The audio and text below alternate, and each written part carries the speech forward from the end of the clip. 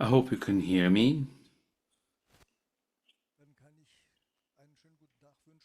And then I can say hello to everyone who is here physically or online and can see or at least hear us and hear the voices of the simultaneous interpreters, Andrea Blomen or Bernd Leinenbach. And in this context, we would like to ask you not to speak too fast. My name is Aris Christidis, and I would like to welcome you to the second event of the Action Resist. The title of today's meeting is Cover Up, Networking and Prejudgment, and it deals with whistleblowers and enlighteners, investigators. Let me start with a preliminary remark. For many reasons, people have linked or associated Action Resist with child abuse, and they were surprised to hear the topic of today's event, of today's press conference. It is our state, the deep state. Who is the deep state? It's people or organizations who ensure that the law is subverted where there is no massive resistance. An example, for instance, is how was it possible that children were considered unthreatened, not at risk of COVID, nevertheless were allowed, were required to wear masks during all school day, even though adults are not wear them for more than 70 minutes at a time? Or why were people not allowed to smoke when they were protected by the mask? Imagine the following. You visit, you go to a pharmacist around the corner and tell him in confidence that you observe that people have turned the pharmacy into a source of drugs with illegal medication. The pharmacist might react by asking you, what did you observe? Or he might not believe your conspiracy theory, leave me alone with it. That might be the other reaction. Or, thirdly, he might call the police and accuse you of drug abuse, of drug dealing, then you can expect him to be part of the problem. The same happened to Dr. Bhakti when he published his letter on the consequences of the COVID pandemic. He was considered a tinhead immediately and was confronted with the accusation of anti-Semitism. And the same happened to Dorothea Tull when she pointed out cases of child abuse that she could speak for, vouch for personally. She wound up in prison. It's so much more gratifying to know that she was released a bit more than a week ago. And nothing else did Dr. Rainer Füllmich do when he heard witnesses about the ongoing COVID experiments in the Corona Committee.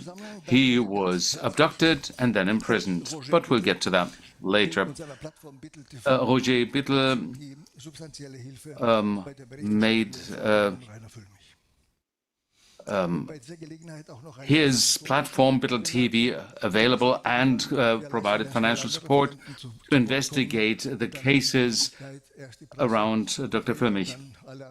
Now, let me make a preliminary remark. We will first hear all the speakers, and then you will have the opportunity to ask questions or make contributions to the to this cases. To my left, let me introduce the people on this here. To my left is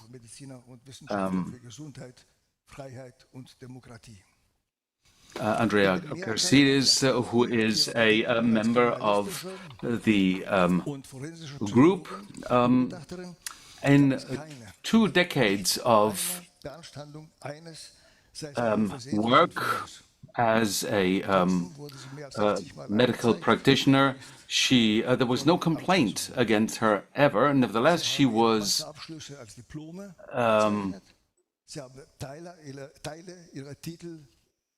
accused more than 80 times, indicted more than 80 times for not having studied anything or learned anything, had her title revoked. Even Interpol was invoked in order to investigate her qualification. This has nothing to do with organized crime or terrorism, the normal activities or fields of activity of Interpol, but maybe it had to do with the fact that the Secretary General of Interpol is from the region of Hesse, from the city of Wetzlar. Of course, she had been in the bullseye of state authorities. Today, we know that Andrea Christidis is privileged. She can walk free and look at what happened to third parties, to other people. And she can think about the consequences of dealing with the deep state. You have the floor. Well, please accept my apologies because I've gone through a very, very bad summer flu and my voice probably does not always work. It's supposed to be. I want to report on how the mechanisms work, how the deep state, the state within the state actually dismantles critics and informants.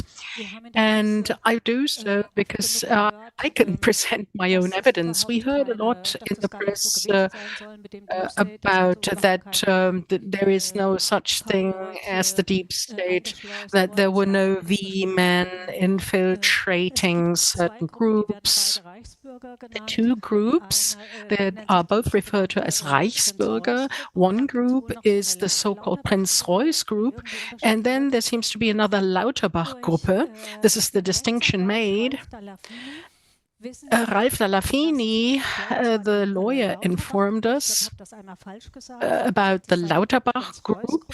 I actually misinterpreted this as the Prinz-Reuß group, but it was the Lauterbach group, and through him we know that V-men infiltrated the Lauterbach group, and they are supposed to animate the Lauterbach group to purchase weapons, which they didn't want to do.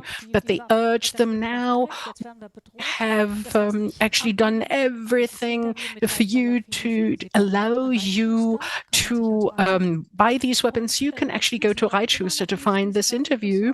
And the Lauterbach group didn't want to buy these arms. And then the V-men said, well, my family is being menaced, you have to do it. And then the poor people collected some money in their families to buy these weapons. What they received were weapons that could no longer be used by the V-men and were then actually detained immediately. This is how things went. And similar things are assumed by the lawyers for the Prinz-Reuß group. This is the information I received. In the Rainer Füllmich case, we also know that a dossier was circulated on how to finish him off. We do not know whether it comes from the BND or the BKA, but it must be some security services Secret Services, and that this is not fake news will be shown and evidenced by me. I can prove that these tools were used, and I can also present written evidence. And this is why I want to pave the way for the other speakers today. I will show now how a wrong image is constructed about the target persons through the dissemination of allegations, perfidious accusations. I'm showing a letter here by the district of Gießen. You can't read it too well, but let me explain. These charts are already uploaded to our homepage. You can all download it, enlarge it, and read it. This is a letter sent by the Stabsstelle Law that writes to the Professional Association of German Psychologists and disseminated personal data to the BDP, a professional association, a private association, and they wrongly stated that a university study in psychology had never been completed by me. Andrea Jakob is stated here, but this used to be my maiden name. I should add, maybe. Now, my pointer is, the letter was a little longer, we abbreviated it. Mrs. Chidonu, now actually she is named Stefanie Ulrich, is no longer in the staff center law because of me, I was told. So she had to give up her civil servant's work, but she did it in the name of Dirk Oswald, who is, and Anita Schneider, the district manager who's still in office today. At the BDP, I was to be presented to an honorary court, and they accepted this upon violating the privacy of my personal data. So all constitutional rights were basically eliminated and overridden. What was actually written by Mrs. Chidonu in 2014, I only found out about it because I used my lawyer Manfred Müller, and he will follow with his presentation, and he helped me to find out about this. And I was only allowed to see the documents because luckily the clerk was out of the office, and an assistant allowed us to see the documents, and this is how I actually found out everything about what was disseminated in my own district of Gießen. As I said, these breaches of law committed in office have been covered up by the judiciary for years on end. For 17 years, I've been waiting for the first oral hearing of my action because I sued the city of Gießen and the district of this district in December 2017. I have not received a single oral hearing so far. It is constantly cancelled time and again. And I will actually talk about this a little later. Yeah. This is quite interesting to note. When I actually brought the action and I found out that the district of Gießen disseminated many private things about me, the public prosecutor Gießen assigned Katharina Nowak, a public prosecutor, and this is important to know, actually involved Interpol, so Secret Service, to find out whether my studies completed abroad, whether my degrees obtained abroad had really been obtained legally. There is a suspicion of abuse of titles. Mrs. Chironu, let me add, actually filed an action against me, saying that I was not a psychologist at all. And then Interpol was involved. Even if I had abused a title, this would have been an offense and not a crime. But in my case, it was handled like a crime, and Interpol was involved.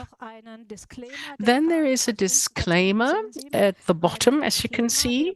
There's a disclaimer that says that this information was only to be used for Secret Service purposes, but not for judicial purposes.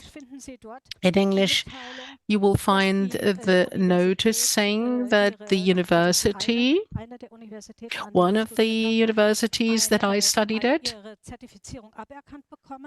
had lost its certification, and it was translated very befittingly by the LKA, which is the State Bureau of Criminal Offenses, and the translation was adapted. And the translator said that my certificates had been taken away, rather, or not the license from the university. This is the way, this is the approach when you want to defame critics. I have the official translation. I obtained this from a certified translator. There's the disclaimer again. This is the English version? No.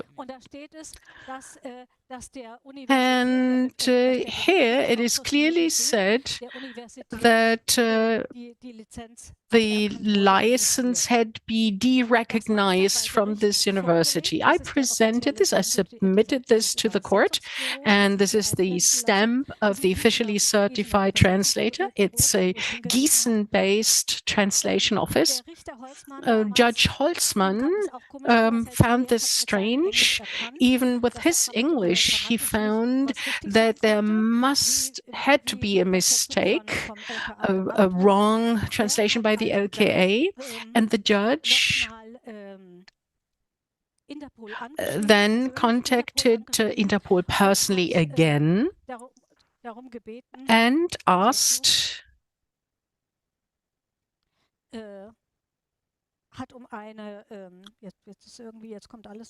well, I'm repeating myself here now.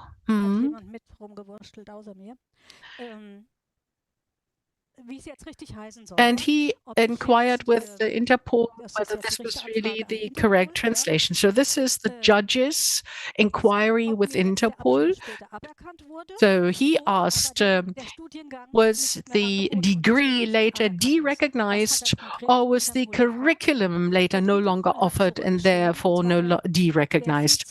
And Interpol, the vice president of Interpol, responded,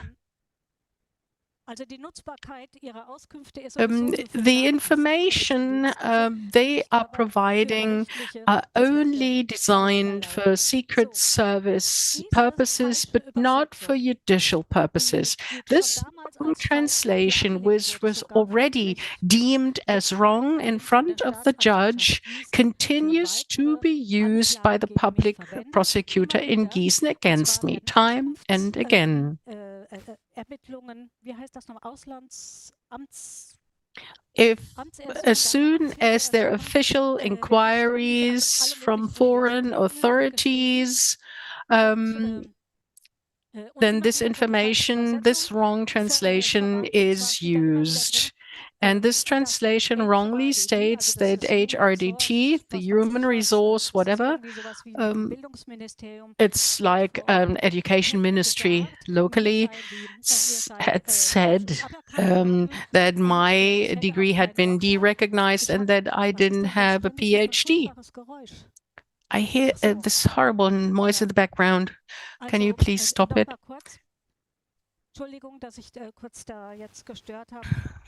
Sorry to have interrupted myself, but this noise, this background noise is really very annoying.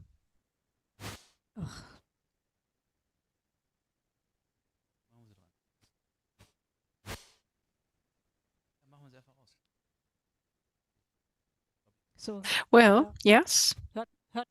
Can you still hear me? Okay, fine.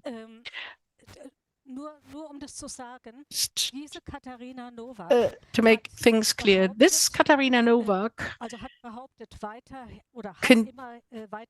continues stating that my degrees had been derecognized by the education authority and that I had never obtained a PhD at this university. But I have not obtained a PhD at this university. I obtained it from another university. And in November last year, some observers of the litigation witnessed that again obtained an acquittal. Lawyer Ulrich actually appealed again, so until January, February, I'll have to wait for the next court hearing. And this wrong translation continues to be used. I'm saying this now because this is what happens to other people. Völlmich, for instance, or the alleged Reichsbürger citizens. What I found interesting about the whole thing is that the press was always informed before the police arrived. And they knew that they were all Reichsbürger and that somebody had already been sentenced and that there had been a case of embezzlement. Everything had been clear to the press, although no final judgment had ever been passed. This is strange, and this is why I'm showing you my case as an example, not to state my case, but to just explain what happens to others as well, and that this is an ongoing phenomenon. And this is all of the criminal proceedings are going. So this is again new inquiries always with the wrong translation. So both at home and abroad, I am discredited to such an extent unimagiable. And I filed an action, and this is why I'm repeating this name, Public Prosecutor Katharina Nowak. I've filed a case against her. And this is the name of Katharina Nowak again, so that you can see that I really did this. And then there is an upper district court, Deichmann, who says, well, this was not okay, but it wasn't that bad. And this is why the public prosecutor is not sued. We always have the right people in the right positions so that they are not punished, but we are punished if we do not defend ourselves. So this is the harmonization with the local press and the Gießen public prosecutor Katharina Nowak. This is the Gießener Anzeiger newspaper. A journalist, Inka Friedrich, Mrs. Inka Friedrich, and she writes, Who, Mrs. Nowak? I have investigated for you. And then she submitted her investigation results. And she actually sent lots of links to Serum, the denunciation portal. There was a spelling mistake. Why am I saying this? Mrs. Katharina Nowak must have been in touch with this journalist earlier, because otherwise she would never ever responded, yeah, you're right, there's a spelling mistake. Neither before, neither afterwards, there are any letters from Mrs. Nowak to Mrs. Friedrich, and there are no further emails sent by Mrs. Friedrich. At the end, Mrs. N writes, I wish you a gorgeous weekend. This is fraternalization with the third power. I'm just showing you that the press is no longer independent when we look at the mainstream media, or very little. Mrs. Friedrich signed this and included all of the Psiram links. This is a denunciation network without a publisher's note, which is illegal, and it is being funded with our tax money. For instance, Annette Kahane established this network of Amadeo Antonio Foundation, and they always quote Psiram. Want to support them. Yeah, just mentioned in passing. The background to these criminal proceedings is the uncovering of forged signatures by a mother at the authority in Gießen.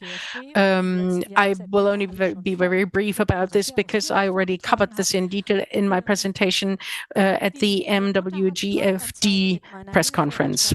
This mother filed proceedings because her signature was forged. Her grandma was present at the authority and confirmed that her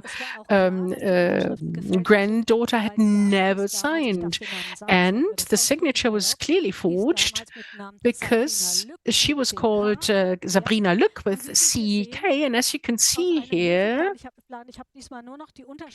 on this help plan, what is featured is Lück with LU umlaut K, so wrongly spelled. And Mrs. Heil of the Youth Welfare Office, Mrs. Schiller, she has now been retired in the meantime, and she was actually appointed as a legal guardian. So here again, another forged signature of Mrs. Lück at the very top. At the bottom, this is the letterhead of the Gießen Youth Welfare Office. And at the top, the proper signature, Sabrina Lück with CK, and it looks completely different.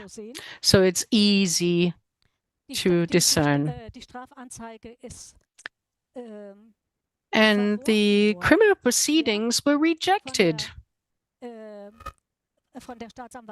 by the Gießen public prosecutor, stating that they had no sufficient evidence for the perpetratorship of a specific person or a circle of persons.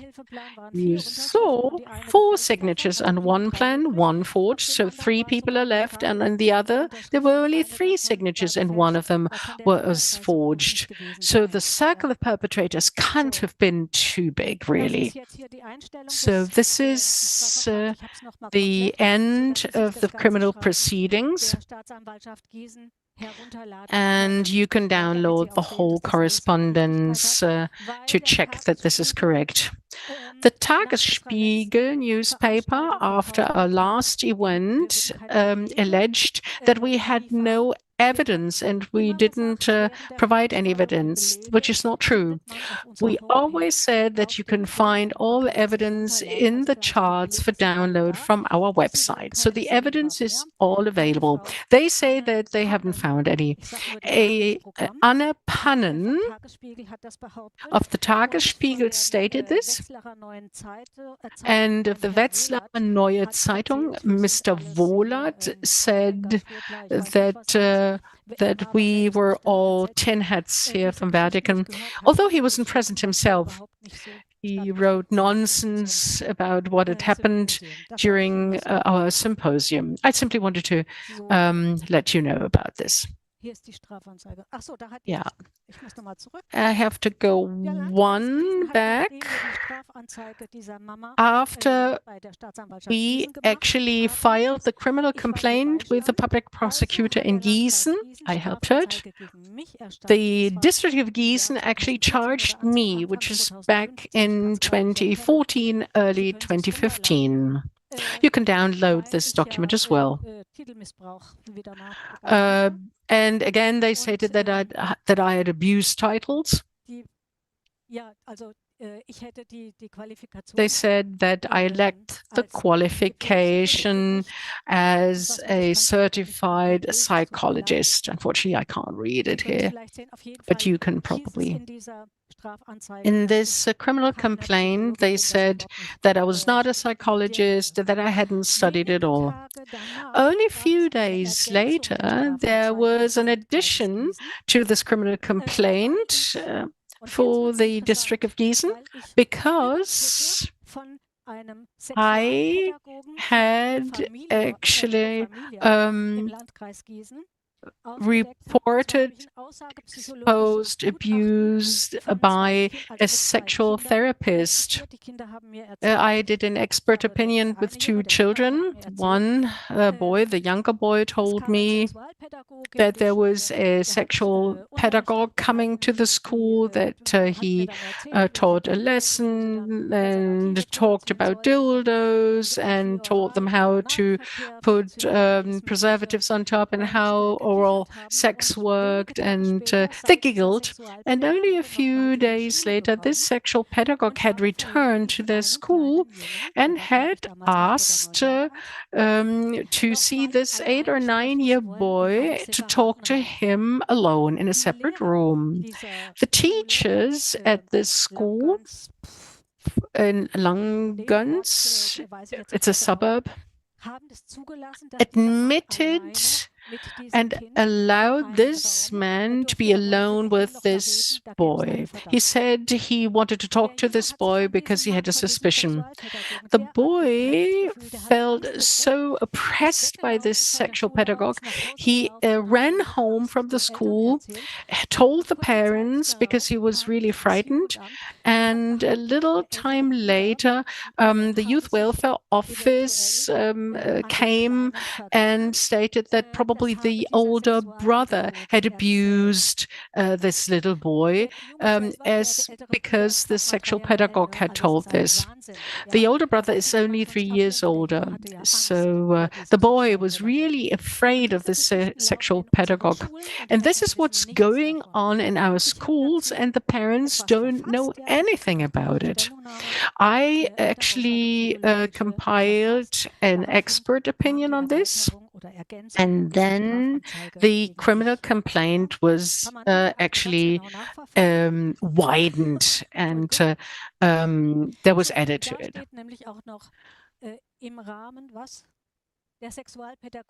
In the framework of the sexual education work at schools, as a unit at the primary school, the name of the therapist was blackened.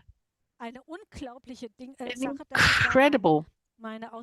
So this is my psychologist's expert opinion that they've added, and they blackened the name. This was page 4 of the document.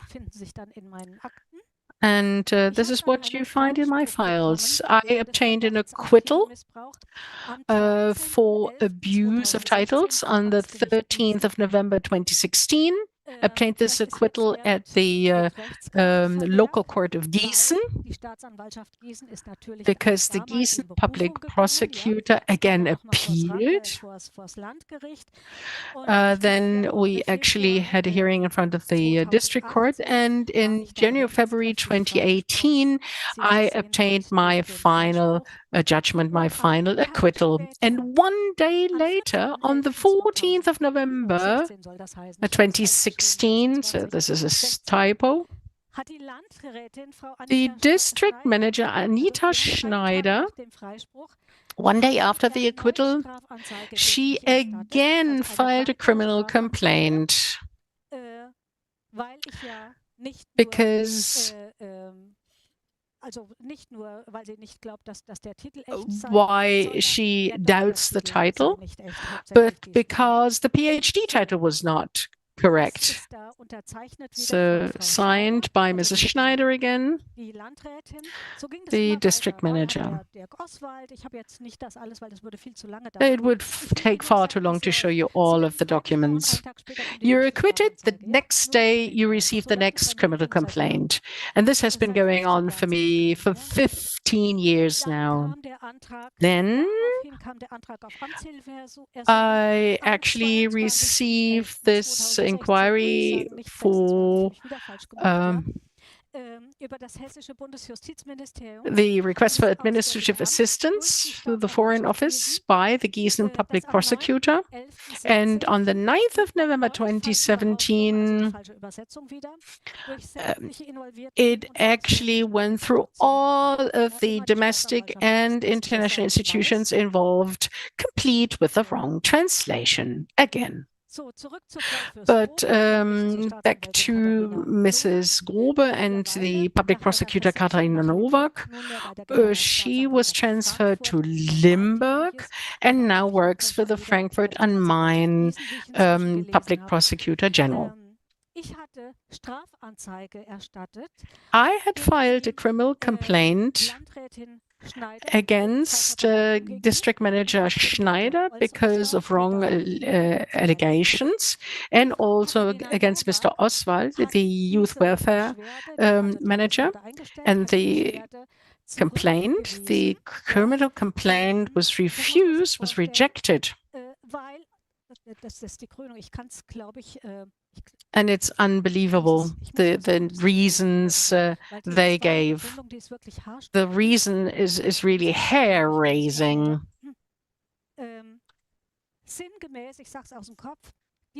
The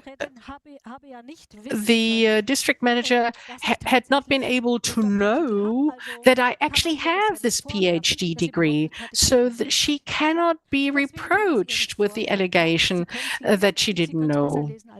You can read better than I can, because you see a bigger screen than I do. And I really wonder, does this apply to all people who've received a criminal complaint? Anstatt Master nicht, dass ich mich nicht Diplompsychologin nennen darf, sondern mich hätte Master of I should have called or reserved myself as a Master of Arts instead of a diplom. What about all of the others who didn't know and used their title? Are they not punished? Or does this only apply to politicians or office bearers? Again, Mrs. Nowak. The information had not been available to the district manager, and this is why the criminal complaint I filed was rejected. So this is the line of argumentation. The complaint against the city and the district of Gießen has been going on since the 28th of December 2017. Until now, I've not seen an oral hearing. The oral hearings originally said for the 5th of December 2018, did not take place because of wrong information provided by the presiding judge, Professor Dr. Patrick Gödicke, and the court president Schmidt-Nentwig. Because the two said, there were some press people present back then, they had recorded during the hearing, but the hearing never took place. But they called the police, security people. The place all of a sudden was packed with police, and inside both and outside, because it was said that a recording had been made of the proceedings that never took place. Back then, the judge, Professor Dr. Gödicke, who also lectures legal sciences in Gießen, as well as the former Secretary General of Interpol, Jürgen Stopf, Can be a coincidence, probably they know each other. This is probably why Interpol was involved. But anyway, there was a Mr. Metz, a legal assistant who's now acting as a judge in Gießen. And he was asked by the police in Gießen whether the proceedings had already started. And he confirmed that the proceedings had never taken place.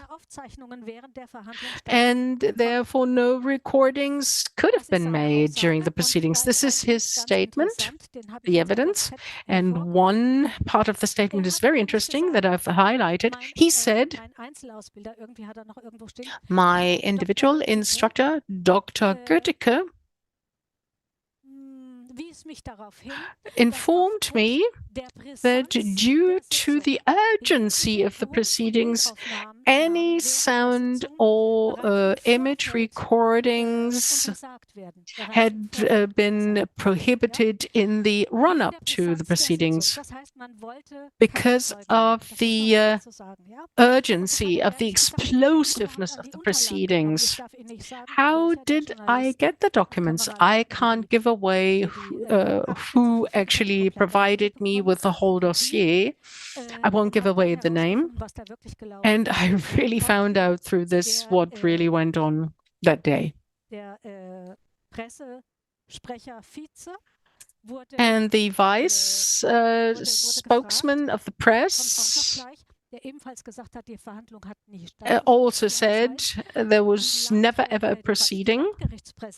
So the president of the district court, Schmidt-Lendwig, and Professor Gödicke lied to the authorities and filed a criminal complaint against the cameraman and the TV teams. Nothing ever happened. And I'm done in a minute. They also said that the camera teams had trespassed the building. They had accredited. They had been properly accredited. And this is also part of the file. So again, they lied. You can probably read it better than I can.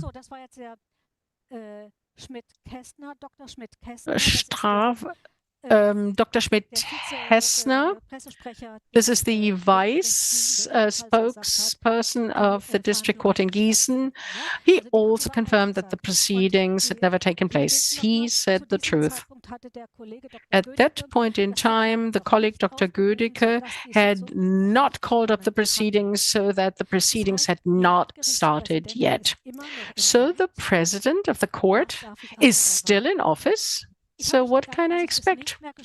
I was so annoyed that I could not integrate this into my presentation.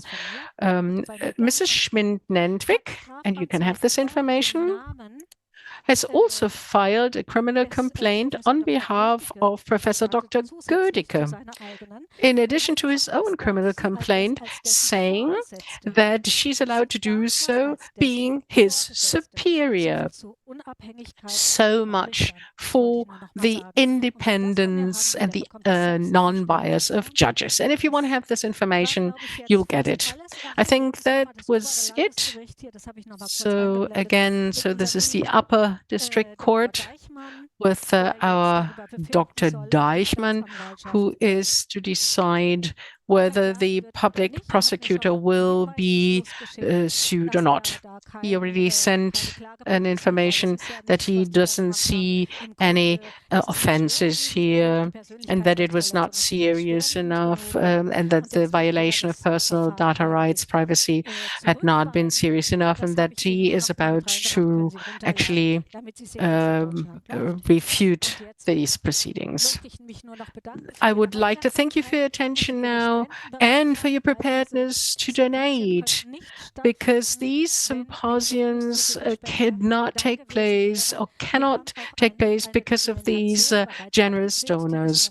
We have already produced a documentation which is not ready yet, but the documentation we made in Thessaloniki, by the way, is so explosive and so comprehensive that it will be a highlight, I can promise. I do not know when it will be completed, but I do hope that it will be all ready before the next proceedings in January, February.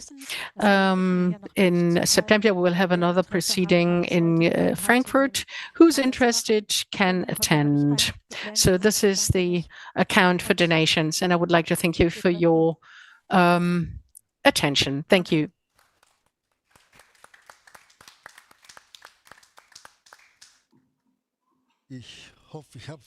I hope my mic is open. Let's move on to Manfred Müller, who unfortunately wasn't able to make it here today. Manfred Müller is a lawyer specializing in inheritance law, commercial law, tort, and criminal law. After decades of professional work, he added family law to his specializations about 10 years ago and had to acclimatize first.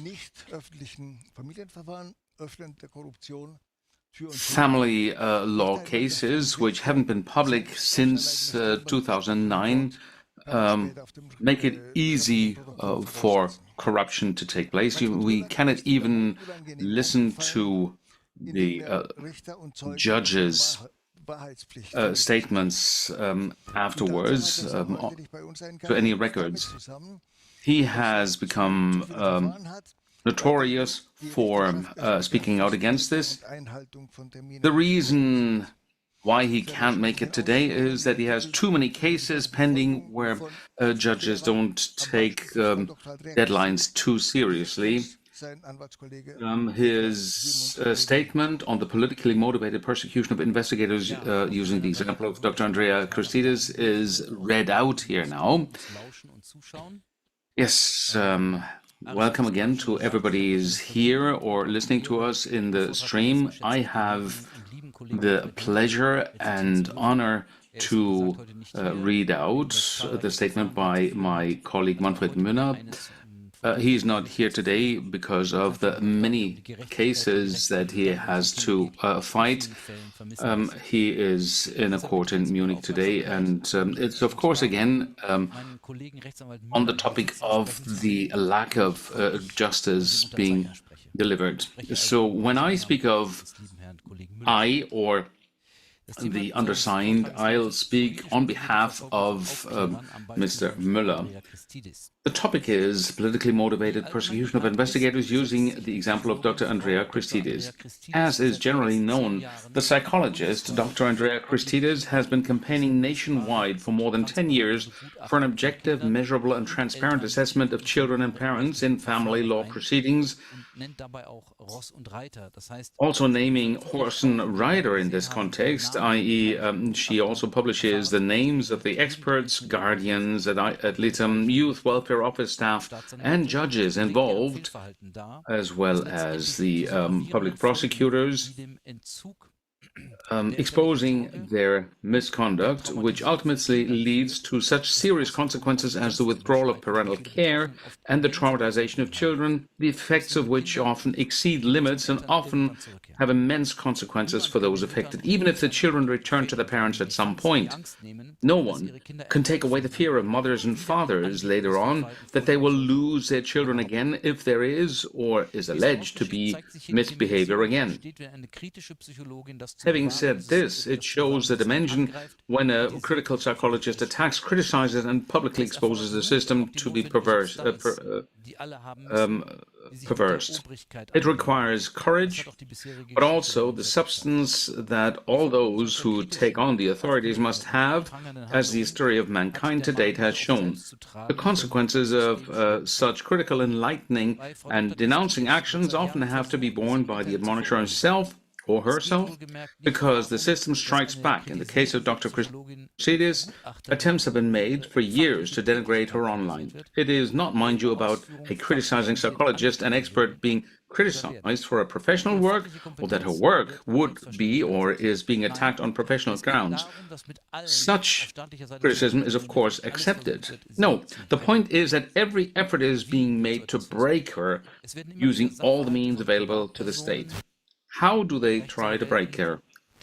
Time and again, matters are brought to the attention of the criminal prosecution authorities by private individuals, authorized lawyers, the district of Gießen or the city of Gießen. We're happy to take them up and follow up on them.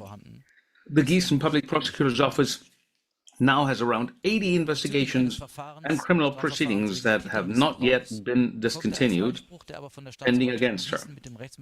She was acquitted in criminal proceedings for misuse of title, but this was challenged by the Gießen Public Prosecutor's Office with an appeal, which was rejected, and then an appeal was to the appeal was lodged, but ultimately withdrawn. The accusation was basically ridiculous, namely that the title awarded by the EIILM University had not been sufficiently labeled as a title awarded by a foreign university, a pure show trial to wear down the person concerned. The tactic in such cases to wear down critics is then to investigate piece by piece and to charge piece by piece, so that the accusation always remains in the room, that the criminal charges have not yet been invalidated and still need to be investigated. The undersigned can no longer count the number of pleadings he has sent to the public prosecutor's office in the various proceedings to continue the investigations so that the charges can be dropped without success. There is no investigation, only in one case at a time,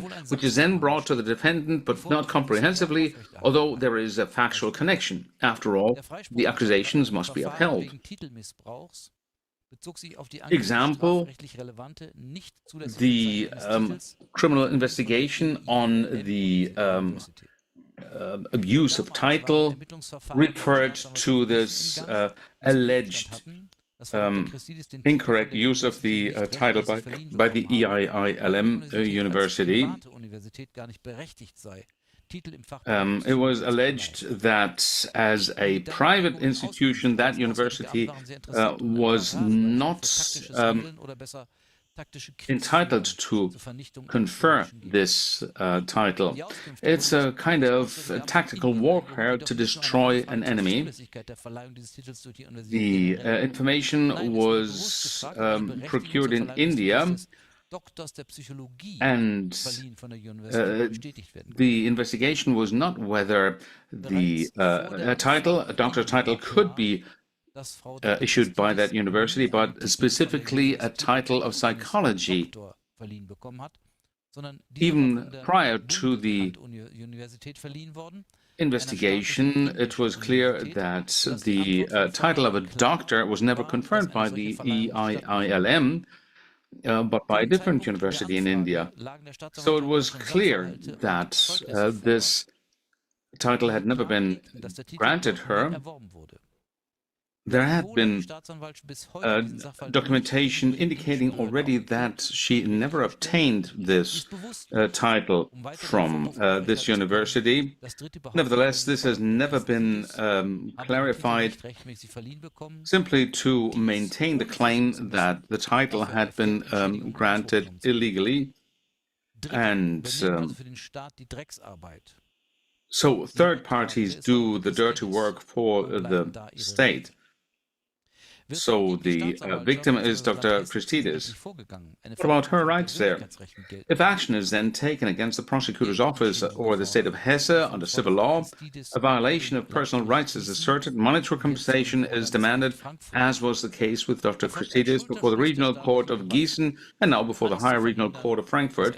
The state authorities joined forces to prevent anything that could have been misconduct on the part of the state authorities. The decision that Mr. Eichmann had to take was that there is no prospect of success of any appeal. Justification: there was a violation of the rights of the personal rights of the plaintiff, but it wasn't a severe violation and not a large number of people were involved. That's a great justification here. If you criticize, you have no rights, even if you should have rights. The inquiry in India denigrates Dr. Christidis and in India and gives other people in Germany the right that the title inquiry was negative. In other words, she was a conner who abuses titles that she never was conferred.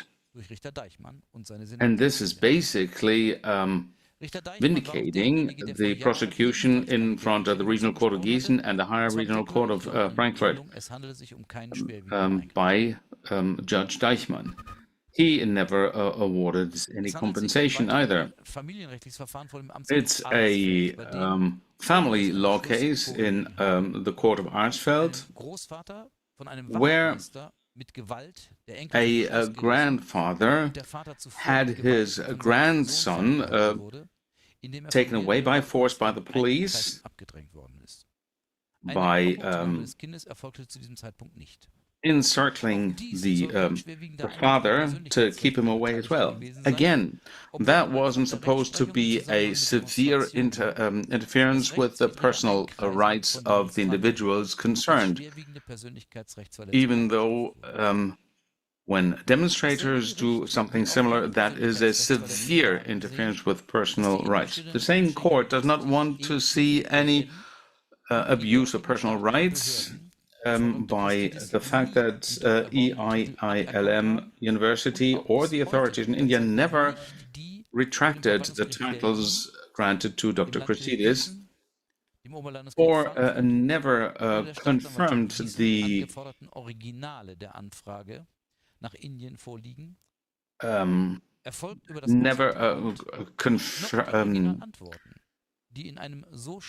had the complaints, the requests by the German authorities sent to the Indian authorities, and the responses are in such poor English that they certainly won't stem from India because the official language of India is English. So the Ministry of External Affairs informed that they had destroyed all pertinent documentation because it had only been forwarded to India. There was also a case against the Federal Republic of Germany started in 2021, and the ruling or the case will be heard in court in September of 2024. It's also interesting that in another case, the authorities indicated that Dr. Christidis is not allowed to call herself a psychologist. That's a private case. Hello? Ms. Kassel was the judge there who wanted to hear the witnesses. This is a customary case, and she's only been working with the Regional Court of Hesse and of Gießen, and didn't know the normal procedure when we're dealing with Dr. Christidis, which is obviously the policies, of course, how can I squash any case quickly? So witnesses were to be heard, and suddenly the judge was no longer competent because she was on maternal leave, and now the court could go back into its normal track. They were trying successfally to stop hearing any witnesses. First of all, the judge there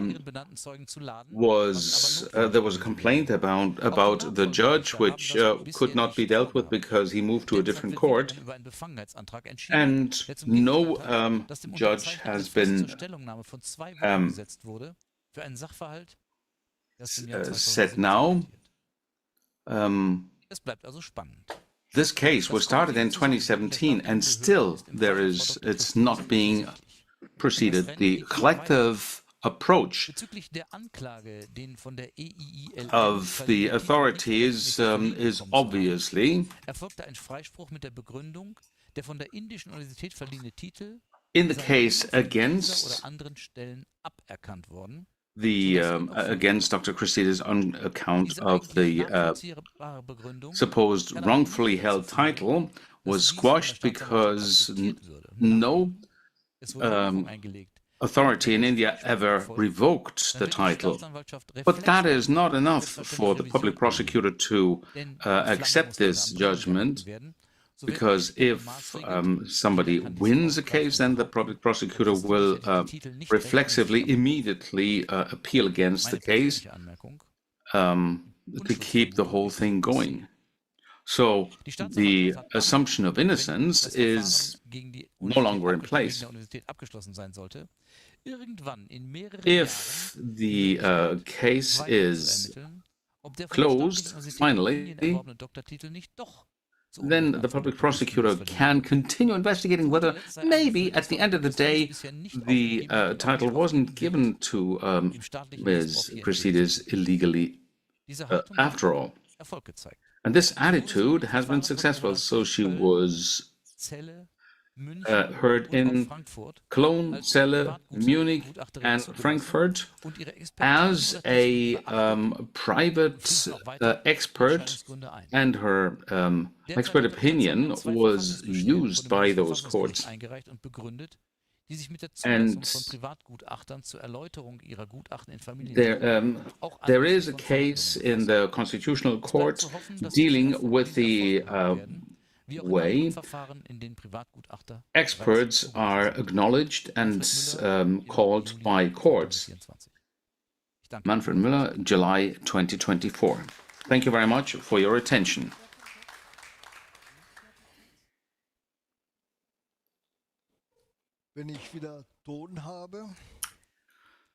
If I have the mic back, then I can announce Steph Manzini as the next speaker. She is a publicist and founder of Stadtzeitung.org.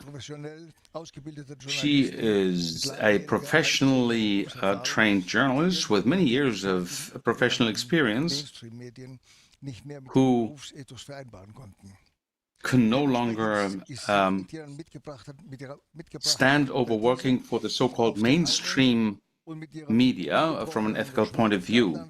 And this is why she is another contributor to Action Resist, who is a mainstay of this organization. Her topic is unequal treatment, arbitrary behavior by the authorities, arrogance of the mainstream media.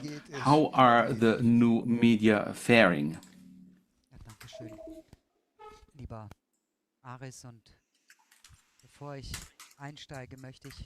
Dear Aris, before I get going, I would like to thank Andrea Christidis here at the panel and all of the others who've come here.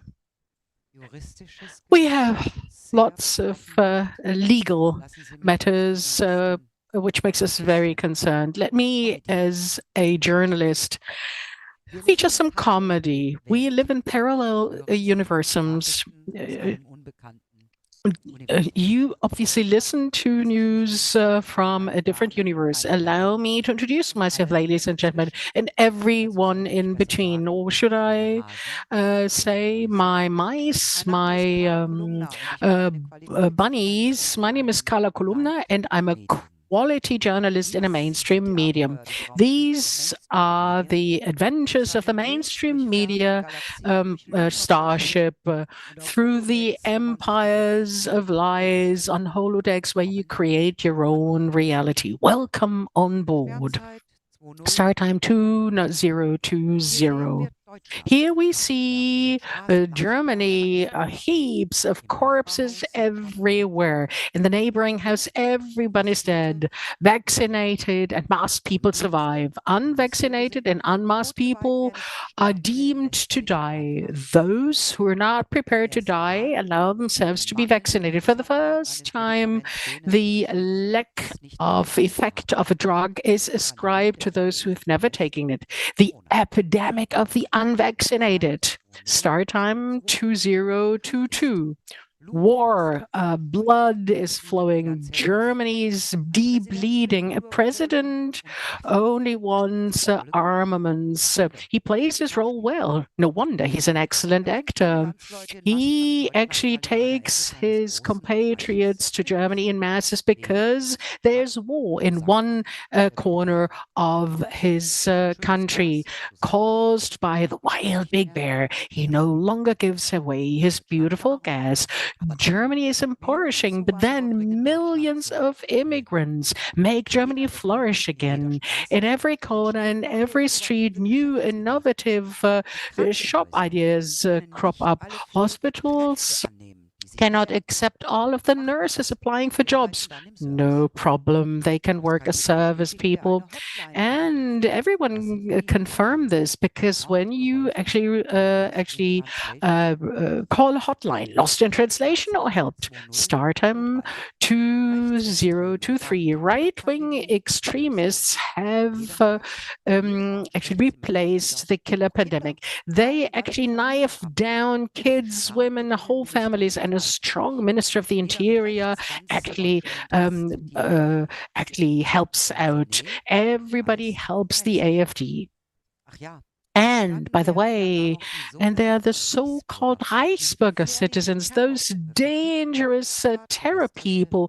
They actually have extraterrestrial abilities. A rollator, an ambulator gang is causing an overthrow. A huge group of 26 outlaws actually brings down the whole state. And Johanna Finner is an extreme woman. First, she actually drives to Moscow with her T4 and gets armament from his friend Vladi.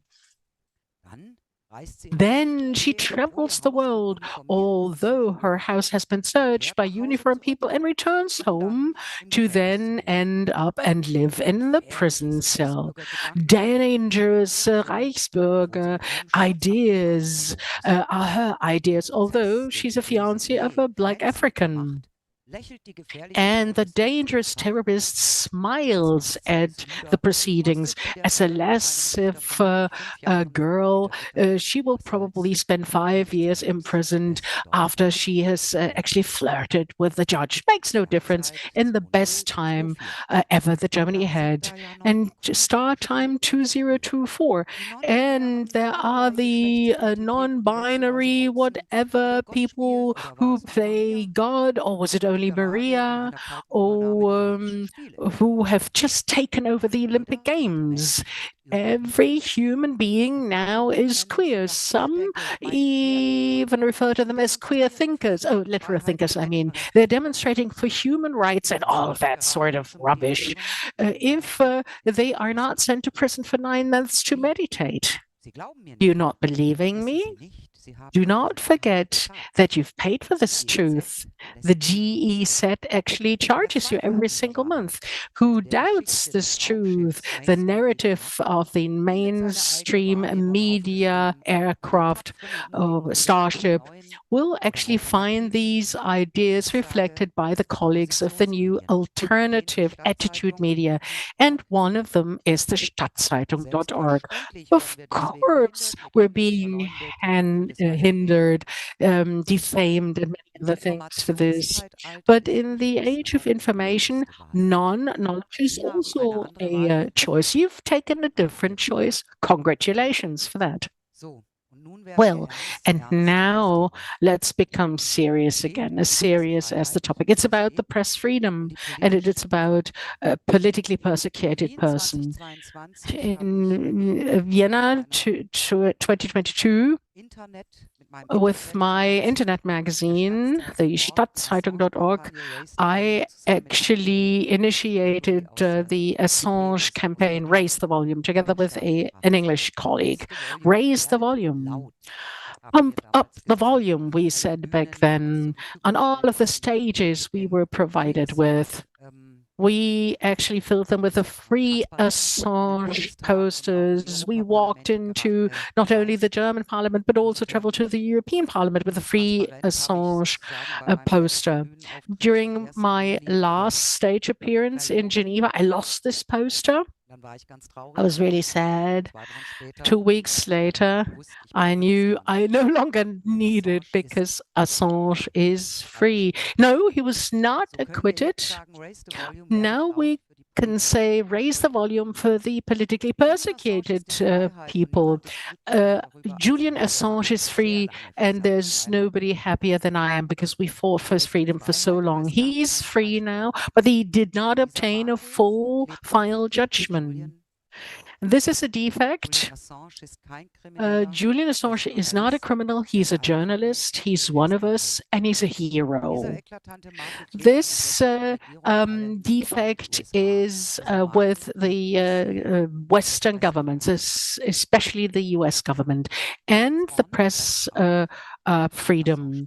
Lights on, reds out. This is what Julian Assange said. Rats out. This is what he said. And this is what we've come for. This is why we're sitting here today, ladies and gentlemen, dear friends. This is authentic. The authenticity of the government is no word on Assange. They're not commenting on Assange. So how does the fourth power development work in 2024? Let me give you the example of Johanna Findeisen. And I would like to talk about the chronology of the case of Johanna Findeisen. Everything I say here has been researched by ourselves. In the background, you can see the upload of all of the articles we published on Stadtzeitung.org covering the Findeisen case. Since she only lives a few kilometers away from Lake Constance, I know her personally. I have listened to her several times at manifestations, at demonstrations. This case is very explosive. There has not been a comparable proceeding in Germany against the Reichsbürger.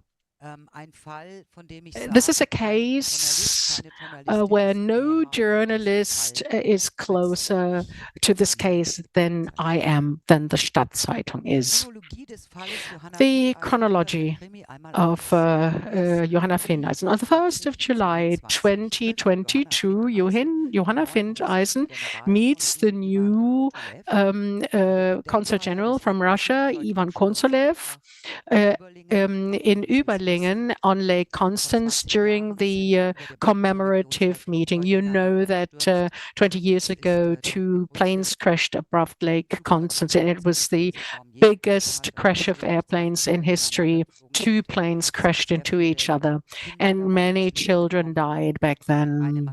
1 aircraft came from Bashkortostan, the Russian Federation. The other aircraft was a DHL cargo aircraft.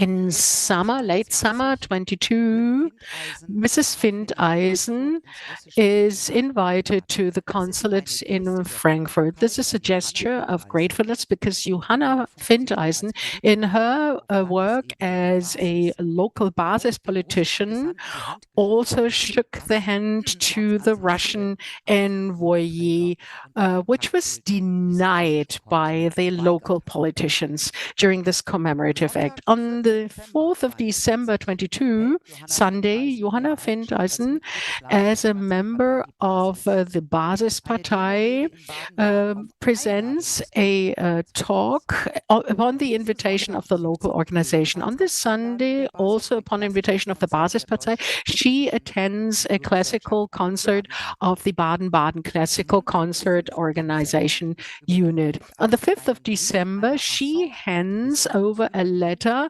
from an Assange supporter to the diplomat Potolev.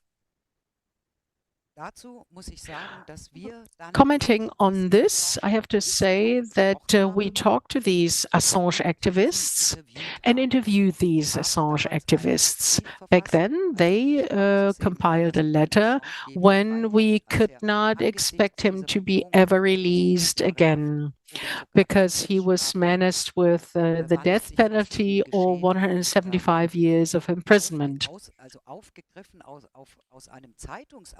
So based on a newspaper article about a Canadian officer, these Assange activists wrote a letter to Vladimir Putin, in actual fact, as the foreign minister back then.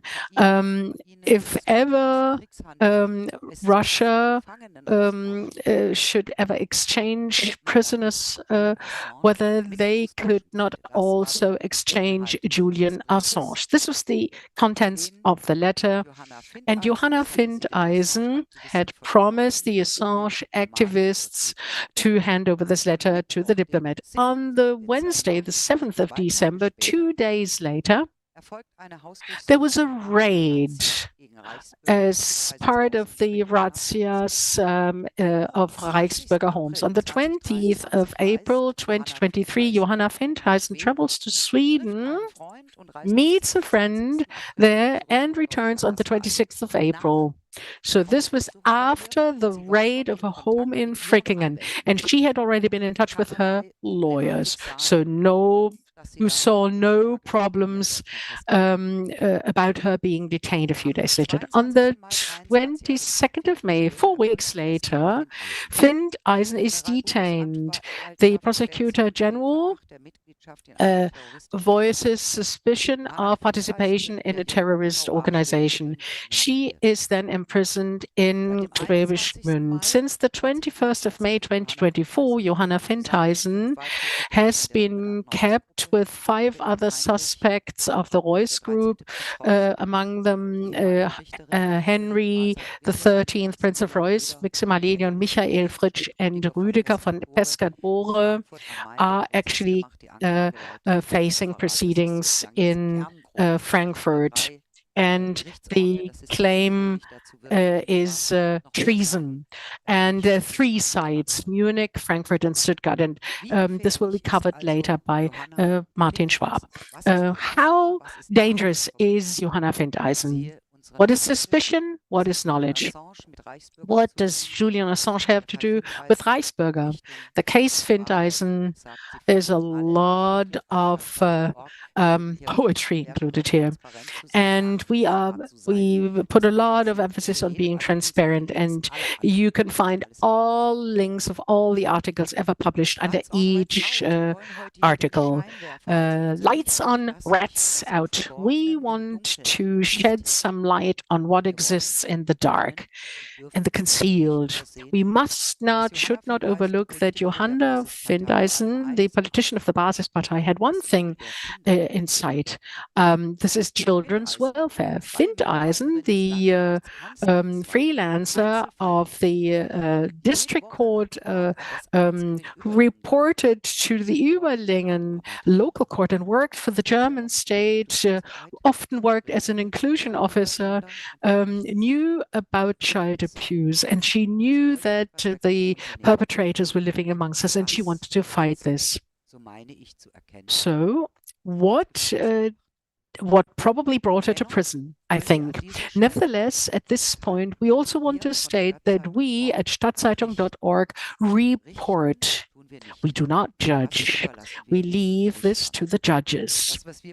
What we report has been researched by ourselves, so it's part of the truth. And how important it is and whether there are other truths will be judged by the informed public, and the courts will actually pass the sentences. regarding the Russian contacts, the aircraft crashes, and the Assange contacts, and the concert that she was invited to. And I actually also visited to meet a witness. Well, I commented on this. Now you may wonder, how can a peace activist who took part in many, many demonstrations and presented the Charlie Chaplin poem, "It only takes love," how does such a woman come in contact with Heinrich Prinz Reuss? I met a witness to talk about this. This is Spinnaker.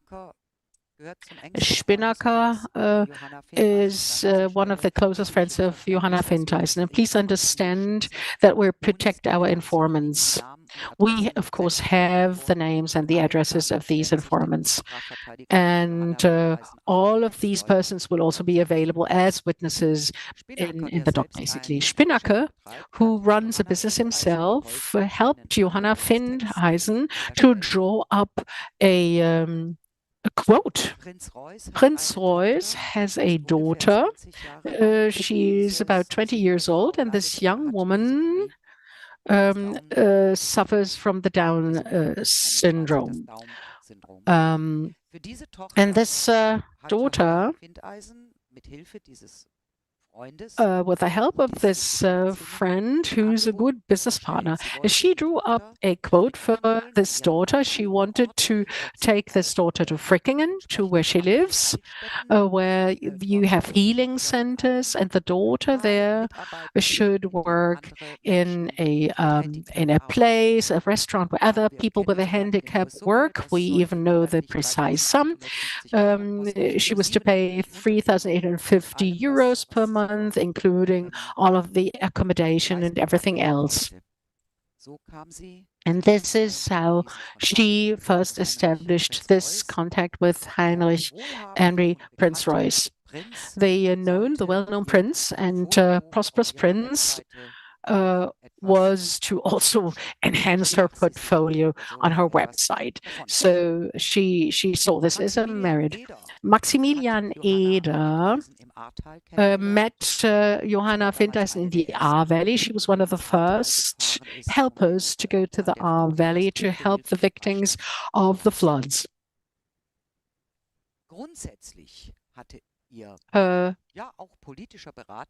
Political consultant Spinnaker had advised her to make contacts with all of the politicians she meets, to talk to everyone. She was very open-minded. The interview with Spinnaker can also be found on stadtzeitung.org. You can all read up on this. It is important to me to show a second opinion. What if it was like this? The aspects that I just mentioned are not featured in the MSM, Spiegel or Stern. But I've brought along, and you can have a look at this later, in a written format. So these are printed out articles in the mainstream media, and I'm just picking one from a local newspaper here in or near Lake Constance, and just want to read out a few lines covering this case. On Tuesday, Johanna Finteisen will be trialed, representing the Reichsbürger. And then there's a report by Bäuerlein. This is a correspondent of the Südkorea from Stuttgart. And this report starts as follows. Well, there they will be residing, the new Empress of Germany, on a dusty area of 1,300 square meters in Sossenheim, a little glamorous suburb of Frankfurt, at a street corner in the middle of an industrial estate. There are parking bans, but still there are excavators working on this area. The latest infrastructure is being built. In the middle of the area, there is a new high security palace waiting for Henry the 13th, Prince of Reuss, and 8 of his co-warriors from the Reichsbürger milieu, whom have allegedly planned to overthrow our democracy. They wanted to overthrow the government allowed for victims, and they plan to install a new form of state, actually governed by the today 79-year-old Prince Reuss, a businessman.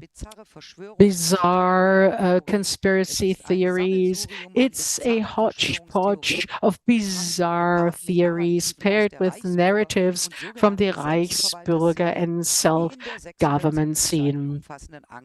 Like stated in the indictment that actually includes 675 pages by the public prosecutor. And this is how it goes on and on this article.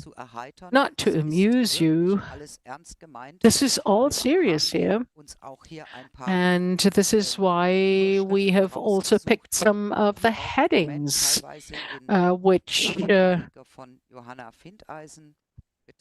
refer to the defense counsel, Martin Schwab of Johanna Findeisen. Martin Schwab, who sits right next to me, a legal professor and lateral thinker speaker. This is the Findeisen defense counsel, Martin Schwab. Martin Schwab exudes with every sentence that he's on the route to success and actually hates the narrow law. The eloquent legal processor is the chosen defense lawyer for Johanna Findeisen, and they carry along the same lines. A bizarre presentation by the defense counsel. The whole proceedings become grotesque towards the end of the day. So if you like, you can read both our articles, the printouts, and of course the latest mainstream articles, and only of local newspapers. Yeah, there are big differences. The unequal treatment by the media. Spiegel and Stern obviously saw the investigators' documents in the run-up to the proceedings. There is no synchronization of the 26 defendants. This is a show trial, I'd like to say. Why would MSM stand against the fence if such highly dangerous people are detained? Aren't they afraid of being shot or tortured? On the case of Johanna Findeisen, Ines Petersen of the Public Prosecutor General, the press spokesperson, never responds to any press inquiries. As I said, Stern and Spiegel magazine obviously had an insight into these documents. Our questions are not answered. Local newspaper, during the first publication, said that they're working for the that they wanted to expedite her from the party. She actually published the name and ranks and files of pedosexual perpetrators. In this context, I would like to refer to one sentence. Minister of the Interior Nancy Faeser wants to forbid statements below the punishable level. And I think you can comment this on press people. Then one last word on the Serum platform. Andrea already commented on this before. We are in the best of companies. I wanted to call them and ask why we're not included yet, but you can't because the publisher's note has been missing for years. Yes, I always wanted to contact them why we are not included in Serum, but there is no publisher's note, so you can't contact them. On the landing page of the Stadtzeitung.org, you see me featured in an interview with Björn Hecker. I'm wearing a gray jacket and I'm wearing a Free Assange button on my lapel. And below this image, this is Steff Mazzini of Stadtzeitung. She already wears a button of Björn Höcke. But everyone can see that this is Julian Assange. So much for enlightenment here. And unlike Serum reports, I was not kicked off by the newspaper that I worked for, but I left it myself. And Correctiv, this is another story. Well, when you have funds, then things also work with the marketing from the government. The compact ban is not covered by the constitutional law. We actually studied the Maria Zakharova interview, and this was also featured on Stadtzeitung.org. Professor Dr. H.C. Ambos in the mainstream media, he's a constitutional lawyer, said that the state did not belong in the hands of parties. Faeser wanted to put the powers into the hands of the parties and into the office for the protection of the Constitution. In 2023, I denied an ARD inquiry for an interview. Of course, it would have been a huge advertising, but I denied it. I turned it down. And you know the story. One strick, one AfD neck broken. And you can reveal how the Green Party event where Michael von Lüttwitz, our photographer, worked, and he received a criminal complaint because he did his work. He had allegedly hindered somebody. His complaint because of hindering, because his policeman almost destroyed his camera, was actually refused immediately. Kretschmann said during a follow-up event, we have to make a political statement. This means interference of public parties, of political parties into the public prosecution. We have also been defined as a right-wing extremist medium. We were framed by a Green Party event. And you cannot imagine how fast this complaint was turned down by the public prosecutor. Before I read out a short letter by Johanna Findeisen's parents and come to the end, I would like to sell you my job window. We've been around since the 22nd of February 22.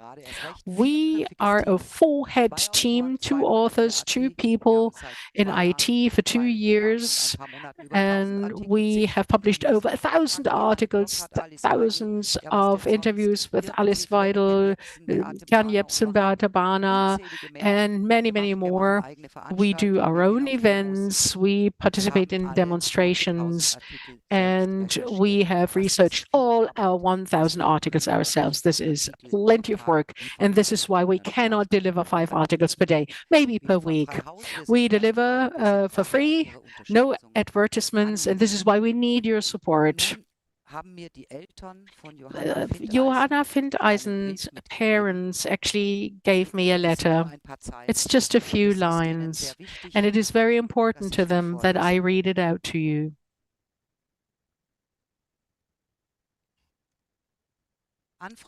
to Dr. Andrea Christidis and all of the Action Resist supporters, to all of the courageous journalists who dare to find the truth, to all who help the enlighteners.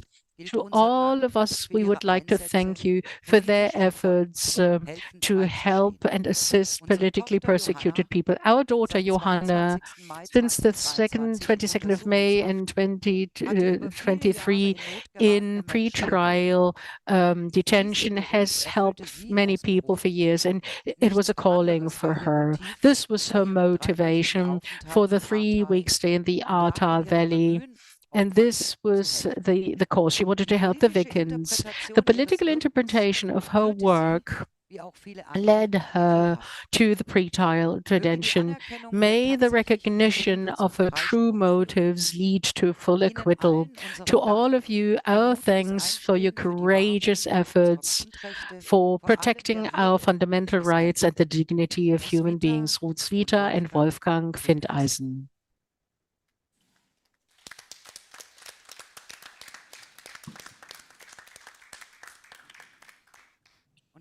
And let me conclude with my own old statement. The secret of happiness is freedom, and the secret of freedom is courage. Pericles, 500 before Christ. And I would like to thank Andrea and all others at the panel for their courage to take action, because it's all about courage. I would like to thank the people that we're talking about here today for their courage, because we know that courage is not the non-existence of fear, but that you do it nevertheless. I would like to thank my wonderful team, and last but not least, I want to break a lance for the most beautiful profession of the world, who burned so much like medicine. I know there is a young journalist who's burning for her job, Claudia. Stay on the ball. It's worthwhile. And we need young women and men like you. And never forget, lotus is a flower that grows in the mud. The thicker the mud, the more beautiful the lotus flower that emerges from it. Thank you.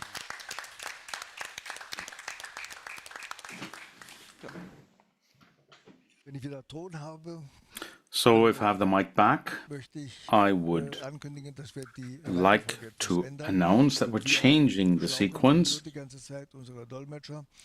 We're belaboring our interpreters the whole time, so we try at least to change, to swap between male and female voices all the time. Dr. Heinrich Fichter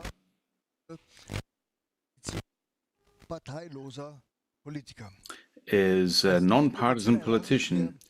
As a non-medical professional, I take the liberty of saying that he has achieved quite a few things in his profession as a physician.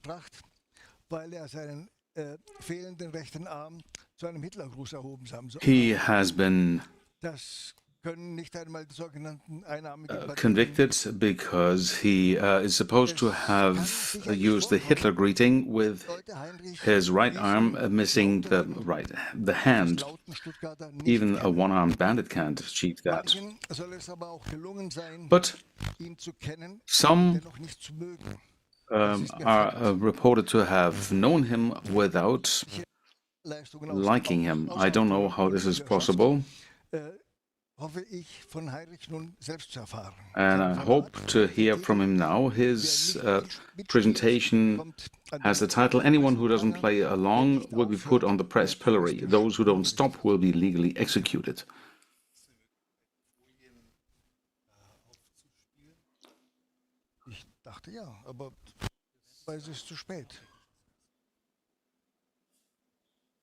Na bitte.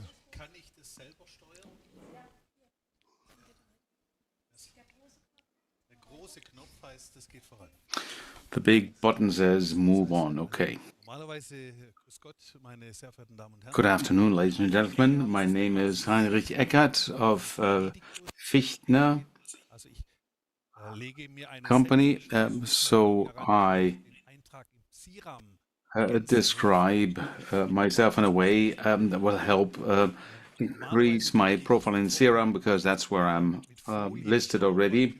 Usually I underpin my presentations with PowerPoint presentation with slides, but I was asked now not to use any slides. My contribution by a personal example, Andrea Christidis is the example, is to indicate what it means to think critically, differently, and to think freely, not only to think because anyone can think what they want, but to articulate these thoughts. And this is why I have this title. Anyone who doesn't play along will be put on the press pillory. Those who don't stop will be legally executed. And this approach that I want to give you in my example is something that applies anywhere. No matter whether I go to North Korea in order to speak to the dictator there. No, there is always people who are in positions of power, and it applies to any territory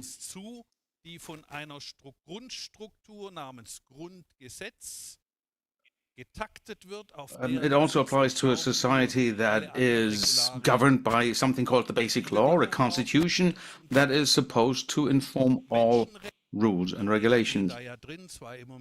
And we believe that it applies to people, but we can see that those who command the weapons are not, don't feel bound by this, but this should make us think.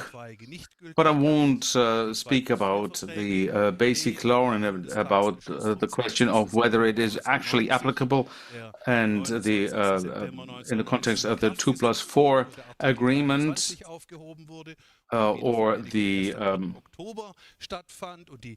constitution that was amended in 1990, eliminating Article 23. All of these things I won't speak about now.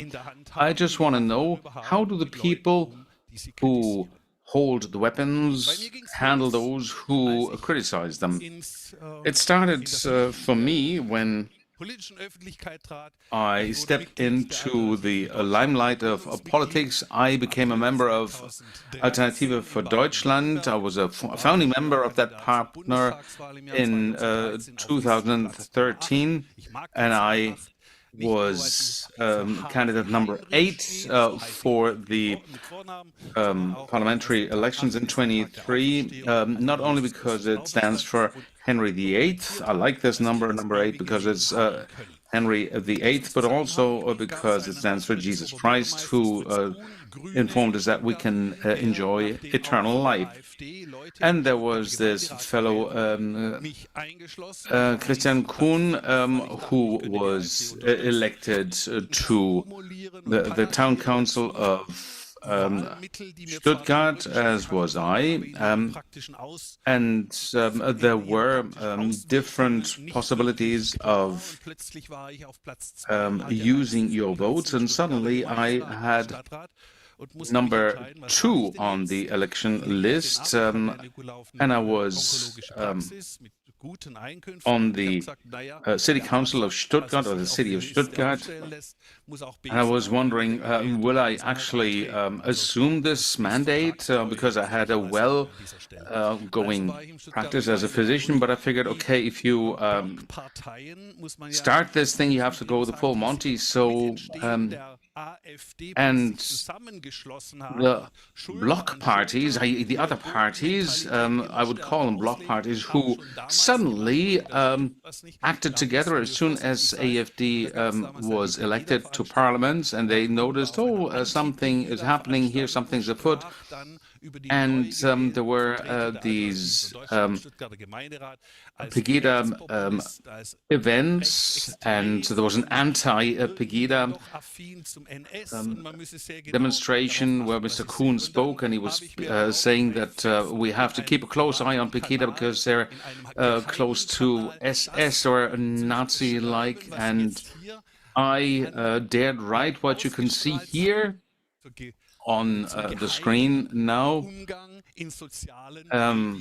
about secret handling in social media. So if you type anything anywhere and you believe that it's private and confidential, you can be sure that it will see the light of publicity someplace. And Fritz Kuhne is definitely a fascistoid hawk, a wicked fascistoid, a wicked hawk. And I would apply that to all the members of the Green Party. And his flatulence is used for in all contexts, e-mobility or what be it. And here a demonstration, an organization that was not aggressive or violent in any way, contrary to the elephants who have been shown violent. We are always denigrated as violent fascists, using lies in order to incite citizens against citizens. They are the ones who put fire to the land. They always say that it's the AfD who does that, but no, they are who are always interested in attacking with corrective, with all these structures, these media. You will find this pattern that others pin on their political opponent what their own motivation is. They are the demagogues, the arsonists, both male and female, and I haven't included the other 56 genders. That is what happens as a city councillor for AfD. I have to really speak out against this, and this was publicized a few days later. Back then, there was a meeting at the castle in Stuttgart with small stubby candles, and I was asked, Mr. Fichtner, what are you doing here? And I said, why not now? When, if not now, should people get together who are interested in defending democracy, to show that we will not back down, we will not allow violence to be exerted against us?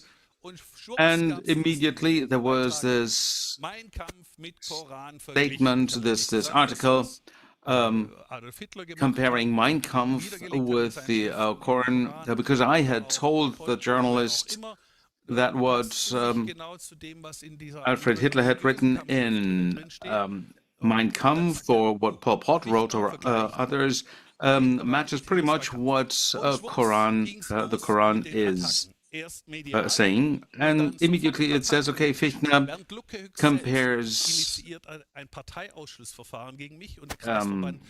the Quran with Mein Kampf. Bernd Lucke himself starts a proceeding of exclusion from the AfD.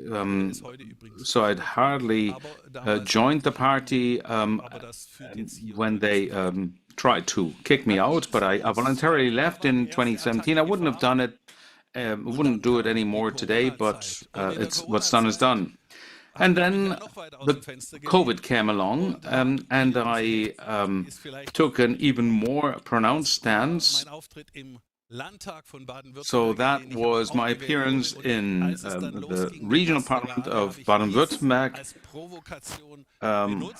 where I was elected as well.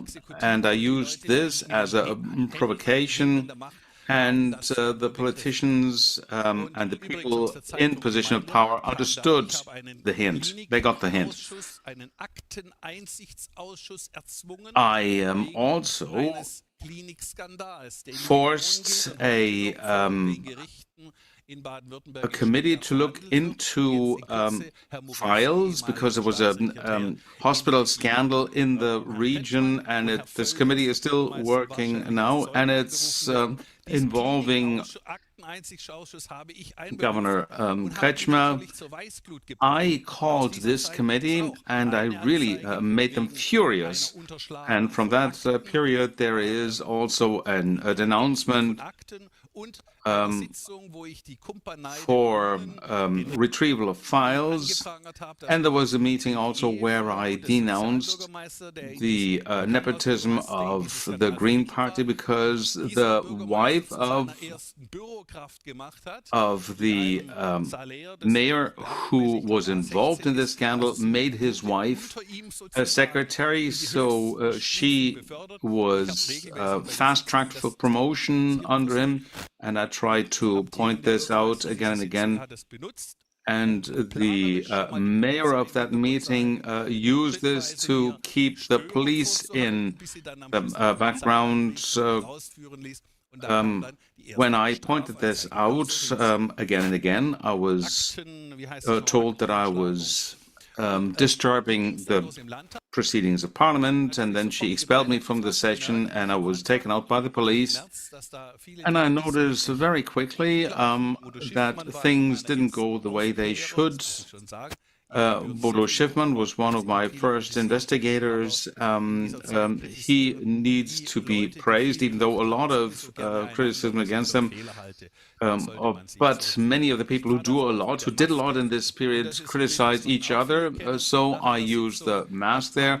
And that's a picture many people know as well. After or during this session of Parliament, I was expelled, and I didn't go voluntarily. And I told Mr. Hellman, the one in the background here, you can see his mask over my head, and I said, I won't go voluntarily, you'll have to carry me out by force, and they did.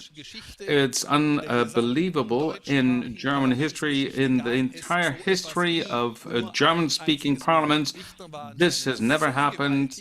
Only once. Fichte was so violent, so excessive, that it was necessary to call the police to get this disturber out of the plenary session.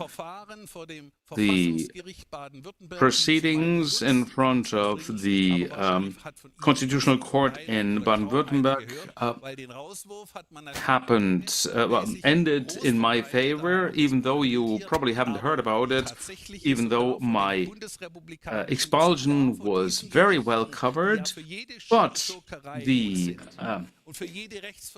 proceedings in front of these courts that are always willing to twist the law as is opportune, they found it necessary to uphold my rights, and then it really started. They were collecting, what did this Fichtner do? And the same goes for all dissidents. They consider, what can we compile here in order to, we can't get him personally. He is a physician, he does a good job. Personally, he doesn't do anything incorrect either. He's usually polite. It was said the excessive politeness of this Fichtner shouldn't stop him, can't stop him from being very vocal in voicing his opinions. And then in March 2023, there was this case. I was really a member of parliament, should be immune to judicial proceedings. And the session was not ended, and there was no violation of the law there, no trespassing, because that's not possible under the rules of Parliament while it's in session. And I criticized that children between 12 and 17 should be poisoned with this vaccine, genetically modified vaccine, even though this hadn't been recommended even by the health authorities, even though it was clear that these vaccines could cause death in young people, and that not only to recommend but to enforce it is a crime. And I say this into the camera: you are criminals, you who are responsible for this, and you can indict me for this. Jens Spahn, first and foremost, the former Minister of Health, who said we have to forgive each other a lot. Yes, we do, but that requires that you first ask for a pardon, and you never did that. So you see the beginning of this law case. You see a judge, blonde hair. She was 30 years old. I'm behind plexiglass. 9 sessions, 7 of which were held with a mask, even though there was no legal basis for this. I said to this lady, there was no legal basis for this. I want to see you. I want to see your face. This is covering up your face. You are violating your own rules as a court, and nevertheless she insisted on it. And I said, we don't have to speak about parallel societies. The parallel society is right here, right in this courtroom. This is the parallel society. You show it by using your own interpretation of the law. And then there was one session after the other, and I'll give you several examples. Here, the sentence, I was sentenced to pay 38,000 euro. I was sentenced in 17 cases, found guilty in 17 counts. And she said because the statute of limitation applies in many cases, they can't really enforce the full extent of the law, and therefore I had to pay a smaller amount. So it was a rebate on the fine. But of course, we don't call public debt anymore. It's now called a special treasury.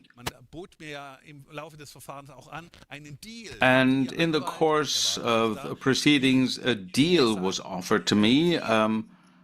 Did your lawyer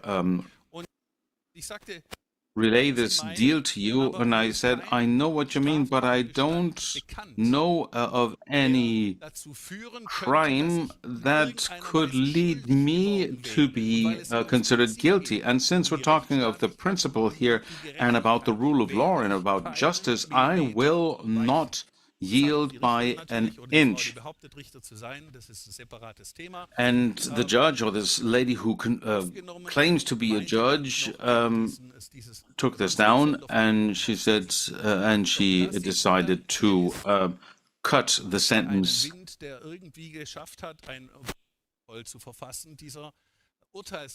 So this is part of the sentence being the justification, and this shows what happens in the heart and soul of a judge. And if you hear that, you will know why these people don't want these cases to be documented by recording means, by video.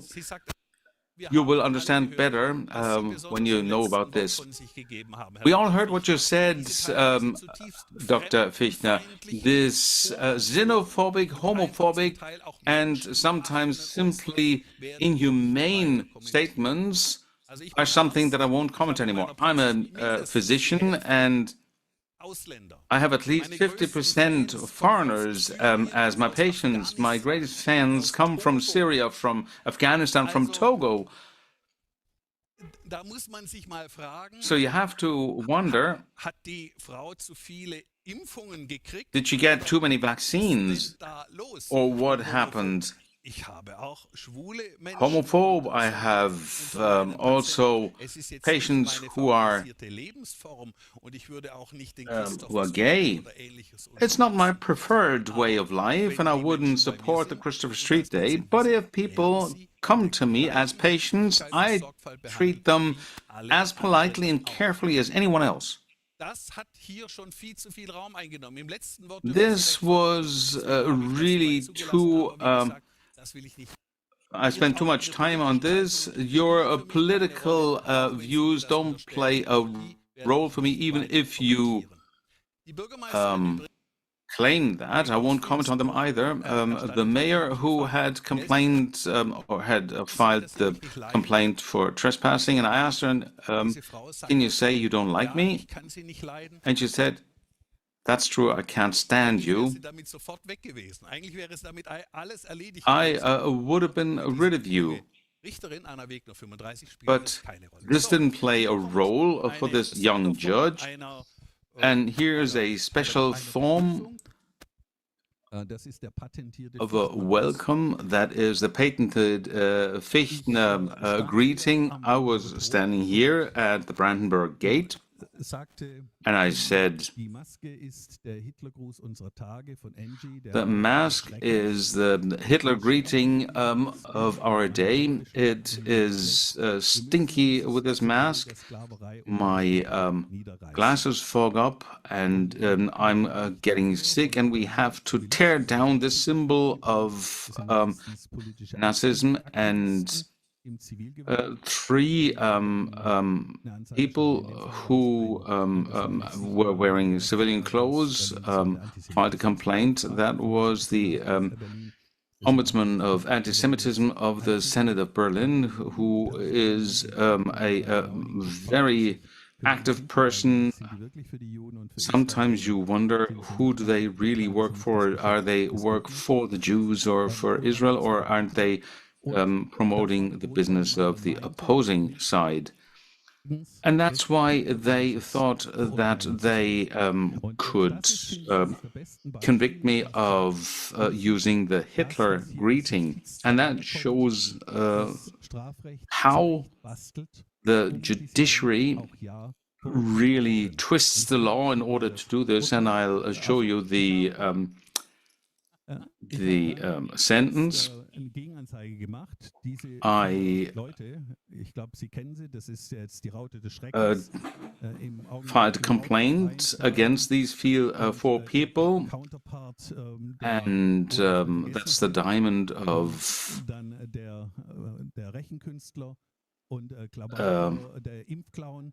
terror. It's here, this fellow who promoted vaccination, and I filed a complaint for using the Hitler greeting, and I used part of my own sentence and parts of some other sentences passed by German judges. And here, this is what Anna Wegner, at the age of 35, said to my patented Hitler greeting. With the act of the defendant during his speech in April 2021 in Berlin, it is again the use of a Hitler greeting, i.e. a symbol of a unconstitutional organization. He held up his right arm and stuck it out as far as he could, and he remained in this position so that it's not a mere gesture. This was interpreted and meant as a Hitler greeting. Subsequently, the third parties filed a complaint against the defendant because this could not be seen as mere criticism of government policy. So it wasn't clear what I said, so that leaves some conclusions to be drawn about their mental capacity. There was the possibility that the defendant sympathizes with National Socialist philosophies. So you can see, read paragraphs 129, a criminal code, establishment of criminal organizations, or 125A. If certain aspects are met here, you will find it all. They are criminals in order to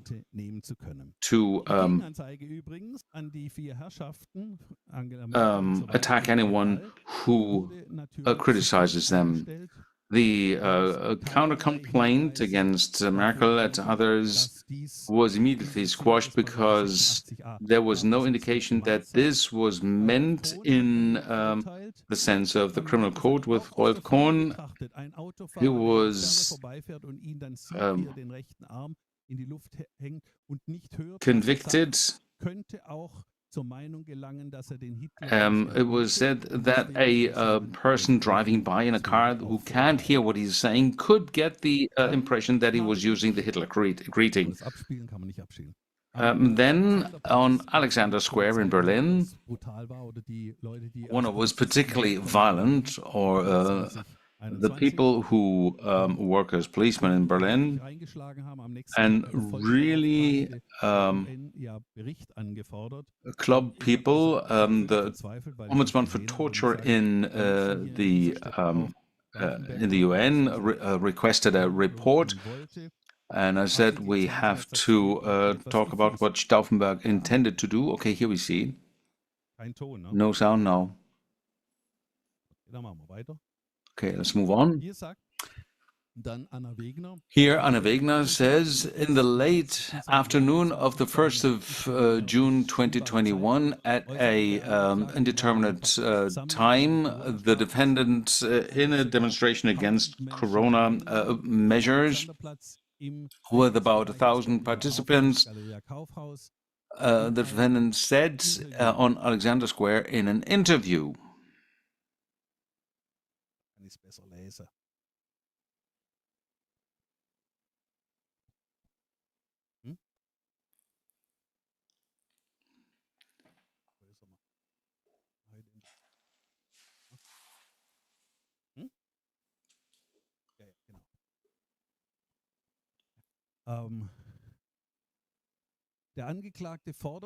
the defendant was calling on other people to take violent action against decision makers who took the decision to implement anti-COVID measures. I said that we have to remember what Stauffenberg did, and I don't know how we could do anything short of that.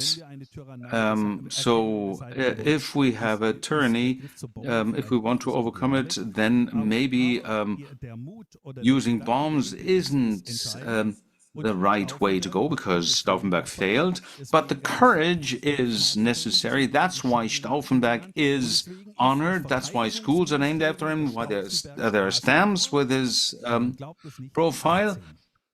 And the Ministry of Defense is in Stauffenberg Street 18. And Ms. Wegner says, concerning number 15, reference to Stauffenberg, public call for violence, I made it clear in the course of the inquest what I think of it. Otherwise, I would never have signed the arrest warrant. Of course, she did sign it, and I will hold her liable for that. That Stauffenberg did more in his life than planning this attack, I am aware of. If you don't know, you should Google it most quickly. But they should have learned it in school, because that is the first thing that people associate with Stauffenberg. And that is what you refer to, even if you want to reinterpret it subsequently. And you should have said clearly what you meant. And I said Article 20, paragraph 4, that's what you always call, but it doesn't is no good. But why is it no good? It's in the Constitution. This is why a crime has been concretely named, namely a calling for an attack on the members of this criticize. Otherwise, you have to explain what you mean. And this is how it is out there. And I want to say again, it's too dangerous. There are so many people out there, and then you're co-responsible for that. So this is why 80 days worth of prison. And the arrest warrant, well, then she says on the topic of immunity, at the end, she says,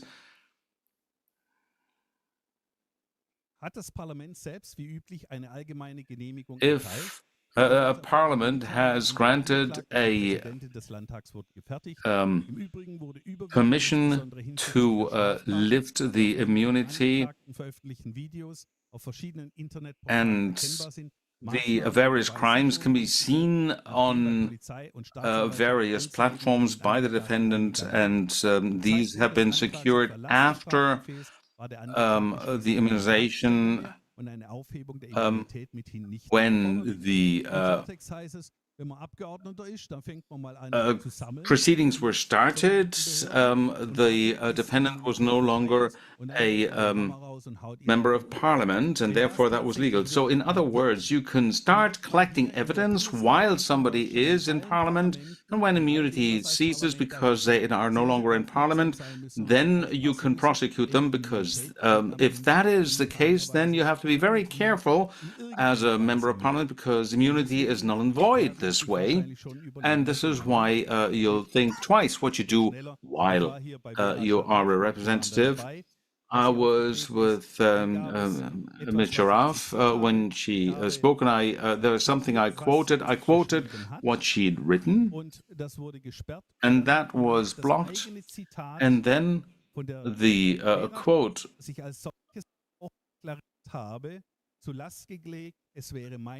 and the thing that I quoted was then represented like as if I had said it.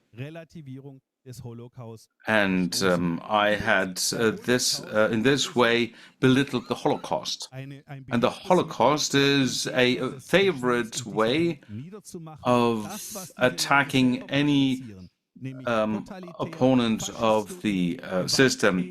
What these people do themselves to take violent, fascistoid action against demonstrators, that's what they use against them, and they always denigrate them as Nazis. Then, in a second case, there was one chair boss.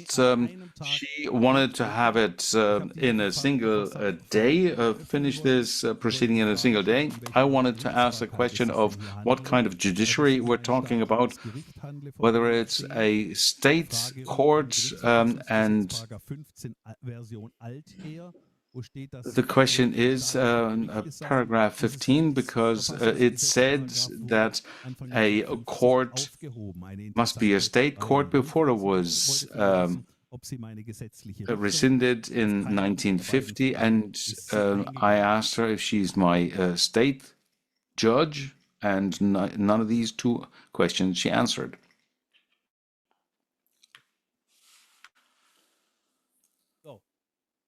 And then the press comes along. They play the crucial role. In January, there were two journalists by WDR TV station, and they made a film about the revenge of the COVID deniers. I called WDR as a media whore, because that's what it is. But unfortunately, the judge felt that I was talking about her, and somehow they achieved an injunction at the court of Potsdam. Three judges signed it, and for reasons of procedural economy, I retracted, because I didn't want to fight on several fronts, and I don't want to claim too much from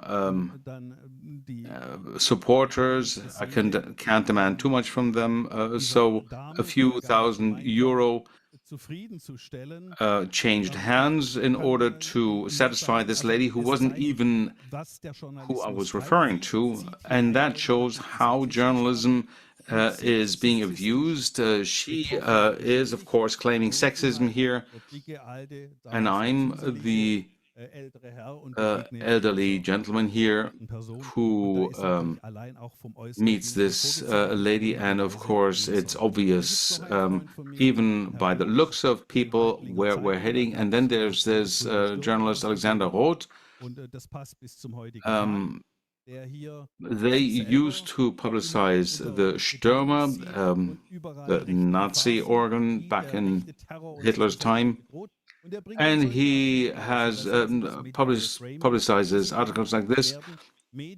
Dissidents are framed in the media and then executed legally afterwards. And hopefully he doesn't stretch out. Hopefully he won't burn, or a protest with murder fantasies of murder by Fichtner. So murderous fantasies in Fichtner, that's a clear link. We can't expect much of the courts. Nevertheless, we have to keep fighting. We have to stand up while we still can. But we can't expect to be given rights in court. Nevertheless, we need to stand together. That's why we're here. Otherwise, this whole event here would be unnecessary, fruitless, so that the law, freedom, and democracy can happen again in a changed Germany. And if you want to support me in my work on my channels, you can find an account number via which you can support me. It is always necessary for anyone who fights this fight, because they use their own assets for this. There's no Antonio Amadeo Foundation or hate that supports you, as is the case with all these criminals. They can do what they want. We can't. We can only do this if we stand together and if we support each other. And then we can look into any camera and face any confrontation, and I will continue to do that for you and for us. Support me, support us. Yesterday, we were able to see a broadcast by many colleagues, 15 of them who had to endure a lot of things already. So, in this sense, let's continue, let's keep up the good work.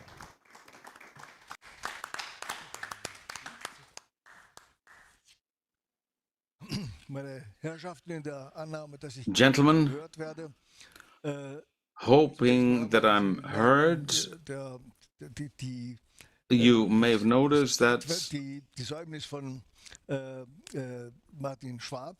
we don't have Martin Schwab here, who hasn't arrived yet, in order to keep swapping between the female and male voices. I would like to move on to Katja Wermer now.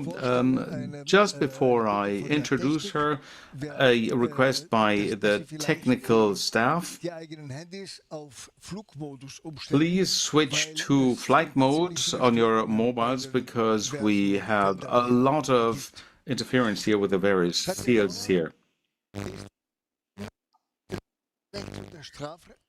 Katja Wermer is a lawyer specializing in criminal law and family law, and she's the defense lawyer for Rainer Füllmich, and I'm very happy to have you here for the first time. An important point of contact with the speakers here today is, of course, her activity as a defense lawyer of her colleague of lawyer Dr. Rainer Füllmich. He is the founder of the well-known Corona Committee, the group who held hundreds of interviews to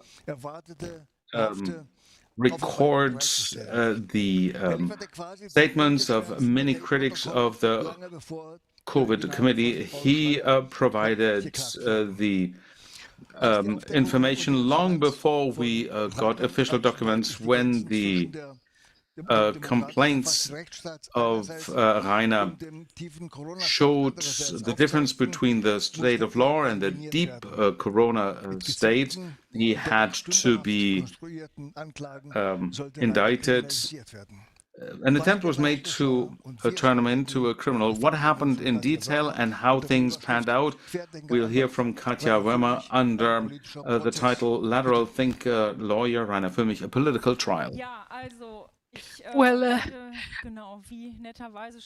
as you kindly announced, I will today report of my colleague Rainer Füllmich, Dr. Rainer Füllmich, who together with 3 other lawyers in spring, summer 2020, when the COVID measures reached their climax, established the Corona Committee. His companions used to be Mrs. Jana Fischer, Dr. Justus Hoffmann and Mrs. Antonia Fischer, all 4 of them lawyers. Originally, there should have been a scientific board to include Professor Hockertz and Professor Homburg. The 2 then did not participate, and this is why Dr. Wolfgang Wodak was involved as a scientific advisor who continues to run the Corona Committee together with Dr. Viviane Fischer. They listened to people affected. They actually invited scientists from all over the world. They actually launched a grand jury proceeding in winter 2022, which is still available on the website. Dr. Rainer Füllmich is not only registered in Germany, but also in the state of California. So he holds an international certification, and he also studied law for a number of years in the US. And this is why he actually wanted to position a class action against the measures, fighting in particular the PCR tests that on a global scale led to what proved to be a test pandemic. At a relatively early stage, he produced a video for this PCR test, which with famous colleagues like Beate Bahner. I'm also a part of the AFA, like Mrs. Bahner. So 130 to 140 lawyers joined forces at the Lawyers for Enlightenment, and we actually represented people affected, whereas many other colleagues actually turned down these inquiries. This is a point that I wanted to mention. mention not only my mandate with this client, but I have cared for many, many people affected, represented them legally, also some doctors, like Dr. Fichtner, who's just reported. He was politically persecuted primarily, but most doctors were prosecuted because they issued mask certificates. Yes, I thought so. But as we lately saw, with Dr. Witsche, a physician who was in pre-trial detention for 1 year, Dr. Habig, for instance, who did not do the COVID vaccinations but issued the certificates and was also imprisoned. These doctors are until today treated like terrorists and persecuted. They're detained, like my current client, Dr. Rainer Füllmich, the co-founder of the Corona Committee, was also present there. He himself said that he actually gained 70% of the media exposure because he also led the interviews in English. He invited international scientists, interviewed them, then actually also did the simultaneous interpretation when we did not, when there were not donations available for paying for professional interpreters. And he also initiated and drove the project of the class action, which has not been successful so far. He's always being reproached with not having done anything that he had promised people, things that could not have been kept. This is not true because I know from my own experience that COVID critics and people defending themselves against measures can hardly obtain any legal successes in court. This simply has to do with the fact that such sentences, such judgments are not wanted, they're undesired. With one patient of Dr. Habig, I've been able to achieve an acquittal, but we could sense that there was an appeal directly lodged by the state prosecutor. At times, there are still some unbiased judges, but very rarely so. So much by way of introduction. Dr. Rainer Füllmich, well, as I said, one of the main faces of the Corona Committee in spring 2022 did a 3-month tour, Crimes Against Humanity, in the US. From there, he participated in the multi-hour meetings on Friday afternoons. Dr. Viviane Fischer and Dr. Rainer Füllmich were the faces of the Corona Committee. The other two lawyers since mid or spring 21 were no longer that present. Viviane Fischer and Rainer Füllmich primarily handled the meetings, used to be the double top candidates of the Basis party, and also produced a video clip. They also initiated the grand jury, and he actually put together this project of the class action, and they simulated court proceedings for that matter. Sorry, yes.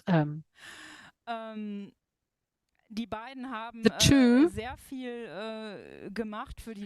did a lot for national, raising national awareness. I guess there were many of us who actually longed for the Corona Committee meeting, who watched the interviews.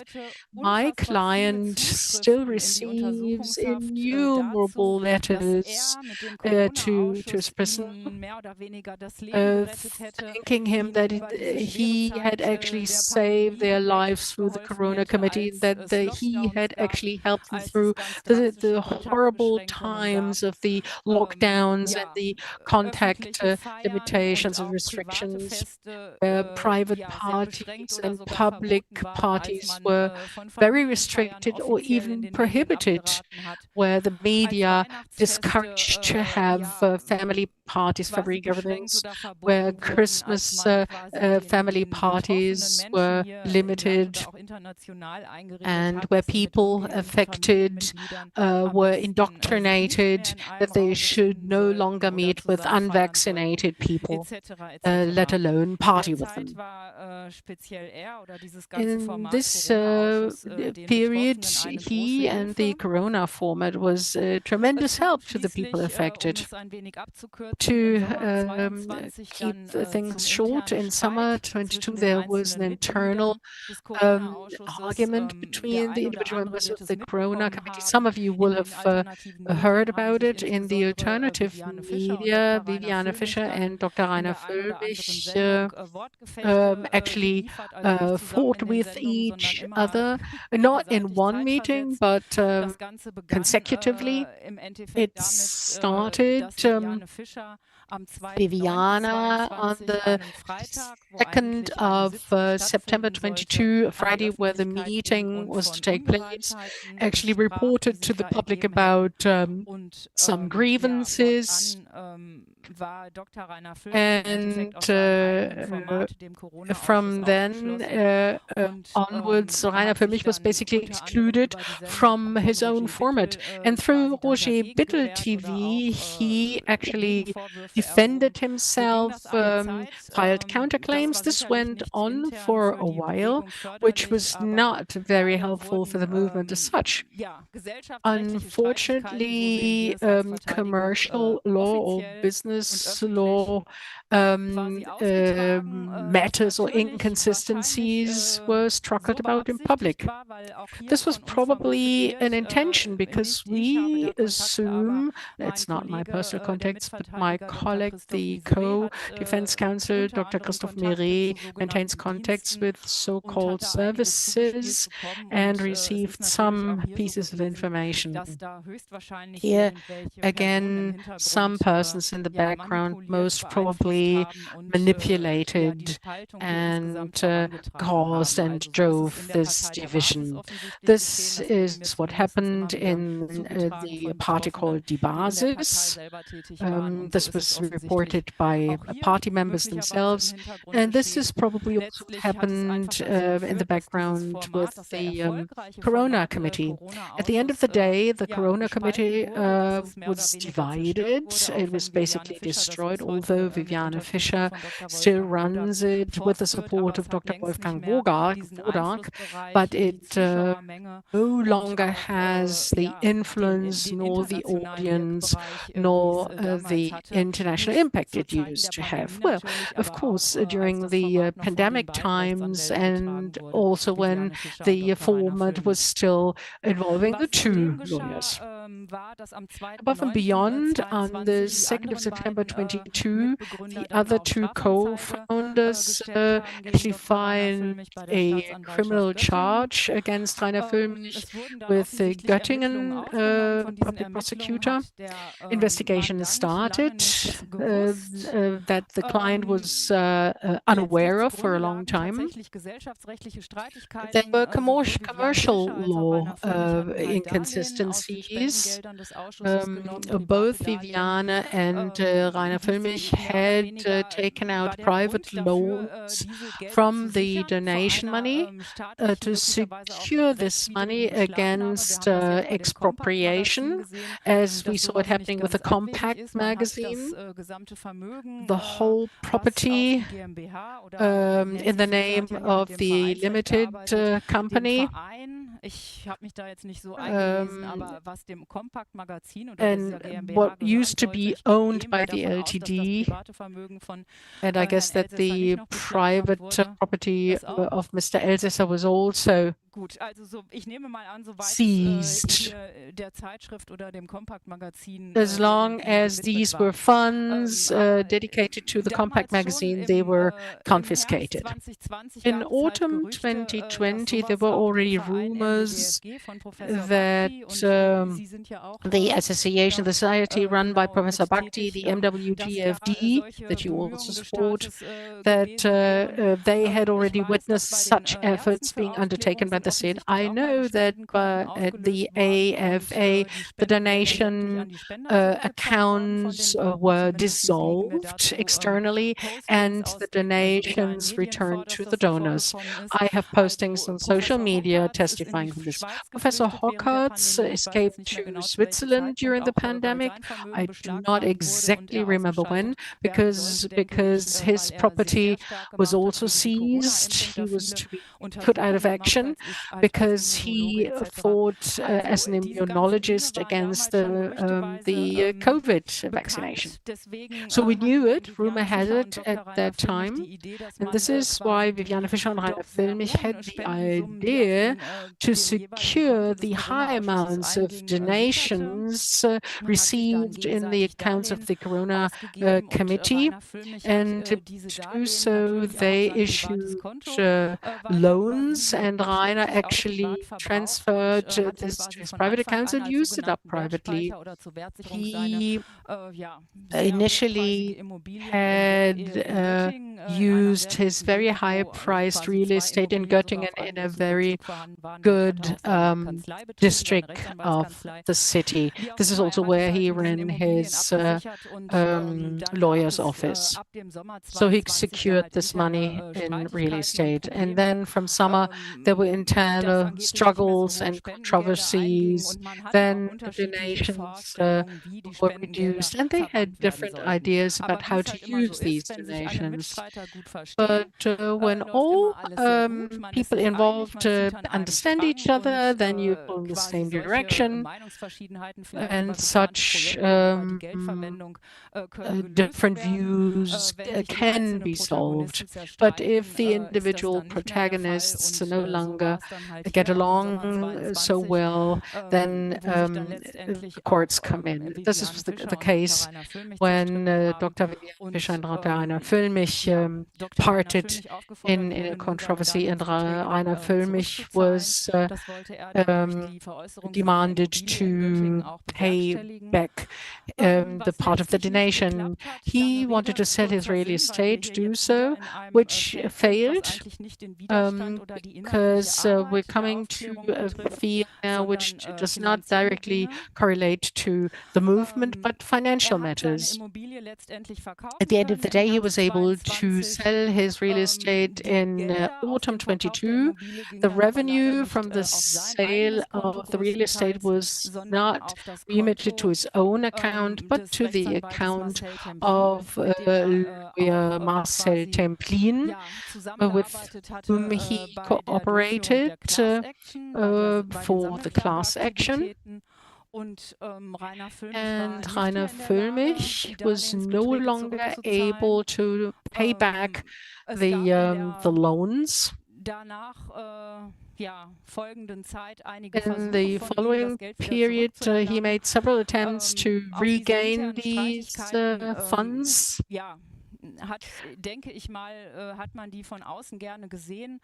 The internal struggles and disputes were well liked externally, and finally Rainer Füllmich went to the US and actually spent several months at his ranch in California. But he has owned this since 2017, so he did not escape. or he didn't flee to the US. Also made several interviews from abroad. And then in spring 23, with his wife, he traveled to Mexico, where they visited friends, and then found out after a trip to Peru, where he also made an interview with a priest, that they could not return to the US any longer. The Füllmich spouses were sort of concerned, but they were not too concerned because they had experienced trouble with visas before, because they are very strict in the US. Once you're 2 days too late, then you encounter difficulties. This was due to the dogs not getting a clearance. So they stayed in Mexico, and Rainer Füllmich actually managed his lawyer's office in Göttingen. From there, he was by all means accessible. Kanzlei Füllmich continued to exist in Göttingen, in Nikolausberg, the same district as before. He also continued employing a freelancer, a freelance lawyer, and an assistant. This all contradicts an escape and fleeing with donation money. And this is what he's reproached with by the Public Prosecutor's Office. A number of lawyers contacted the public prosecutor and the police in Göttingen in Germany and asked for an inspection of files in the first half of 23, wanting to know whether there was a search going on for Rainer Füllmich. There were also visits paid to the lawyer's office in Göttingen by the criminal police. But obviously there was no information provided. The 3 lawyers consecutively were not allowed to inspect the files. We know that 2 other lawyers were also co-charged, which makes things easier. A third female lawyer, Dagmar Schön, was not granted inspection of files either, because from the 15th of March 23, there was a national search warrant, and from the 24th of May, there was the European search warrant issued. And then the client stayed in Mexico, no longer returned to Germany, and in early October 23, he was basically tricked out in Mexico. And I can read from the inspection files, the investigators' files, because I don't want to waste too much time. I will not quote this. From the files, we can read that he was tricked into the consulate. He was told in between the couple had actually lost their passports, and they were told that passports had been issued, but that there was signatures missing. But we have correspondence secured between BKA, the German Federal Office of Criminal Offenses, locally working in Mexico City, and they exchanged with the German BKA. So this written correspondence is included in the files, and it shows that they wanted to apply tricks to lure the client into the consulate to detain him and expedite him. They were told there was one signature missing. In the meantime, the couple couple had found the passports again and said, well, we don't need the new passports anymore. They were told they had to pick them up, and Rainer Füllmich and his wife actually did comply, as good Germans do, well organized, they comply, and the couple was then detained in Tijuana on the 10th of October by 10 police officers. The wife was not extradited, although she had the same passport status. The wife was able to remain in Mexico. She spent one night in a police cell, but was then allowed to fly back to her residence. Rainer Füllmich was detained, spent one night in prison, and on the 12th or 13th of October, he was air freighted to Frankfurt on Main, and there at the airport he was detained because of the national warrant, police warrant. During the flight, he actually approached the Mexican police officers, and he was told that the flight had been paid for by the German authorities, which is sort of strange. Then on the 14th of October, 13th to 14th October, he was presented to the judge in Frankfurt on Main. This is where I met Rainer Füllmich for the first time personally, and then he was taken to the Rostov prison. This is a high security prison, highly modern, and he's imprisoned there because he comes from Göttingen and has his office there, and also lived there until he left for California and Mexico. Now he's been in pre-trial detention for over 9 months, which is not a lot compared with the Prinz-Reuss group, because they had been in pre-trial prison for over 1 year before a charge was brought before court. The court here is a lot faster. They're putting this under time pressure. On the 17th of November 23, the charge was passed, and the large chamber, commercial chamber, admitted the criminal charge because it was about the commercial cases, and he is actually charged with infidelity, and this is always used as a charge in commercial law when money has not been paid back immediately, or when you assume that a shareholder was not willing to pay back. The court assumes that he was always able to pay back but not willing to pay back, and that at the end of the day he could actually not pay back these amounts because the revenue from the sale never ended up in his account. So these are the details. But the proceedings as such, there are some inconsistencies. Until now, you could say, well, when somebody embezzles donations, this can happen, and this can also be decided by a court.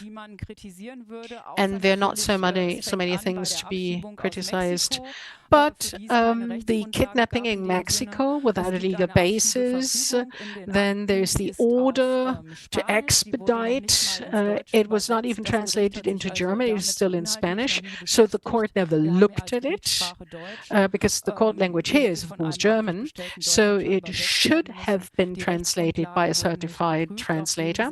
So the legal basis on which this kidnapping and expedition was based was never looked at by the German courts.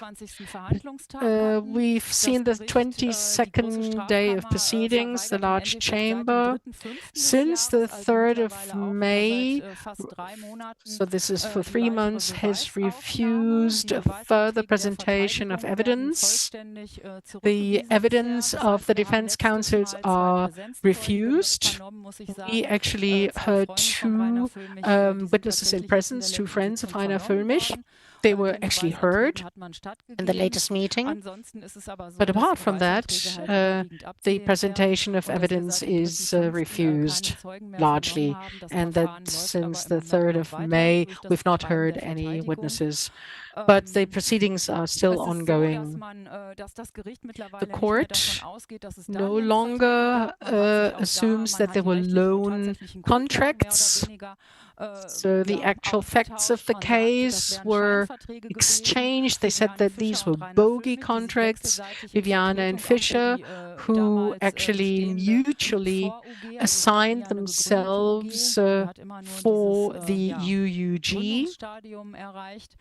which only reached the establishment status. But I don't want to comment on the details here. And they mutually assigned each other. And although they were fully fledged lawyers, the court says these were only trustee contracts and no proper contracts. And just by the fact that somebody actually secures the money by buying real estate that first needs to be sold to return the money, actually explains that this is a case of infidelity. It does not look like a neutral proceeding. There was many proposals. Many said that the judges were biased, but this was all refused. And a lot of evidence could not be presented.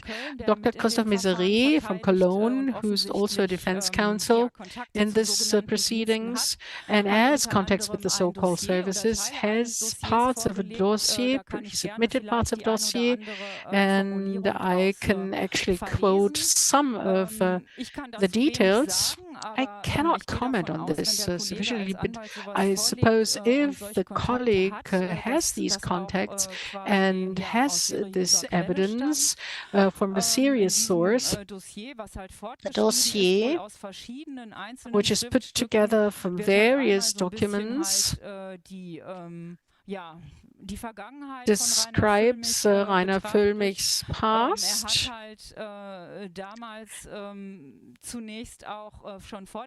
Before the COVID pandemic, he was not very popular with banks and big groups of companies. He had many scrap real estate cases that he looked after, and he filed criminal charges against banks and big groups of companies. And for years, Rainer Füllmich had no bank accounts or trustee accounts that he received for his office, because he actually filed charges against the Hypo-Bank, Deutsche Bank, etc. for years. And what happened to many doctors during the critical doctors during the pandemic, he was not able to establish bank accounts. All the bank accounts were cancelled or terminated. People affected know that the argument used is always money laundering, and that we know that the protection, the Office for the Protection of the Constitution is quickly involved. The colleague who managed the first bank account for the Corona Committee also had his account cancelled. It was Tobias Weißenborn. His whole family's account was cancelled. Even the older mother had her account cancelled. And the whole family was basically put in clan detention only because he actually managed the Corona Committee's account. The dossier contains all of his activities in the Corona Committee, that he established this committee, that he prepared the international class action, and that he so showed political activities, because because he was a member of the Die Basis party and was basically was one of the two top candidates of Die Basis party, and they simulated what would happen if they were elected. Then he was also involved in the diesel scandal a long time before the COVID pandemic. So he's always been a lawyer that has been unpleasant and fighting for the small people. He has always been an enemy of the system of large industry. This dossier says that a construction of offenses was to be made to prevent eligibility into political office. So I am already reminded of the time, and well, when you're a lawyer in criminal law, and then you often forget about time. So this is the status quo. We think that the court wants to pass a sentence, and they always speak about a severe imprisonment.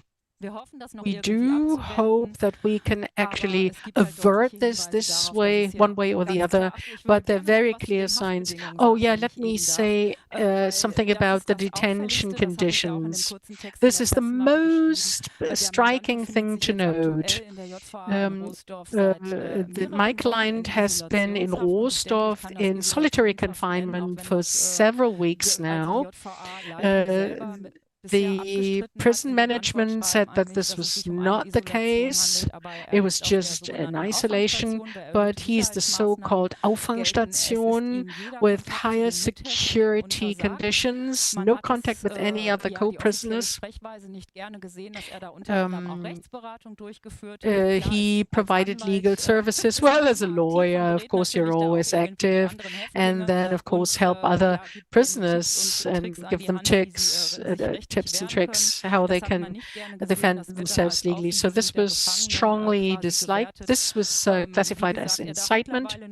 So he's only allowed to make a telephone call with me when the other prisoners are not in a public space. And he now has different telephone times.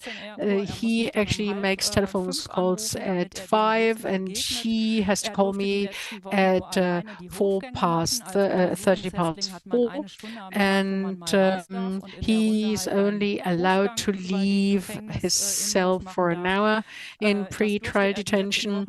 He was only allowed to do so alone, and for a few days he has even been forbidden to do this at all because they were afraid that he could actually establish contact through windows with other prisoners. And for the main trial days in the Göttingen court, he not only has to appear shackled with shackled hands, treated as if he was severely dangerous, he even obtains shackles on his feet, and the transport is accompanied by several patrol cars, and for each transport he has to sign that he does not want to wear an armored vest because there could have been an attempt to liberate him, and the police men accompanying him wear such vests, and they are actually equipped with machine guns. And all visitors are, of course, screened like at the airport. It reminds me of having a terrorist as a client, a RAF terrorist, but not a lawyer who does not have a criminal record whatsoever.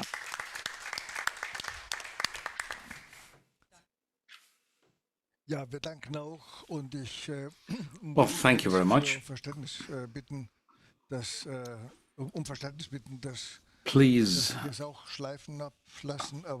bear with me for allowing the lawyer to rant on a bit, but that's information that we wouldn't normally get. To get our interpreters off the hook, we should now have a male voice, Mr. Simond. He's also a lawyer and works in the field of IT law, criminal law. He's a member of AFA, Lawyers for Enlightenment, and he's a member of an organization for scientists and physicians for democracy. They see themselves as enlighteners. And Mr. Zygmunt tried to find out how it is possible that in supposed states of law, the checks and balances can be circumvented, as we heard from Heinrich earlier, so that those who blow the whistle on certain abuses are victimized. Well, thank you very much for the introduction. May I introduce myself? My name is Edgar Simond. I am a lawyer in Germany. I'm a licensed lawyer. I would like to refer back to the last press conference we held here, and even back then I indicated how state structures are created, or maybe structures are circumvented that should be in place. It was about the educational right of parents that I saw as a natural law, and that has been undermined. And I would like to speak about the state prosecution of people who enlighten others. Let me start my presentation with a quote. We see a peak in crimes directed at our society. We also see escalation of political aggression with ever more excesses against citizens who are politically engaged. Who could have said this? If we look back at the last 4 years, then we all still remember when policemen dragged elderly ladies around on demonstration, where pepper spray was used when a small child is in the immediate vicinity. We all know these examples, and we could add a plethora of more such examples. All of this by black masked deputies.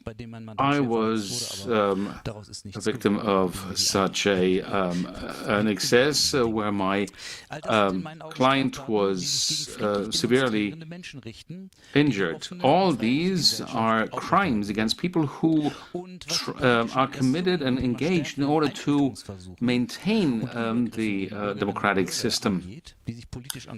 And when it comes to excesses against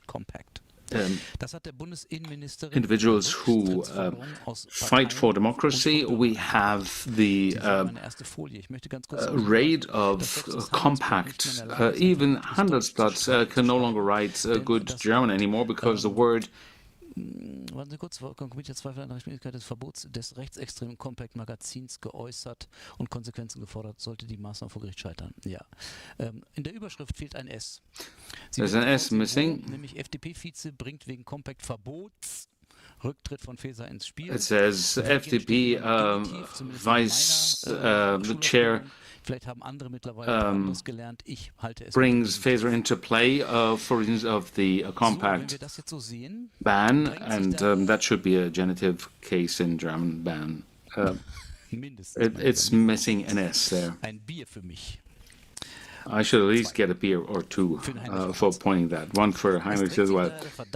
So we have to assume that this quote can only come from a critic of the state authorities. But no, this is the press release by Federal Minister of the Interior of the 21st of May 2024, who was referring to something different here, of course. She was saying that the largest number of crimes was committed by right-wing extremists, and she wants to protect citizens from right-wing extremists.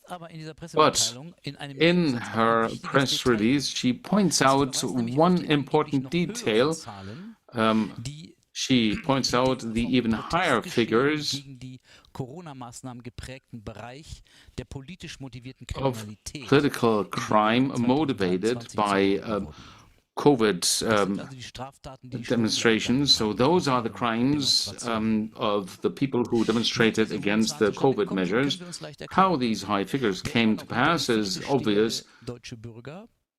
The German citizen who's still deluded can well understand, because they still believe what the government has made democracy to be by now. One could really think of turning of facts, turning upside down of facts. So let's do a bit of sophism here. Democracy, as described today, is an unword. The confusion of victim and perpetrator is only possible because they only look at the apparent, at what's apparent. They never ask about the why. All these high crime rates are due to the fact that people are criminalized when people are to be made to believe that the government is always right, and those who observe this development realize that it's not in their best interest, and that it is implemented against the will of the citizen. And that is what politicians, leading politicians, do in this country. On some quotes, Baerbock, a foreign minister, in the context of 2022, in the context of the Ukrainian crisis. No matter what my voters think, I'm standing by Ukraine. We have another quote by Mr. Scholz. In Time Magazine 2022, he said, if you are a good leader, you listen to the people, but you never believe that the people want exactly what they ask for. So why would I listen to the people? And Mr. Juncker, former EU president of the EU Commission, back from 1999, but it's still very topical because it is consistent. We decide on something, put it out there, and wait what happens. If there's no big outcry and no outrage, because most don't understand what's happening, then we go on step by step until there's no turning back. And that is where the EU and Germany are now. There is supposed to be no turning back. All of this is underpinned by the means that the current cast of politicians is using to identify and neutralize potential opponents before their poisonous thoughts can take root in the population. You might think that politicians have watched the movie Minority Report once too often, because that movie implies that in the plot, authorities can predict what people will do going forward, which crimes they will commit. And this is why unacceptable, irresponsible activities of the authorities are justified. So our secret services fight an advanced war against potential perpetrators. So that excludes certain citizens from the state of law. Professor, there is a presentation on what is democracy, what does it serve for, given in front of the German Institute of Lawyers, said that a tendentious legislation will lead to tyranny. Let me quote some of the things from this presentation. We have a decision from the year 2010, repeated in 2018. Let me read it out to you. This is about what are citizens allowed to say in the states. In 2010, the Constitutional Court said the possible confrontation with disquieting opinions, even if they are dangerous when thought through, and even if they are targeted at a fundamental revolution of the current situation, are part of the democracy. And that really brings goosebumps up. A potential confrontation with disquieting ideas, even if they are dangerous when thought through, and even if they are targeted at a fundamental revolution, are part of a free state. It continues, even the protection of the psychological climate, nor the protection of the population against totalitarian ideologies, nor a potential threat to democracy are a right, are justification to deny people the right of freedom of speech. Of course, you can always say citizens can use the law of the country to fight these trends. That's what we have courts for. And that takes us to the topic. Now, which are these means, particularly the mechanisms that influence these means? The means of the state of law to fend off such excesses are the courts. This is where citizens find justice. What does the Constitution say on this? Judges are independent and only subject to the law. This is only half the truth, of course, because the old judge has another part of judgment. It's his conscience, because the judge swears to pass justice to the best of his conscience and only to uphold the truth, not lies. Now let's take a look at how independent our courts are. And I'll speak about the highest courts in the land in order to see how independent they are using their rulings. How can you become a Supreme Justice with the Federal Administrative Court, for instance, on the military court? In the selection phase,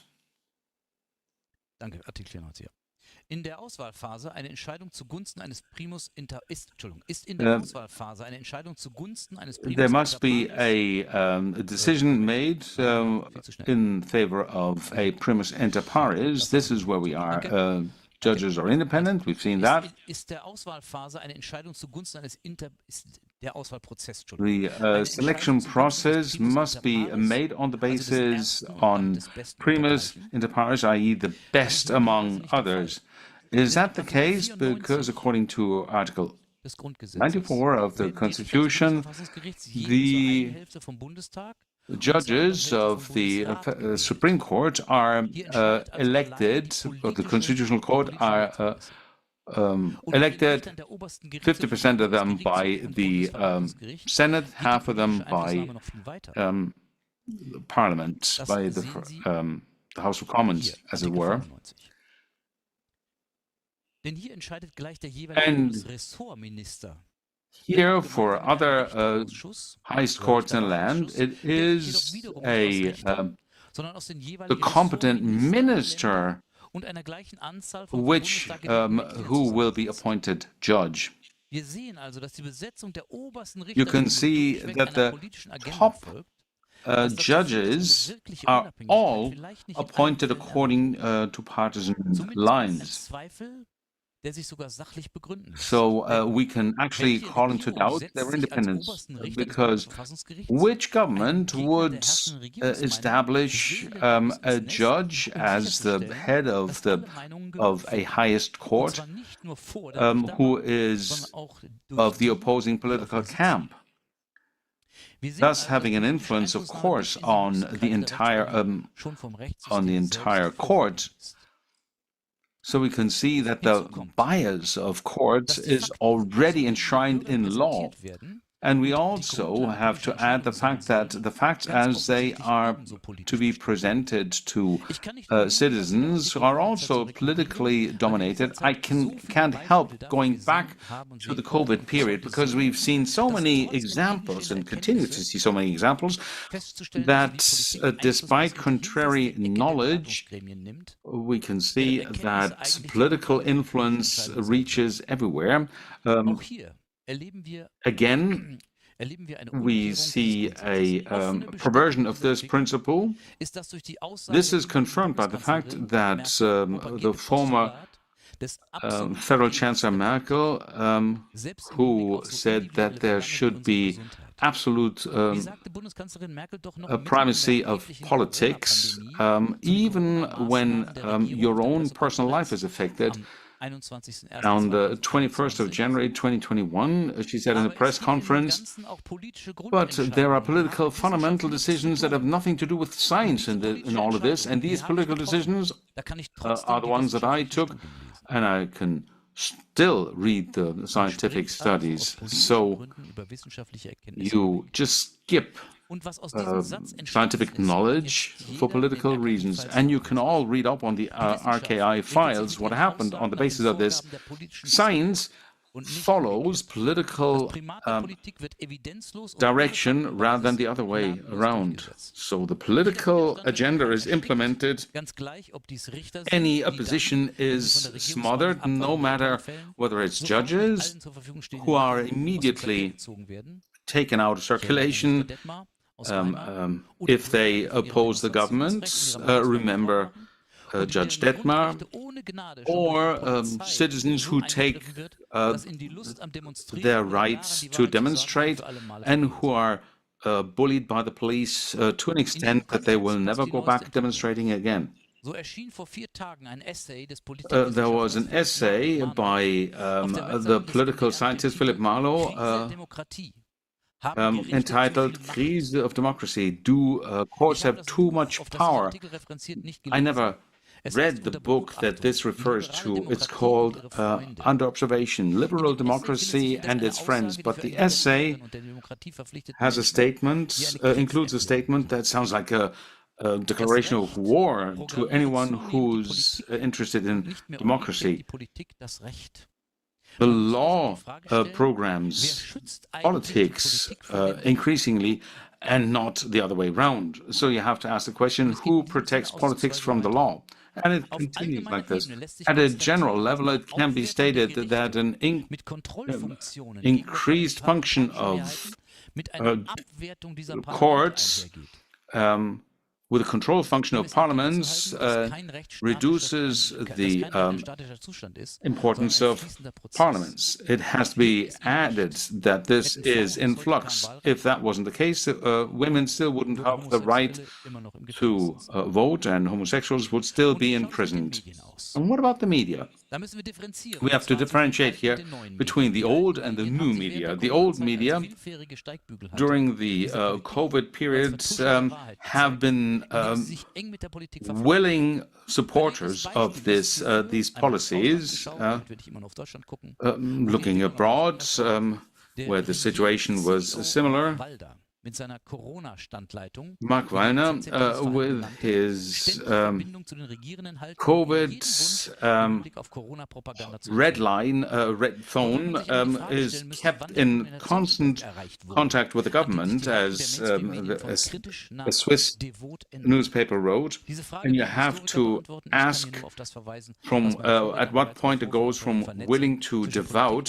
Historians have to answer this question, but I can only point out individual examples. Independence and investigative journalism was no-go in Germany, and this is why the new media emerged. Stadtzeitung, one example. Many of them really performed investigative journalism, trying to dry out the swamp that had started to spread across the German mass media. What do we learn from this? Democracy must be able to defend itself against the power grabbing tendencies of politicians and powerful people. It also has to be able to defend itself against the so-called fourth in the state, the media. This means that the social basis has to have control of the elites. So democracy means control of elites and limit their power. We need to create new institutions for that, new mechanisms, in order for the grassroots to take influence on the leading elites, not only to control them, but also to replace them if they don't perform their functions anymore. These smallest units are the municipalities. They are the embodiment of the will of the people, and they represent the principle of subsidiarity that is the only principle that can limit the ever-increasing power of the elites. How we can do that is worthy of a symposium of its own, because if we can find a solution here, then on the one hand we won't have a need to demonstrate anymore, because the will of the people will be implemented via the municipalities anyway, and this democratic process will be supported by all. On the other hand, the power and the concentration of money is also controlled this way, which is one of the main ways of influencing politics. Let me mention the example of foundations owned by private investors and who influence at the highest levels of national, international, and supranational organizations. So take these words as an appeal to jointly dry out the swamps, to allow truth to be spread, and to inform the population about which mechanisms stop them from realizing the truth. Thank you for your attention. Ladies and gentlemen, I'm very happy that the latest speaker has arrived too. Mr. Schwab, he's here.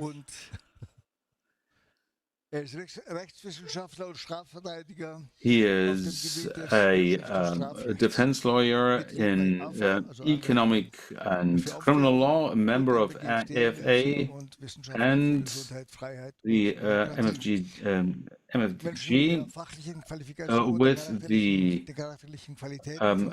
MWGFD. The qualifications and qualities of a person like Martin Schwab are desperately needed in these times. And we have, of course, tendencies. We have all those who threaten us. We can hear a lot about this. There is a group of elderly gentlemen who managed to buy unusable weapons, and then there was interesting material about illegal doings in Germany. These processes that were put into place are the ones that Martin Schwab fights. His speech is on current challenges for the legal representation of government critics. Okay, ja, guten Tag. Erstmal muss ich meine Verspätung entschuldigen. Ich hätte gestern Abend schon anreisen sollen. Ich hatte Vorlesung bis 19 Uhr. 19:33 Uhr hätte der Zug mit zweimal Umsteigen fahren sollen und schon der erste dieser aus. Thank you for the Bahn today. Take care and goodbye. Well, I have to apologize for arriving so late. I was going to take a train last night and it was cancelled, so I had to get a substitute connection today, which was relatively punctual at 1:42 or so. There was a bit of tolerance, and then had to organize a few things. First of all, I wasn't told that I have to cycle here, and secondly, well, there was a bit of excitement. Legal Tribune Online of the 1st of January, of the 1st of August, yesterday announced that they will publicize an article by Compact, and it says that Martin Schwab was one of the publishers, and this was going to be observed by the Office for the Protection of the Constitution, and I had to look into this. And of course, my university inquired as well, but they told me that they will defend my freedom of opinion, but they're very keen on making sure that I don't have any opinion, or that I don't spread any opinions, such as there is no state of law or democracy anymore. And we can't say that really, because if we didn't have that, then we wouldn't have this symposium. And if you do the same thing in Poland, then you will be immediately have the police breathing down your neck. Well, similar things happen here, of course, but to claim that we don't have any democracy anymore or freedom of speech, that's not correct. So I made it clear that I can't have responsibility for everything that is published by this medium, but only for what I write, my text, and I looked up the imprint, and I'm listed as one of the editorial staff, and I think that is not quite right, and I spoke to the editor-in-chief. We have to change this. A member of the editorial staff could be interpreted such that somebody is there in an editorial office and signs off on all the text published. That is certainly not the case. What is this about in my presentation? I don't need to open the laptop. It's shown here. How does that work now? I need to press the big button. Okay, I'm really a great techie. I'm real stupid user, an IT expert would say. Okay, we deal with people, among judges, with people who were very unwilling to support any presentation that was opposed to what the government said. What could be the cause of that? Well, I'll go straight for the jugular. The states of Saarland and Rheinland-Palatinate held a training seminar with this content here. Right citizens, Corona denies conspiracy theories and their supporters as a challenge and danger for the judiciary. That was the title. I pressed the wrong button. Now I'm right here. I'll learn it at some stage.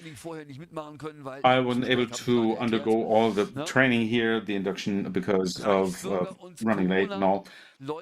So, right citizens and COVID deniers are all equated all the way to conspiracy theories, and the risk presented by these people is to be pointed out. That could be something that triggered the safety precautions held at taken for demonstrations of COVID demonstrations that you would expect with right-wing radical demonstrations, such as scanning ID cards, which is, there's no legal basis for that as far as I know. This is certainly contrary to data privacy. And they need to learn how to handle these people. I would dare say they said, okay, those are subhuman people, you don't need to take them seriously. That would be a challenge for journalists to find out what judges were taught at this seminary. But judges who participated in this seminary and don't have the right critical opinion, they have an expectation, they expect to be told what to do, and they've executed them. Then this Christian Detmer, this judge who had mentioned already, had declared the mask and test requirement at a school in Thuringia to be detrimental to the child's welfare. The result was that the Erfurt Regional Court considered this decision to be a criminal offense of obstruction of justice because he had, this judge had been in contact with the parents affected.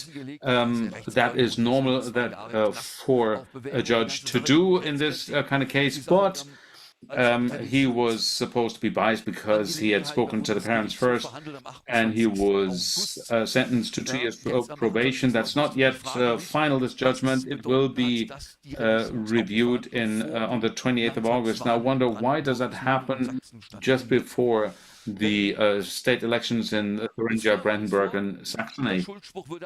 Now imagine they rescind on the sentence. It's they're null and void, but it's, of course, the appeal was lodged by the public prosecutor, so they want to have an even higher sentence. And if this was rescinded now, that would be, of course, a support for the AfD, for the right-wing party, and that would bring more voters their way, of course. So I hope that they weren't thinking of anything when they picked this timing. Literature has criticized this. Some scientific authorities, for instance, a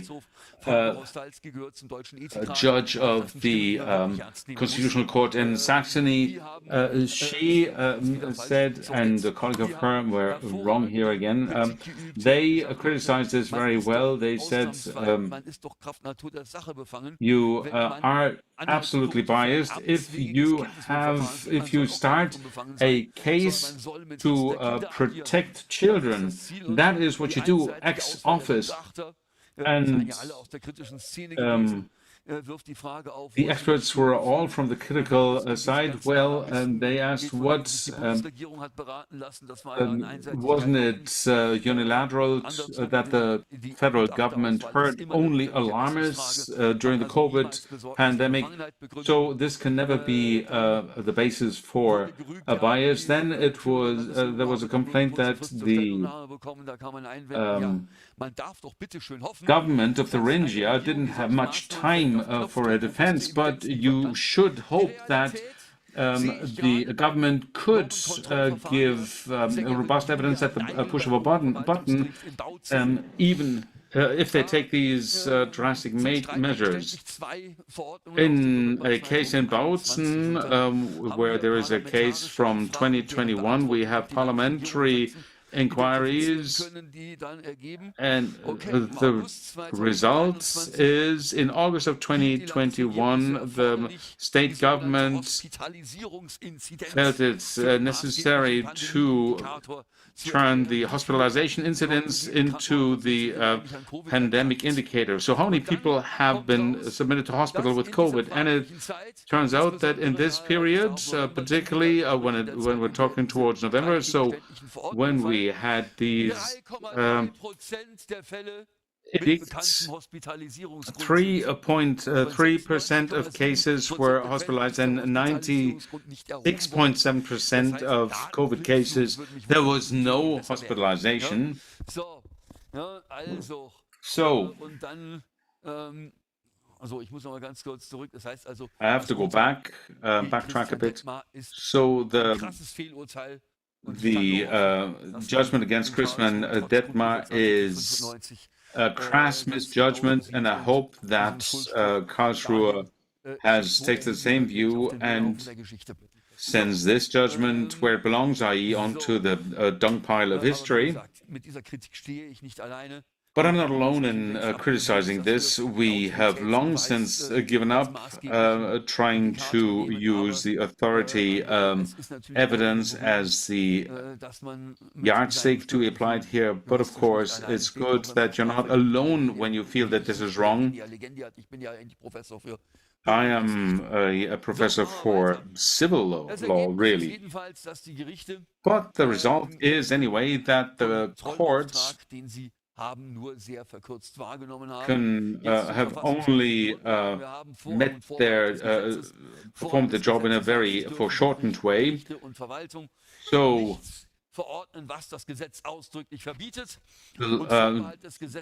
courts and administration are not allowed to order anything that is predicted by law. And if the administration doesn't go along with this, then citizens have the right to go to court, effective legal protection. And that means that administrative actions and government actions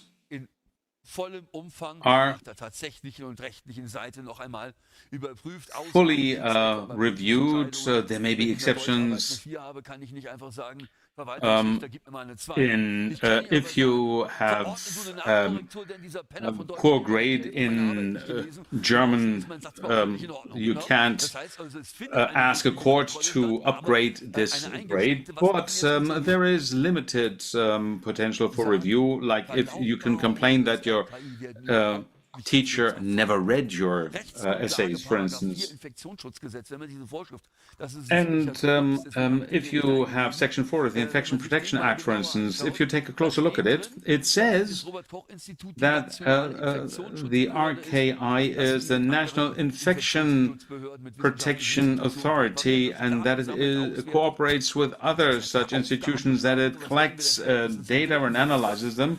And that is a description of a task. And that's what we learned early on in our studies at law school, that this does not lead to any authority, executive powers. And that is something that you really would have flunked you in law school in your third term if you'd done what the German authorities did here. And this doctrine, the RKA is always right, and it's obvious that their publications were not always in line with their internal discussions, and above all, RKA always bent to the politicians' demands. The Welt newspaper wrote about the day that RKA betrayed science when it says that indicators are rejected, such values such as incidence, but they are demanded by politicians. So these measures are not scientific, but they're politically motivated. I can only conclude this, that decisions must be based on science, and that decisions against scientific evidence are unconstitutional. And of course, they could have asked the RKI logs without any blackening. Pity that it didn't happen. And there is no appeal in the Constitutional Court. Also, the pandemic of the unvaccinated, I showed it here. Factually, that's incorrect. But the minister said at every press conference, we can't correct that anymore. Auf gut Deutsch, da hat man eine perfide Ausgrenzungspropaganda einfach laufen lassen. Weiter geht's. Folgerung für die Rechtsanwendung, die Doktrin. Das RKI hat immer Recht, war verwaltungsrechtlich zu keinem Zeitpunkt begründbar.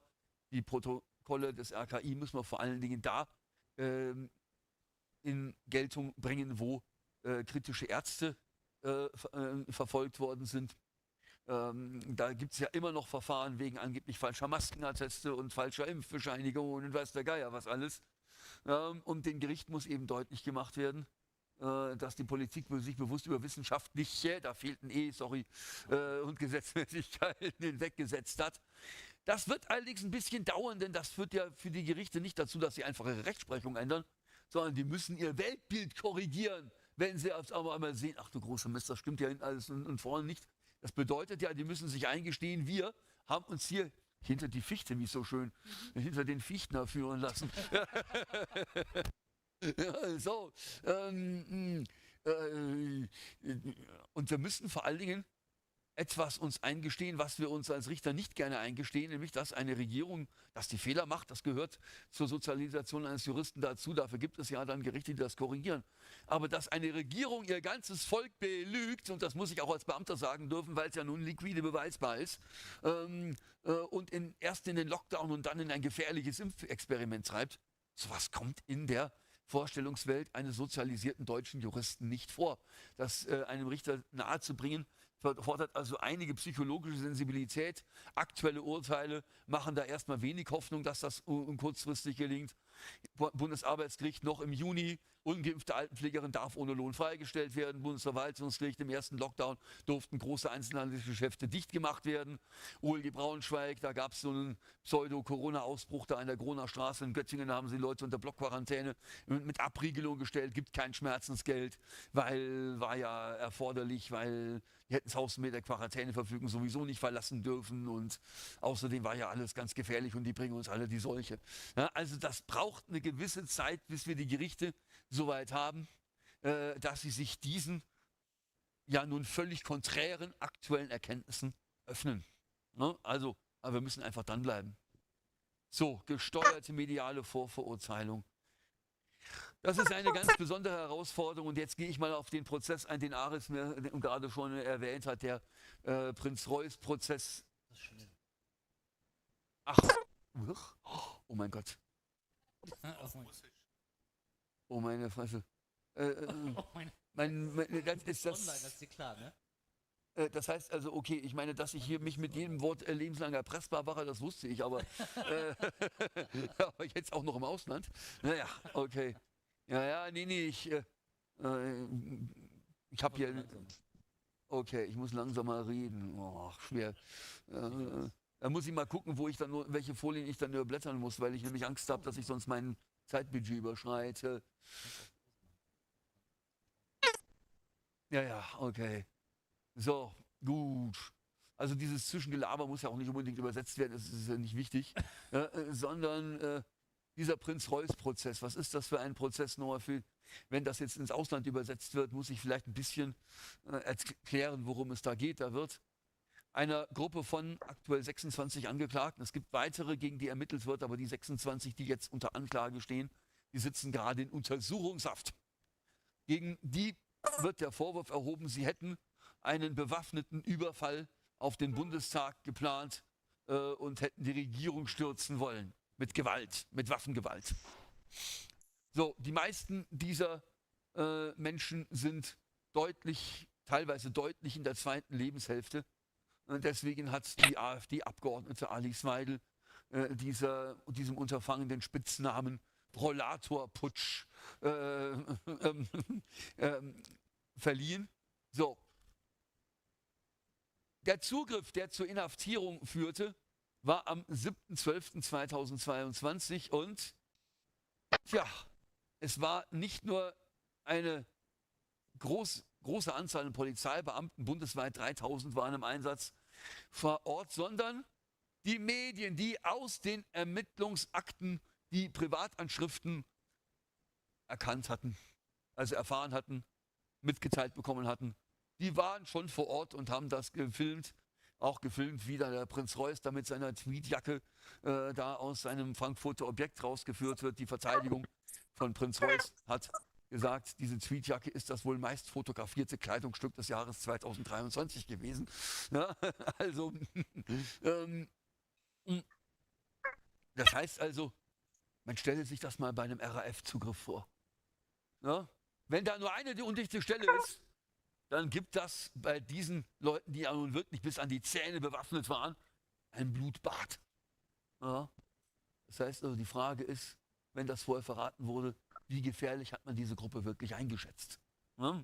So, und da haben wir jetzt einen Polizeibeamten, der die Durchsuchung geleitet hat, vernommen. Das war einer, der sehr gute Aussagen gemacht hat, der auch einen sehr guten Eindruck als Zeuge hinterlassen hat. Der hat erstens gesagt, der Prinz Reuß habe sich komplett kooperativ verhalten, dem hat man nicht mal Handschellen anlegen müssen.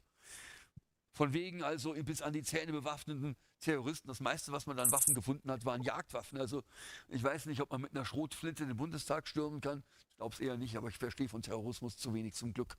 Ja, so. Und er hat bei seiner Vernehmung auf meine Frage hin angegeben, es passiere viel zu oft. Ich habe ihn gefragt, wie oft passiert das, dass die Medienvertreter schon vorher anwesend sind. Er sagt, viel zu oft. Da ärgert es sich auch jedes Mal selber drüber, aber er kann es nicht ändern und muss er dann seine Aufgabe erfüllen.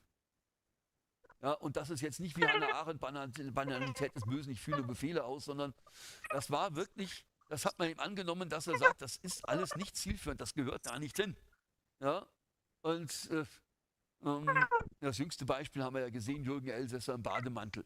Ja, auch da für das Ausland, da ist eine Zeitung verboten worden, die regierungskritische Inhalte verbreitet hat. Moment, bin ich wieder zu schnell gewesen.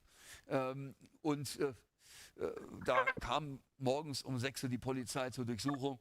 Jürgen Elsässer, der Spiritus Rector, der Hauptherausgeber hinter dieser Zeitung, öffnete im Bademantel und klick waren die Kameras zur Stelle, die natürlich auch vorher informiert worden waren. Jetzt hat natürlich Nancy Faeser sich darüber aufgeregt, dass dieser Durchsuchungsbeschluss vorher durchgesteckt worden sei und da werde man intern ermitteln.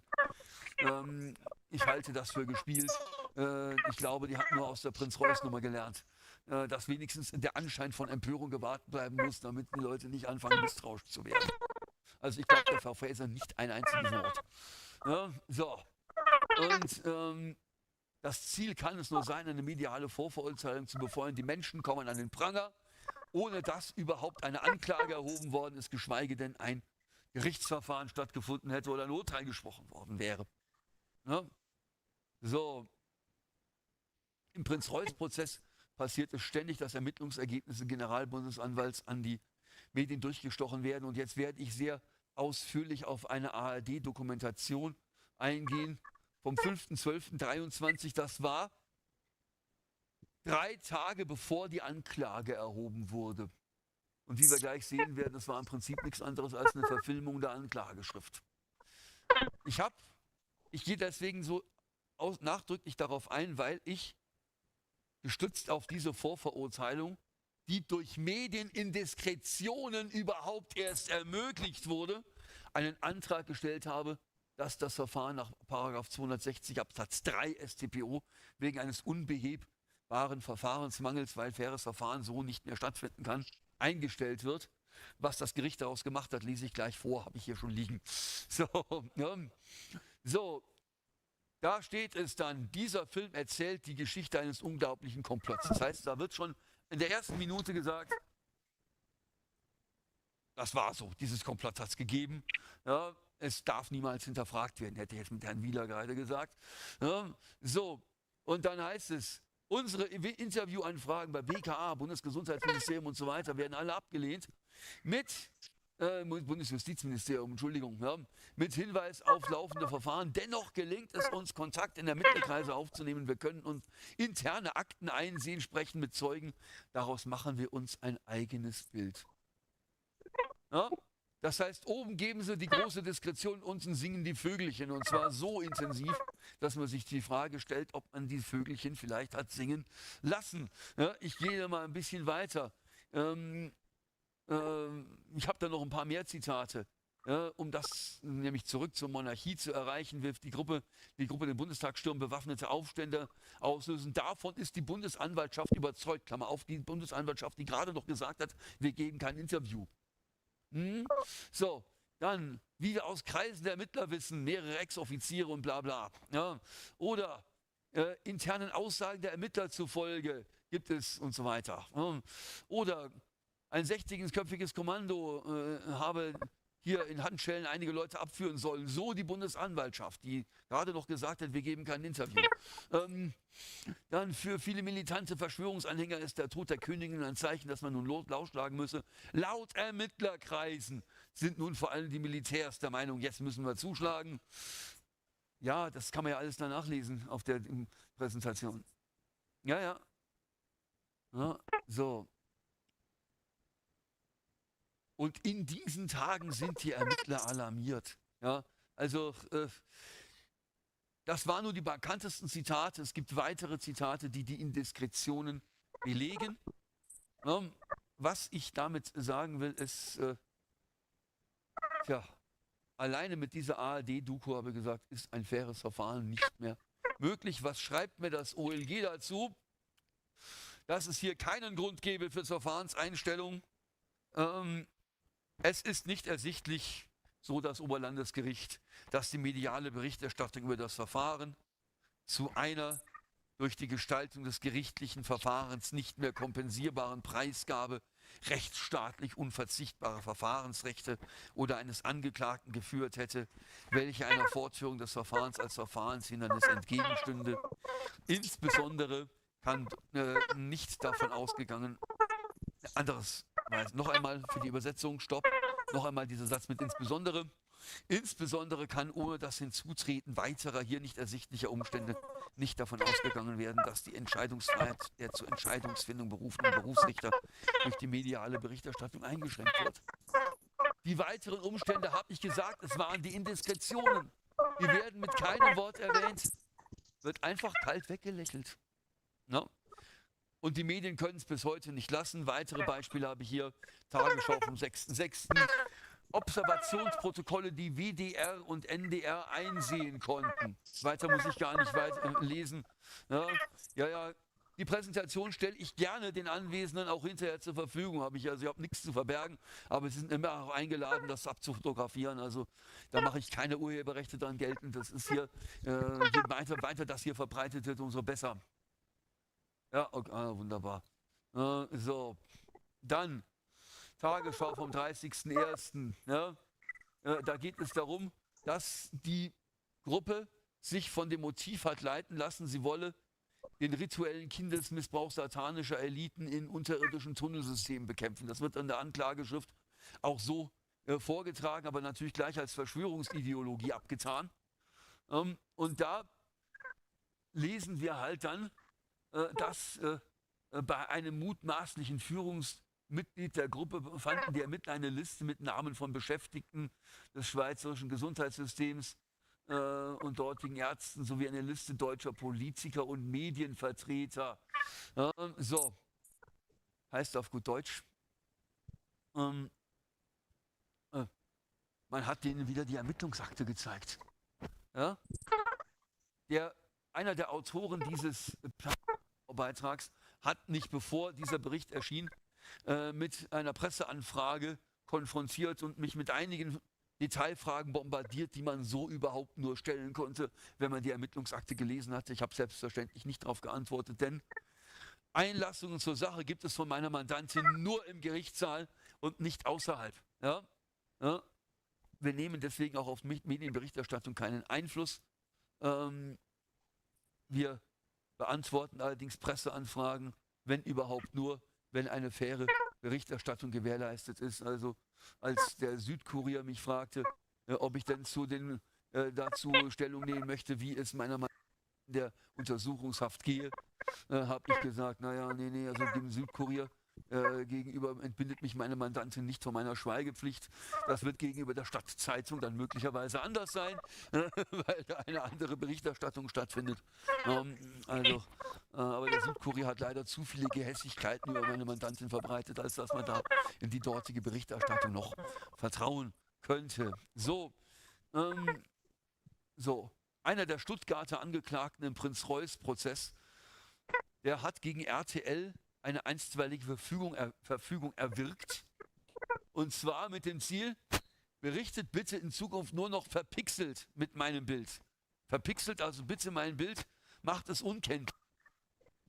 Das Landgericht Karlsruhe hat diese Verfügung erlassen, weil sie erstens die Prangerwirkung, diese Vorverurteilungswirkung als gegeben angesehen haben und zweitens auch ins Feld geführt haben, das Foto, das da immer gezeigt wird, kommt aus der Ermittlungsakte. Aber deswegen sage ich, es ist nicht so, dass wir keinen Rechtsstaat hätten. Das Landgericht Karlsruhe hat hier eine sehr hohe Sensibilität gegenüber den Persönlichkeitsrechten dieses Stuttgarter Angeklagten, den ich ganz bewusst nicht namentlich nenne, gezeigt. Also es gibt zum Glück in der deutschen Justiz immer auch noch Gegenbeispiele. Ja? Also ich bin jetzt nicht hierher gekommen, um allgemeines Justizbashing zu betreiben. Ich habe ganz unterschiedliche Erfahrungen gemacht vor den Gerichten. In Frankfurt kann ich sagen, der Senatsvorsitzende behandelt uns mit ausgesuchter Höflichkeit. Aber er lässt halt leider dem Generalbundesanwalt zu viele Dinge durchgehen, die eigentlich nicht sein dürfen. Um es jetzt mal sehr vornehm auszudrücken. Ja? So.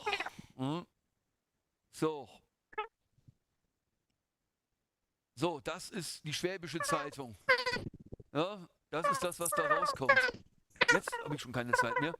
Gut, dann muss ich die Hälfte von meinem Vortrag dann einfach canceln. Ja. Dran denken, gut, alles klar. So, ab und zu, so.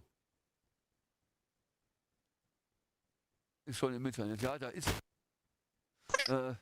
er von einem angeblichen Teilgeständnis, das können die auch wieder nur aus der Ermittlungsakte haben. Oder das sind natürlich alles strafbare Verletzungen des Dienstgeheimnisses und diese mediale Vorverurteilung, die widerspricht auch den Standards, die der Bundesgerichtshof zur Verdachtsberichterstattung in den Medien aufgestellt hat. Das interessiert muss dummerweise heute niemanden mehr. So, die Süddeutsche Zeitung, da sagt schon die Überschrift, das war sozusagen im Vorfeld des Stuttgarter Verfahrens, das Ganze werde ich jetzt gleich sagen und näher erläutern, ist nämlich, die 26 Angeklagten sind, obwohl sie derselben angeblichen terroristischen Vereinigung angehört haben sollen, nicht an einem Gerichtsstandort angeklagt, sondern an 3 verschiedenen. Ja? Da werde ich gleich auch noch was Nettes aus der Akte vorlesen. Der Südkurier, was schreibt der hier noch? Ja? Da werden sie nun tageweise residieren, die verhinderten neuen Herrscher Deutschlands, auf einem staubigen Areal von 1300 Quadratmetern, einem wenig glamourösen Stadtteil im Frankfurter Süd. Auch nicht. Südkurier. Das ist so Schadenfreude. Wie geil ist das denn, dass diese Terroristen jetzt endlich Scheiße fressen müssen? Ja? Und das macht man mit Menschen, die sowieso schon am Boden liegen. Ja? Das ist für mich kein Journalismus mehr. Ja? So. Das ist auch keine Berichterstattung. Ja? Paragraph 6 Absatz 1 Satz 3 Medienstaatsvertrag. Es sind Kommentar und Berichterstattung voneinander zu trennen. Ja, das passiert hier alles überhaupt nicht. Da wird draufgehauen. Irgendwelche journalistischen Standards interessieren da niemanden mehr. So, will gerade gesagt, das sind, wenn jetzt an mehreren Standorten die unterschiedlichen Angeklagten wegen desselben Delikts angeklagt sind, heißt es, der Generalbundesanwalt weiß immer, was am OLG Stuttgart, in OLG München, OLG nicht. Wir haben deswegen einen Antrag auf Verfahrenseinstellung gestellt, ist natürlich auch. Jetzt hat Jessica Hamed, das ist eine recht bekannte aus Mainz, die einen der Frankfurter Angeklagten vertritt, einen ganz schönen Antrag gestellt. Der Senat möge dann bitte Reisen der Frankfurter Verteidiger nach Stuttgart und München zu den dortigen Verhandlungen für erforderlich erklären als erforderliche Pflichtverteidigerkosten. Ist das alles, muss ich jetzt, ist schon eingeschaltet? Ja, alles klar. Okay. So. Bin ich irgendwo rausgeflogen oder kann ich weiterreden? Weitermachen. Gut, alles klar. So, was schreibt das OLG dazu? Das ist natürlich nicht erforderlich, sagt das OLG. Angesichts der sich aus § 160 Absatz 2 StBO ergebenen Pflicht der Staatsanwaltschaft nicht nur die zu Belastung, sondern auch die zur Entlastung dienenden Umstände zu ermitteln und aufzuklären, ist eine eigene Teilnahme der Verteidiger an einzelnen nach ihrem Ermessen bestimmten Hauptverhandlungstagen vor den Oberlandesgerichten Stuttgart und München zur Wahrung der Rechte der Angeklagten nicht erforderlich, zumal sie ohnehin nur als Zuhörer an den Verfahren teilnehmen könnten. Auch ist es den Verteidigern ohne weiteres möglich, das Ergebnis der Informationsweitergaben bzw. der Beweiserbieten durch die Vertreter des Generalbundesanwalts im Nachgang mit ihren Mandanten auszutauschen und zu besprechen. Einer meiner Verteidigerkollegen aus meinem Team, also im Team meiner Mandantin, hat dann gefragt, okay, wer bestimmt denn, welche Information denn wichtig ist? Ja, hieß es, das bestimmen der Generalbundesanwalt und das Gericht. Die bestimmen jetzt, welche Yes, Informationen the für die Verteidigung prosecutor and the court decide what information is important Ich brauche for es the nicht zu bewerten, ich defense. brauche es hier nicht zu bewerten. Ich glaube, es So kann I jeder don't seine need und to eigenen Schlüsse daraus ziehen. Ja, evaluate hat auch this. andere rechtlichen Bedenken aufgeführt, insbesondere. Also Then there were Stuttgart other legal legal concerns. In Stuttgart, the General Public Prosecutor General always says they know what happened in Frankfurt, but we don't get comparable information from Frankfurt and Munich. I don't know where this policy comes from. What also happens, though, is that an unauthorized log for a review of an arrest warrant, this unauthorized log was introduced in Stuttgart at some stage. It hadn't been authorized yet. It hadn't been approved yet. So that sort of thing happens if you organize proceedings the way they are here. Then, abuse of utterances. There are many things actually charged with that are not punishable. Sugarit Bhakti, for instance. Robert Höschel, for instance, descendant of a Jew who lost his life in a concentration camp, and was faced by the highest court, and he was charged with actually incitement of the people and denial of the Holocaust. How am I supposed to learn from history if I'm not allowed to compare? And the NS time didn't start with concentration camps, but with defamation and marginalization. And you must be allowed to warn against repetition. And the severity of the offenses committed, of the SS offenses and crimes, they are not denigrated or belittled by a comparison with the Corona times, the COVID times. But this was not heard by the courts. So, not considered incitement of people were actually considered these derailments. Matthias Koch is probably no longer visible today, but I saw it in 2021. More pressure had to be exerted on the unvaccinated. After all, these unvaccinated arm sleeves, several upper district courts said this is not an incitement of the people. So this is not a general judiciary bashing. There were areas where courts really gave preference to the freedom of expression. If Mike Müller posts this in October, either there's gas chambers for you as tin hats. This is punishable incitement of the people. This is glorification and the denial of as crimes. In the second part, nobody was interested in this. Or what else do we have? The poster campaign of the Berlin Senate in summer 2020. And this was actually charged with incitement of the people, and the process was not continued. Oh, Antifa with their dreams. I refer to the second part of the poster. Internation camps, concentration camps for the unvaccinated. And this is why we have to point out these derailments, because sooner or later these words turn into deeds. Or Nikolaus Blume, for instance, the last sentence here, may the whole republic point with the finger at them.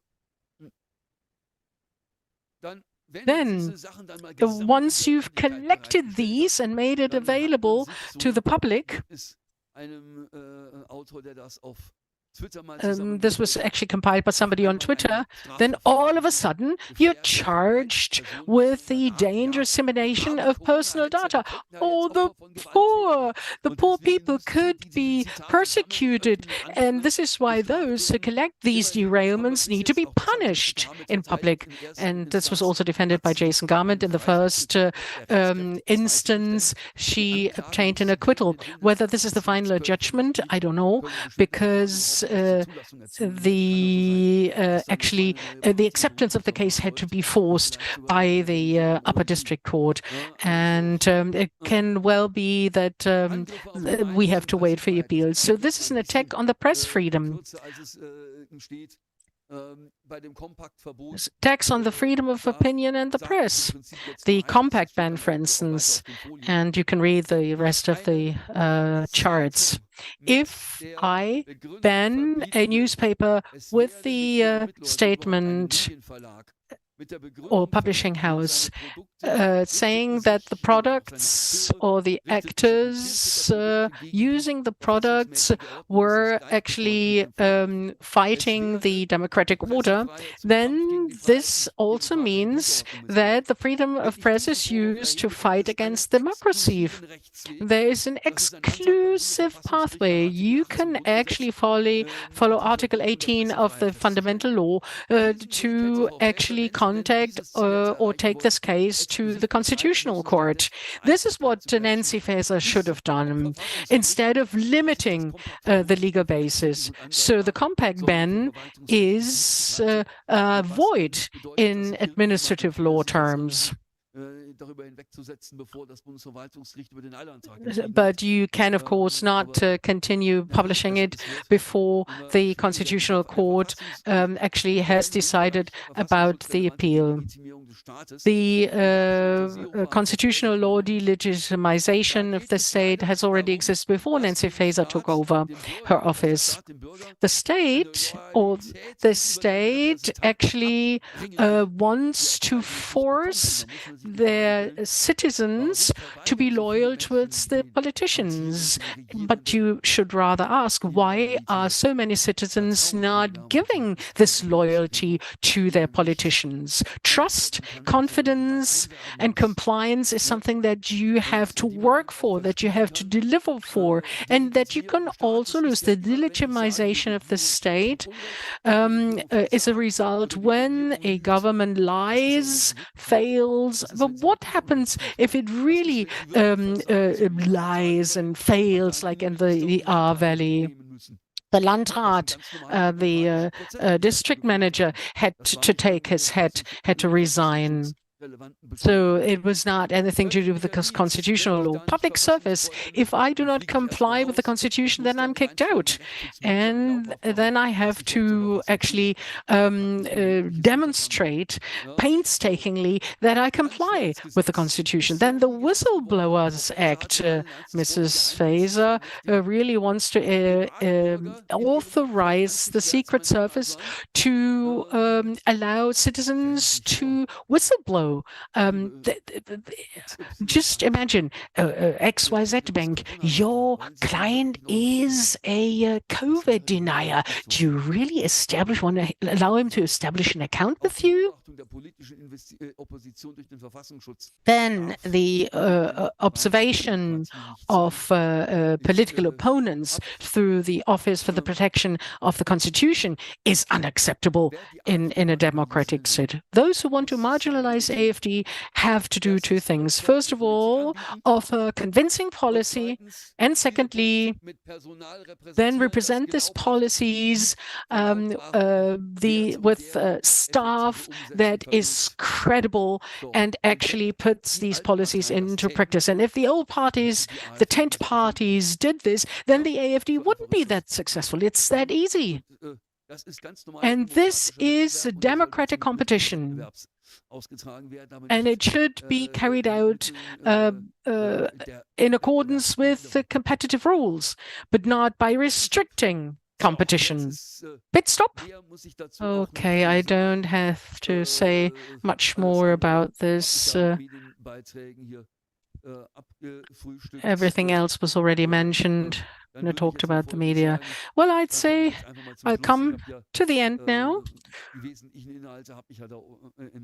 because the most important content is included in my charts. What are the challenges for lawyers? Well, the fact is that still judges cannot believe that the government deliberately lies to citizens. And a very bad example is the Kiel case in the case of Bhakti. This is framing media propaganda, and we will definitely counter this before we have the appeal proceedings, which have not been terminated yet. In some cases, you get the impression that from the viewpoint of the courts, there's no difference between what should and should not be done by authorities. Does the public prosecutor really look at the defense counsel's evidence? Because everything is made by humans and they make mistakes. What do you need a defense counsel for if the authorities know it all? Indiscretions by investigating authorities towards the media do pose a serious threat to constitutional criminal proceedings. And we have a pro-government bias in parts of the case law. This may be due to the indoctrination seminars I mentioned in the beginning. It can be due to the susceptibility to media propaganda. Those who had most fear of the coronavirus became judges because they were so afraid they became so aggressive versus dissidents. They're spreading serious and dangerous fake news. They really believed in this. But it can also be due to the authoritarian state mindset. I always hear that if the government says, judges say, well, if the government says masks need to be worn, then masks have to be worn. This is an authoritarian state mindset. And if there are fines to be passed on the unvaccinated, then this has to be done. This is obedience. For obedience sake. And I'm done. Finally.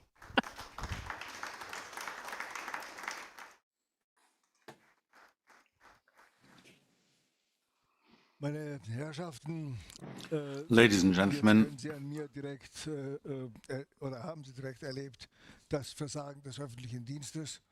Now you witnessed the failure of public services. I hope you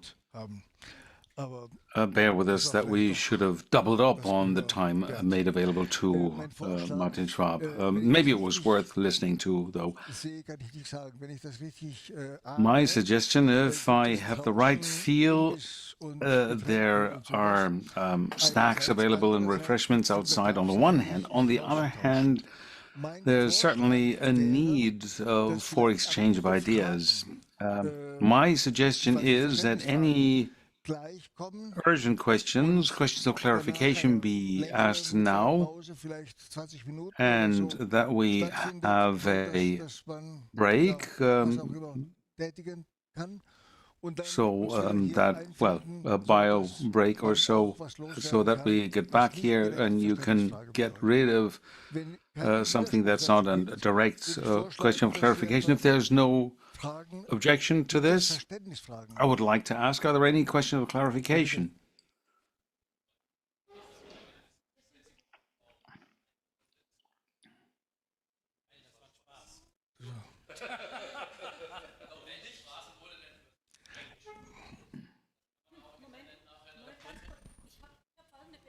Ich hatte vorhin gesagt, dass die Presse zuerst Fragen stellen darf. Bitte sich kurz vorstellt, von welcher Presse Sie kommen, dann können Sie das gerne machen.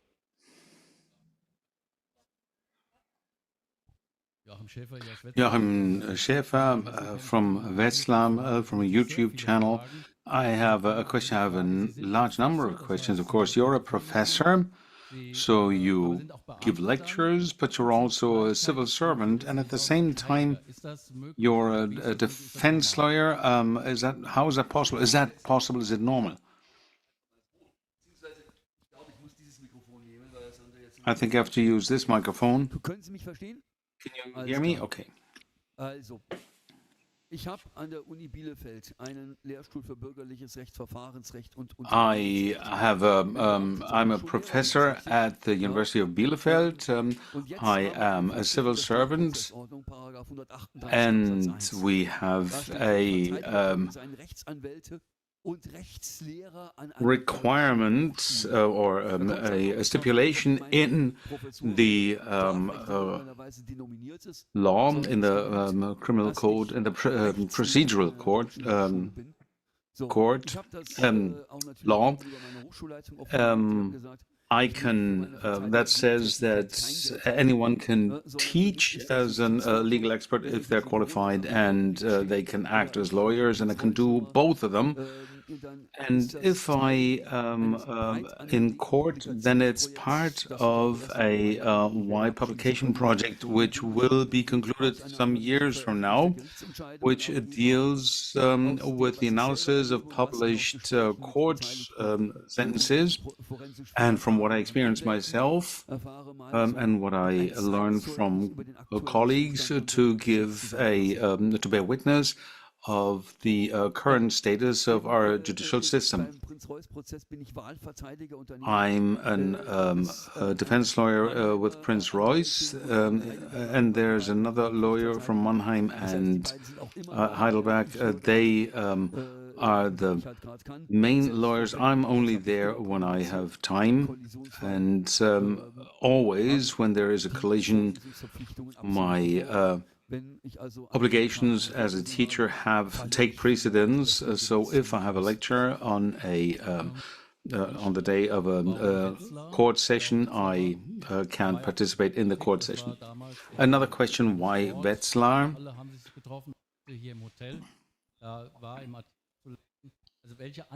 What does the hotel know? What your topic you're dealing with?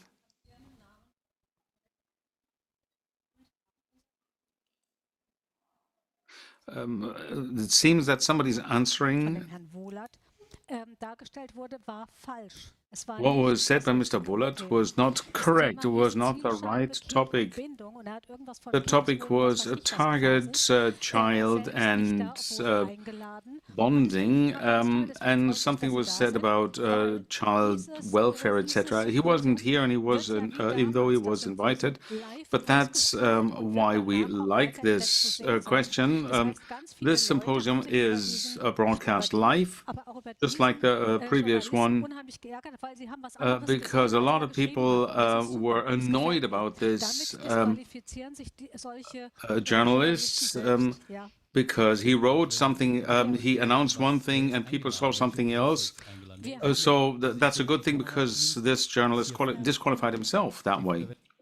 Yeah, but the question is, who was invited? We have a distribution list of more than 2,000, and we published it. Anyone who accredited got accreditation was welcome.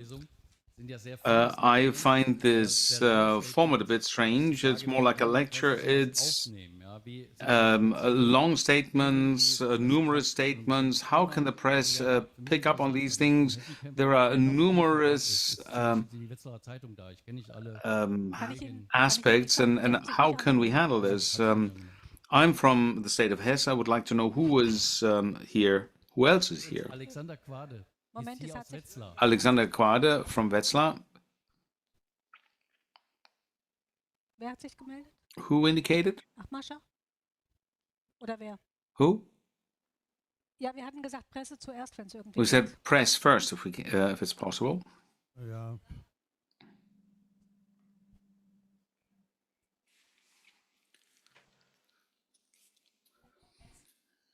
Ja, Danke. genau. Also nochmal. Ich stelle meine Frage und ich denke, So again, I'll ask my question. There might be an answer to the previous question. wie sind hier diverse Pressevertreter, neue Medien sind dabei. We're here, we have press representatives, new media are here. The traditional media didn't come, but I think we will have the possibility of having individual interviews. We will be able to keep them short and to make them available to the press, because these presentations were very interesting but very specialist. We can make something of it, and I think this is an opportunity that anyone would have had.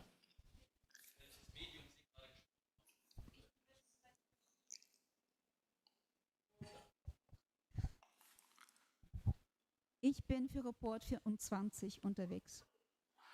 I work for Report 24. Ja, ich wollte jetzt keine Frage stellen. I didn't want to ask a question. I just wanted to respond to Mr. Schäfer, who is from Wetzlar from here. He is well known. He is a representative of the cancel culture who sticks his oar in everywhere. And he always tries to denigrate this kind of event whenever it happens, wherever it happens.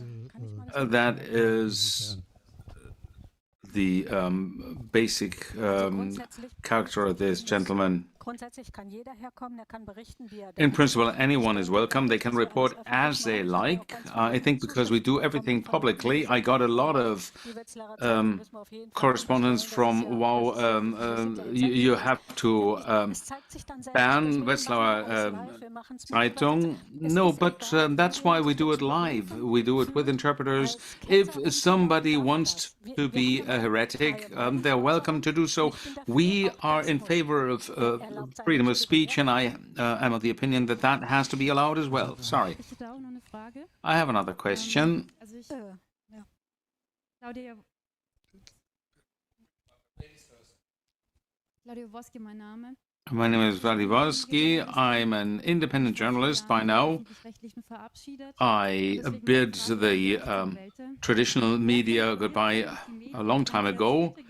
And I would have to have a question to the legal experts. Who controls the media if they fail as a fourth power?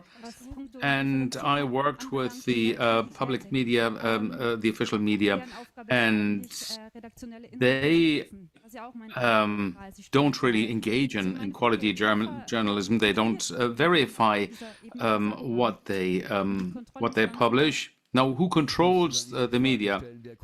Well, I have to ask a question of who controls the public service stations. The problem is that in the media, all control mechanisms have failed. However, again, we have light at the end of the tunnel. The Federal Administrative Court has allowed the case of someone who wants to have it clarified whether he can be exempted from the obligation to pay TV license because the requirements of the media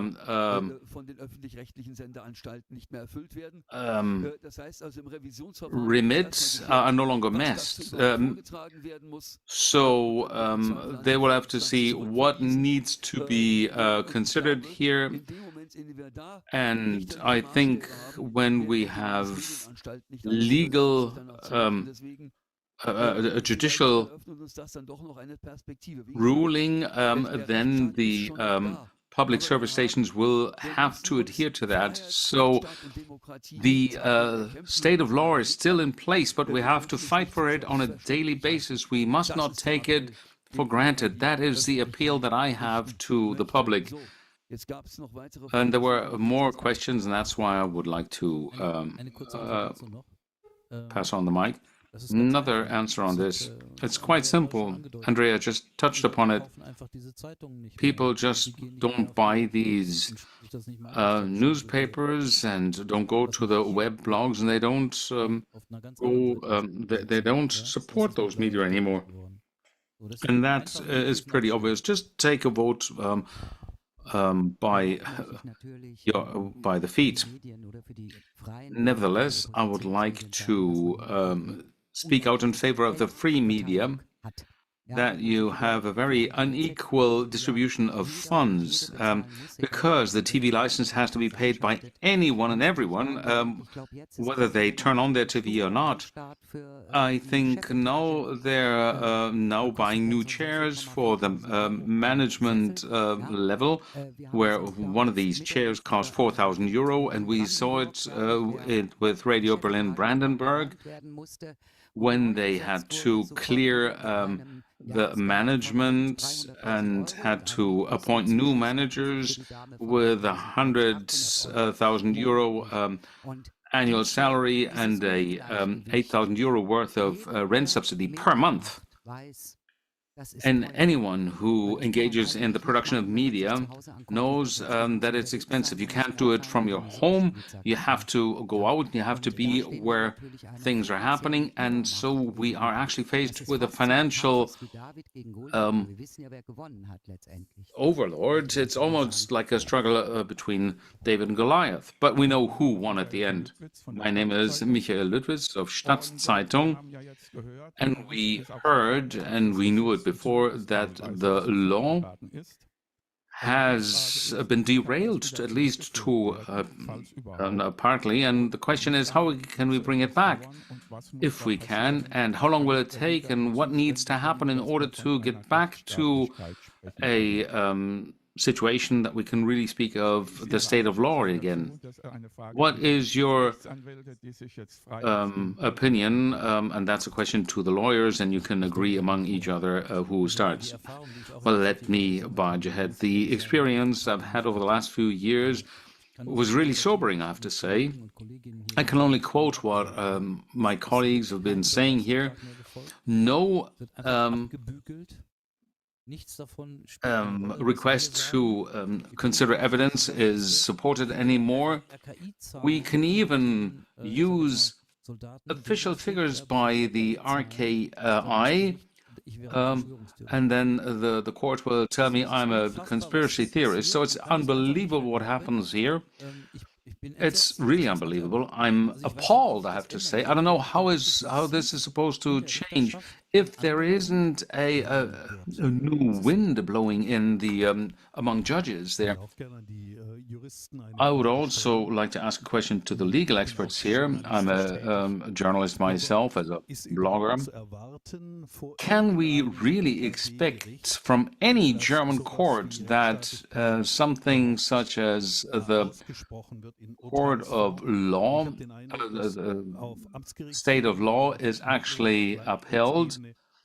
I have the impression that at the level of regional courts or higher regional courts, there is a lot of willingness to meet the demands of those higher up, because people want to still make a career for themselves, so they're not willing to verify and review whether any sanctioning is necessary, is proportional, and this has never been done, at least not in the 15 cases against me. They never looked into that. Can we expect that higher up courts are more reasonable, and can we still expect the court of law?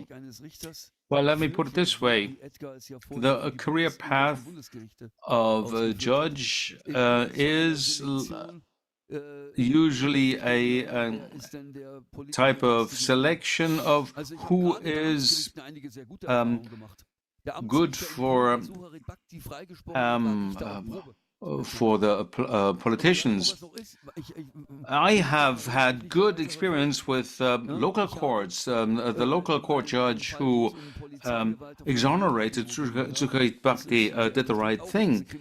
And I'm sure he also went into this statistics of crime. And then I had, for instance, a client whose wife was convicted of a assault, and she said that she didn't slap the police officer. The police officer admitted that that didn't happen. And if you engage in interrogation honestly, then you can actually make him contradict himself. And so I got an exoneration for that lady. And of course, the public prosecutor can appeal against this. And so nothing is final yet. But I did meet with an unprejudiced judge. And he said, if anything, that is really at the very lower end of what I would hold to be something that I need to punish. But it's not a question only, I said, of whether this is something that needs to be punished, but we also have to see whether the lady can be exonerated because her career is at stake. And so he said, okay, we'll look into this. So it was about the distribution of personal data. And the whole had been instigated by a fanatic supporter of the vaccinations. So the unvaccinated should be stoned and that sort of thing. So the judge looked at these tweets that she hadn't been aware of and that weren't in the file either. She looked at the witness and she said, okay, she wouldn't like this to be said, but the the tone was very strong. And so we went via paragraph 153 without any requirements, and it was simply the case was closed, and that was a very reasonable judge. So it's not like we only have judges who can't, who will always be singing to the government song sheet. I have a question to Katja Wermer. I was listening very closely to what you said on Rainer Füllmich. This is working, isn't it? So the judiciary wants to help the Corona committee, helping them to reacquire their funds. That's how I could have understood it, because they're really interested in finding out where is the 300,000 euro gone, where's the 500,000 euro gone.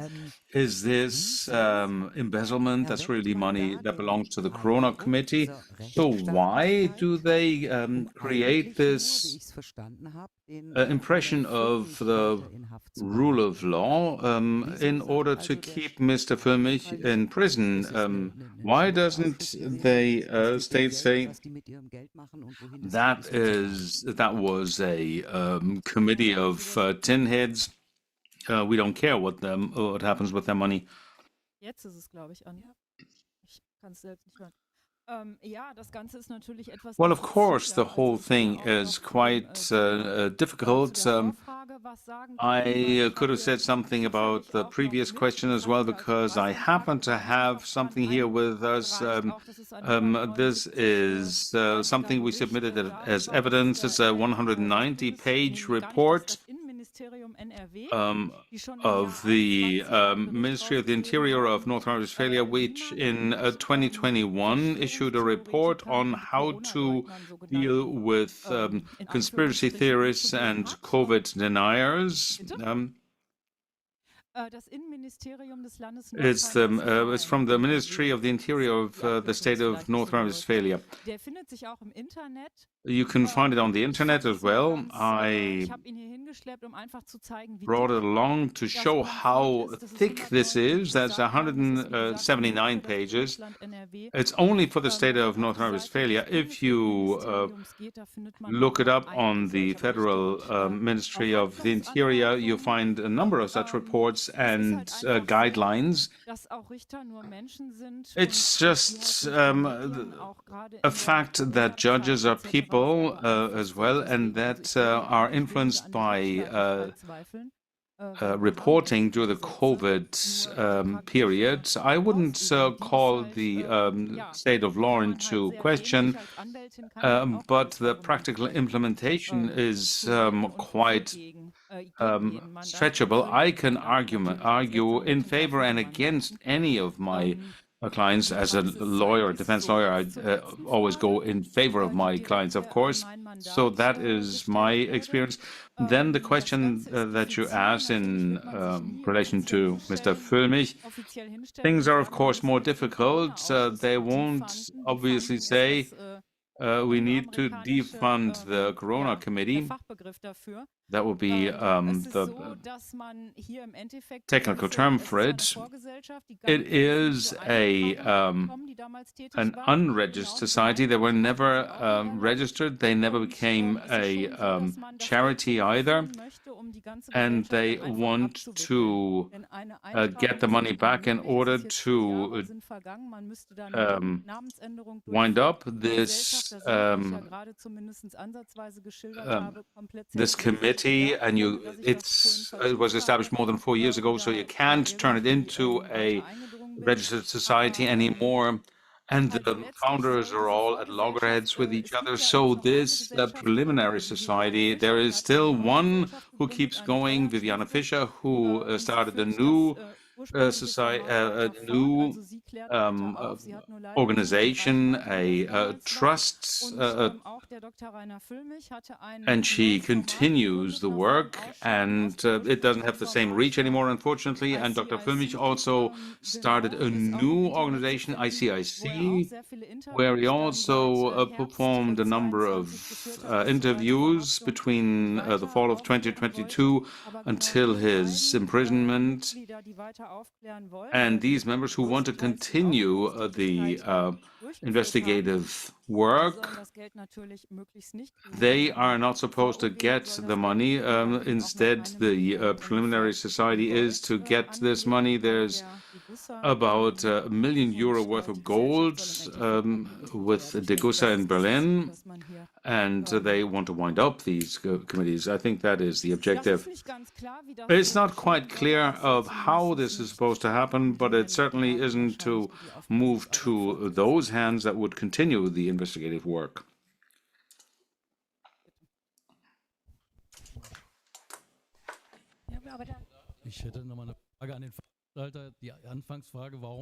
I have a question. The initial question was why Wetzlar? We have the psychological thing. I just heard online, and then you say something about deep state. What is your fear or your imagination?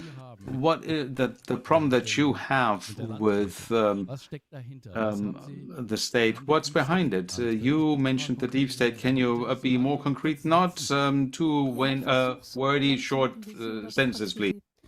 I try to be as short as long as necessary. Deep state to me means that the Secret Service was involved.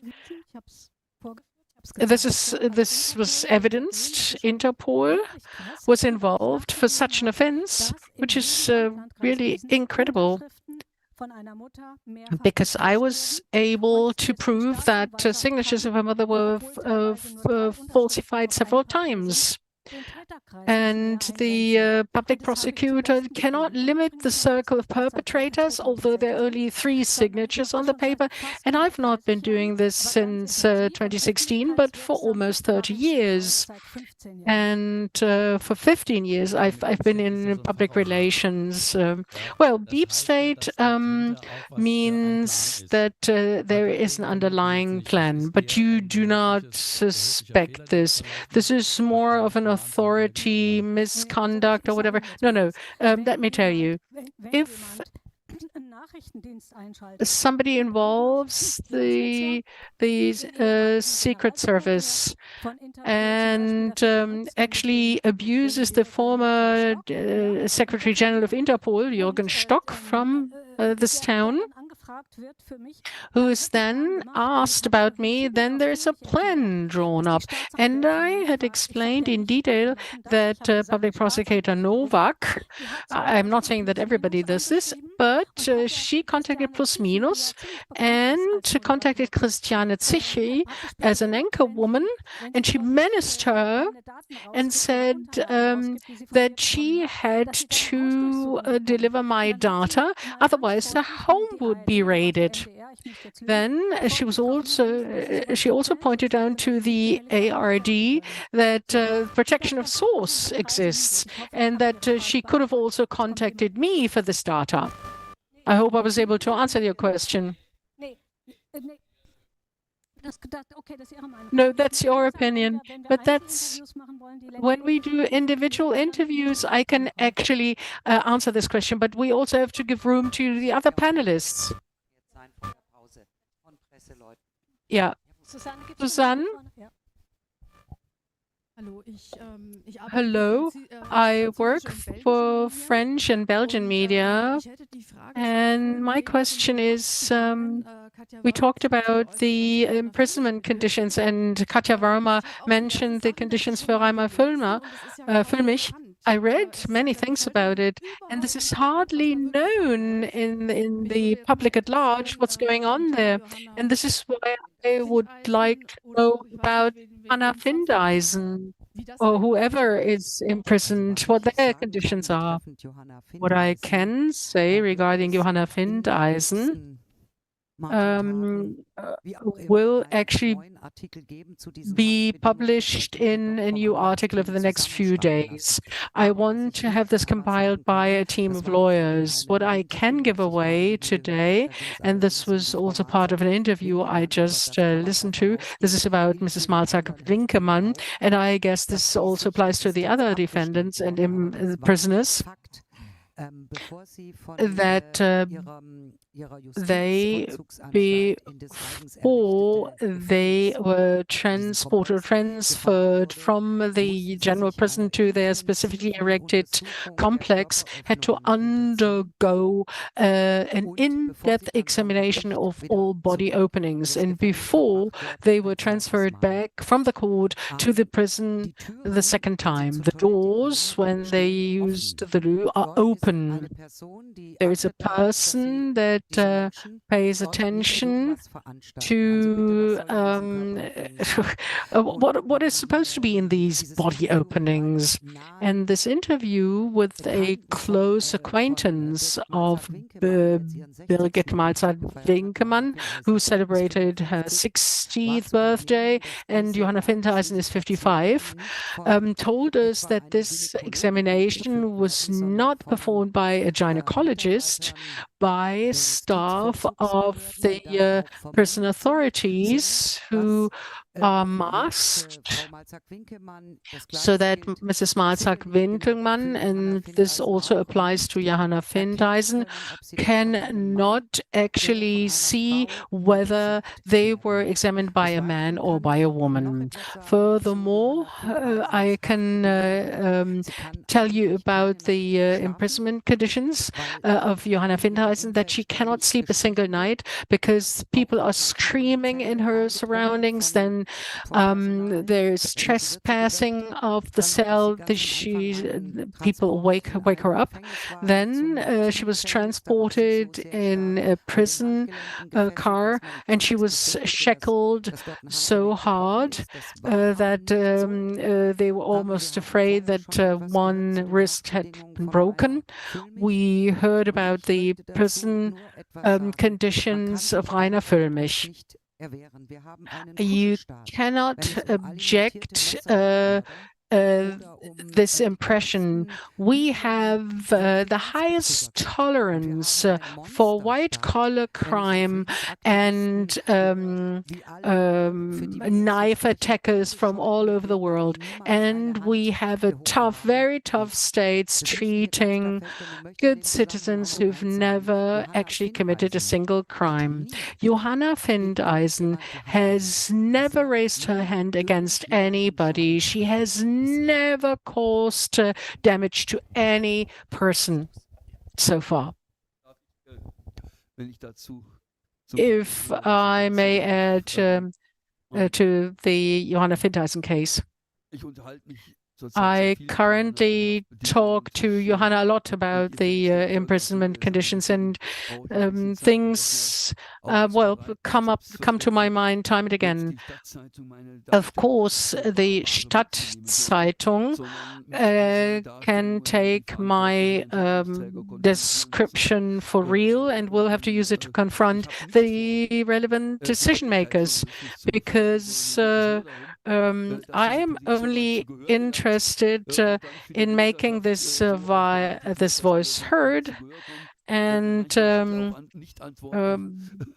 very often non-answers are stronger than answers.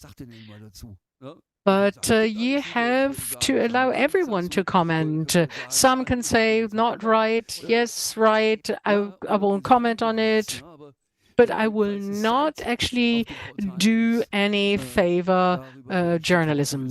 Since the news portal reported about this, Dirk Sattelmeier is also one of the legal counsels for the defendants in Frankfurt. He made a very clear statement.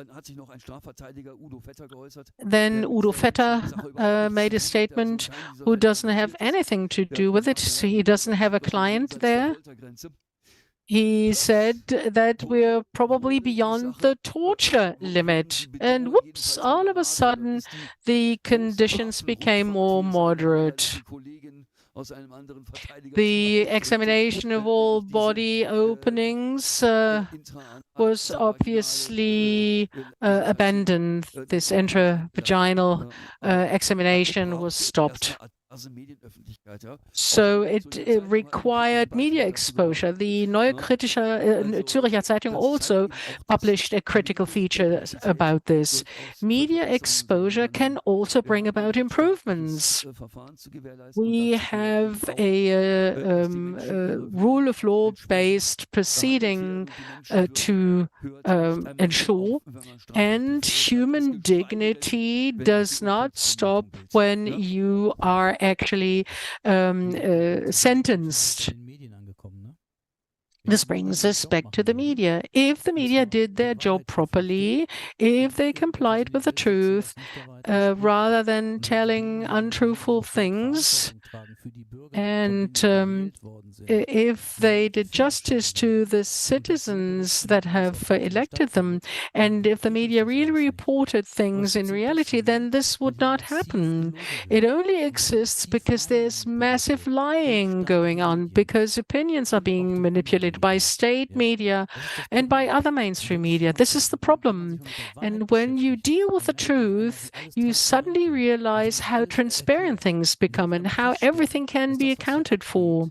And then something that's going on here, what's going on here is systematic. As long as you only scratch the surface, you won't see anything of this. You really have to dig very deep. And then sooner or later, you will find a state. Just briefly, very briefly, it's very important. I wanted to add one thing to what Martin Schwab said. At the Stadtzeitung, we're not interested in doing favor journalism because we're friends with Johanna Findeisen for what other motives. No. This side that we've just described with the bodily inspections, examinations, this needs to be reported about. We also want this to be seen and heard. This is what we put emphasis on. Yeah, well, the rationale behind these meetings here is to focus on the welfare, as we did at the latest meeting. It was child welfare last time. But we are faced with a deep state. Yes, in fact, I'm grateful that you refer to this. Let me read out from Wikipedia. The left-wing extremist platform, this is what Alexander Gauland would say, state within the state, or shadow state, or deep state. This is a negative connotation buzzword that describes illegitimate power structures within a state.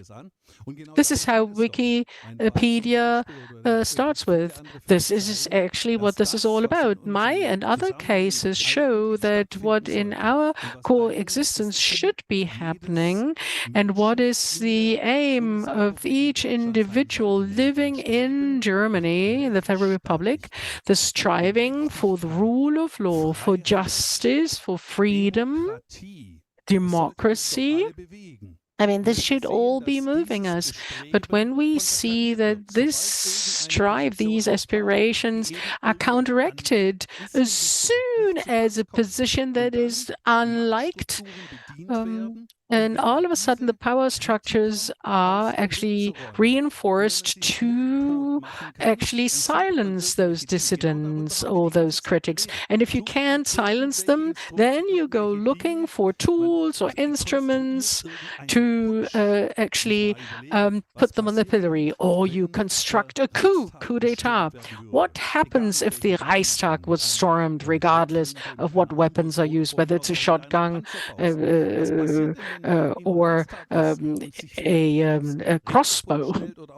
So what happens if you actually sit on the chair where the federal chancellor normally sits? Nothing happens. This is an illusion. This is facades, this illusions built up in order to construct an alleged menace. Through those you want to get rid of. Or for me or the other physicians, citizens who acted during the pandemic period, and we know now that people were lied to. They were actually actually were put to death. This became obvious now. Only because somebody in the deep state with the intertwined structures, public prosecutors that eat or party with judges, and the judges used to be a public prosecutor or the other way around. They know each other, you talk to each other, and you make sure that these people, these troublemakers, are ousted, that I was carried out of the land parliament because I didn't say what the president of the state parliament wanted me to say. And here the press plays a crucial role. How many of your trade are simply not courageous enough to make a stance? Tim Röhn of Die Welt, let me stress him, who was more objective, and I highly esteem them for this. The many small media only came to grow because the representatives of the usual press bodies did not deliver, because they became part of this corrupt system that is against fundamental rights. And they became vicarious agents, and they allowed themselves to be bought. Why am I featured in this way on the front page? My photograph, a politician, a former politician of the AfD. Yeah, the Hitler greeting is to be represented here. The heading, Querdenker, letter of thinkers meet in Wetzlar under the umbrella of the sports youth. Conspiracy theorists talked about alleged institutional abuse of children. Who is the conspiracy theorist? This is people who actually feature such a thing. This is whistleblowing. Who uses this term of Querdenker, of lateral thinker? Only somebody who wants to put the finger at somebody else. You don't talk to those lateral thinkers if you want to blacken people. And conspiracy theory, we've known this has been evoked since Kennedy. Of course, there are questions. How can one bullet cause 3 holes in a skull? Of course, there's no fit. Lee Harvey Oswald can't have shot him. And of course, you know that this is all warrior terms, battle terms to avoid open conflict. And all people who can still look into the mirror and take themselves serious as a human being have to object this, and for their own honor have to at least try to stick to the truth. Of course, you can say, well, I'll sing the song Who Pays My Salary, but there are limits to this.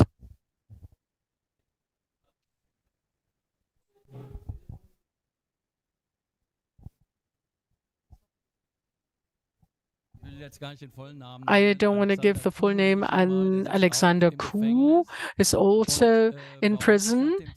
Why I'm asking about the deep state, Mr. Fichtner? Of course, the deep state has certain perspectives, but Alexander Kuh, in his Telegram canal, he has really delivered the worst fantasies. But this connection with child welfare, he said, if you in Berlin go down for 2 or 3 floors, you will discover victims, corpses. In Russia, the military is ready. And this goes all the way to the anti-Semitic camp. This is why I'm asking. Just a minute. Moment, please. Just a moment. Hello. Yeah, we will discuss a little later. You asked, so I'll answer you. I don't know what's happening at the airport in Dallas, but what I can tell you is the following. The Berlin Family Ministry has commissioned studies. The Kendler stories were studied, the Hildesheimer study. You can Google it in the internet. And the results are very clear. Kendler, together with the German youth welfare offices, has assigned and distributed children to pedophiles, and that these pedophiles were high-ranking people, and this is included in the SOS Kinderdörfer.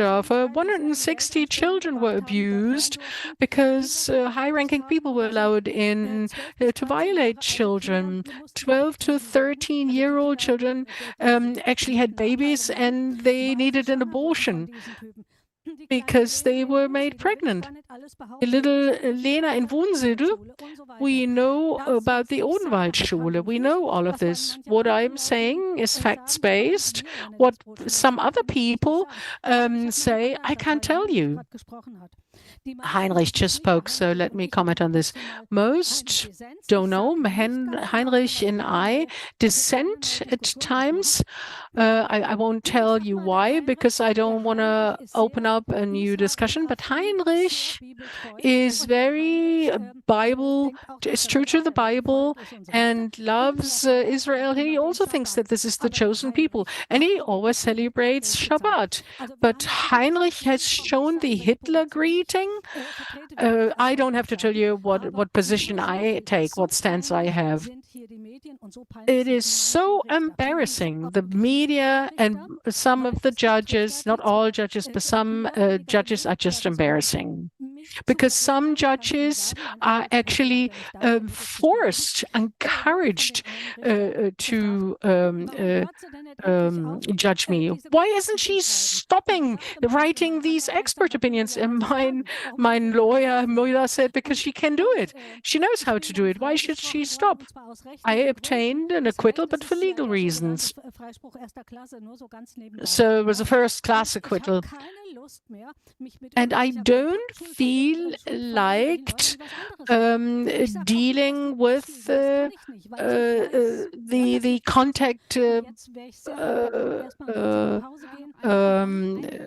liability of other people. And I would be very grateful if we could break shortly. Institutional child abuse, Erich Wohlert.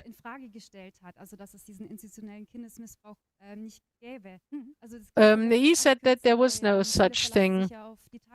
Many rely on the Tagesschau, and the 23rd of February 22 actually published the results of the Kendler experiment. Helmut Kendler actually placed children with pedophiles. A new report shows how a network actually operates across all of Germany. Shall we break?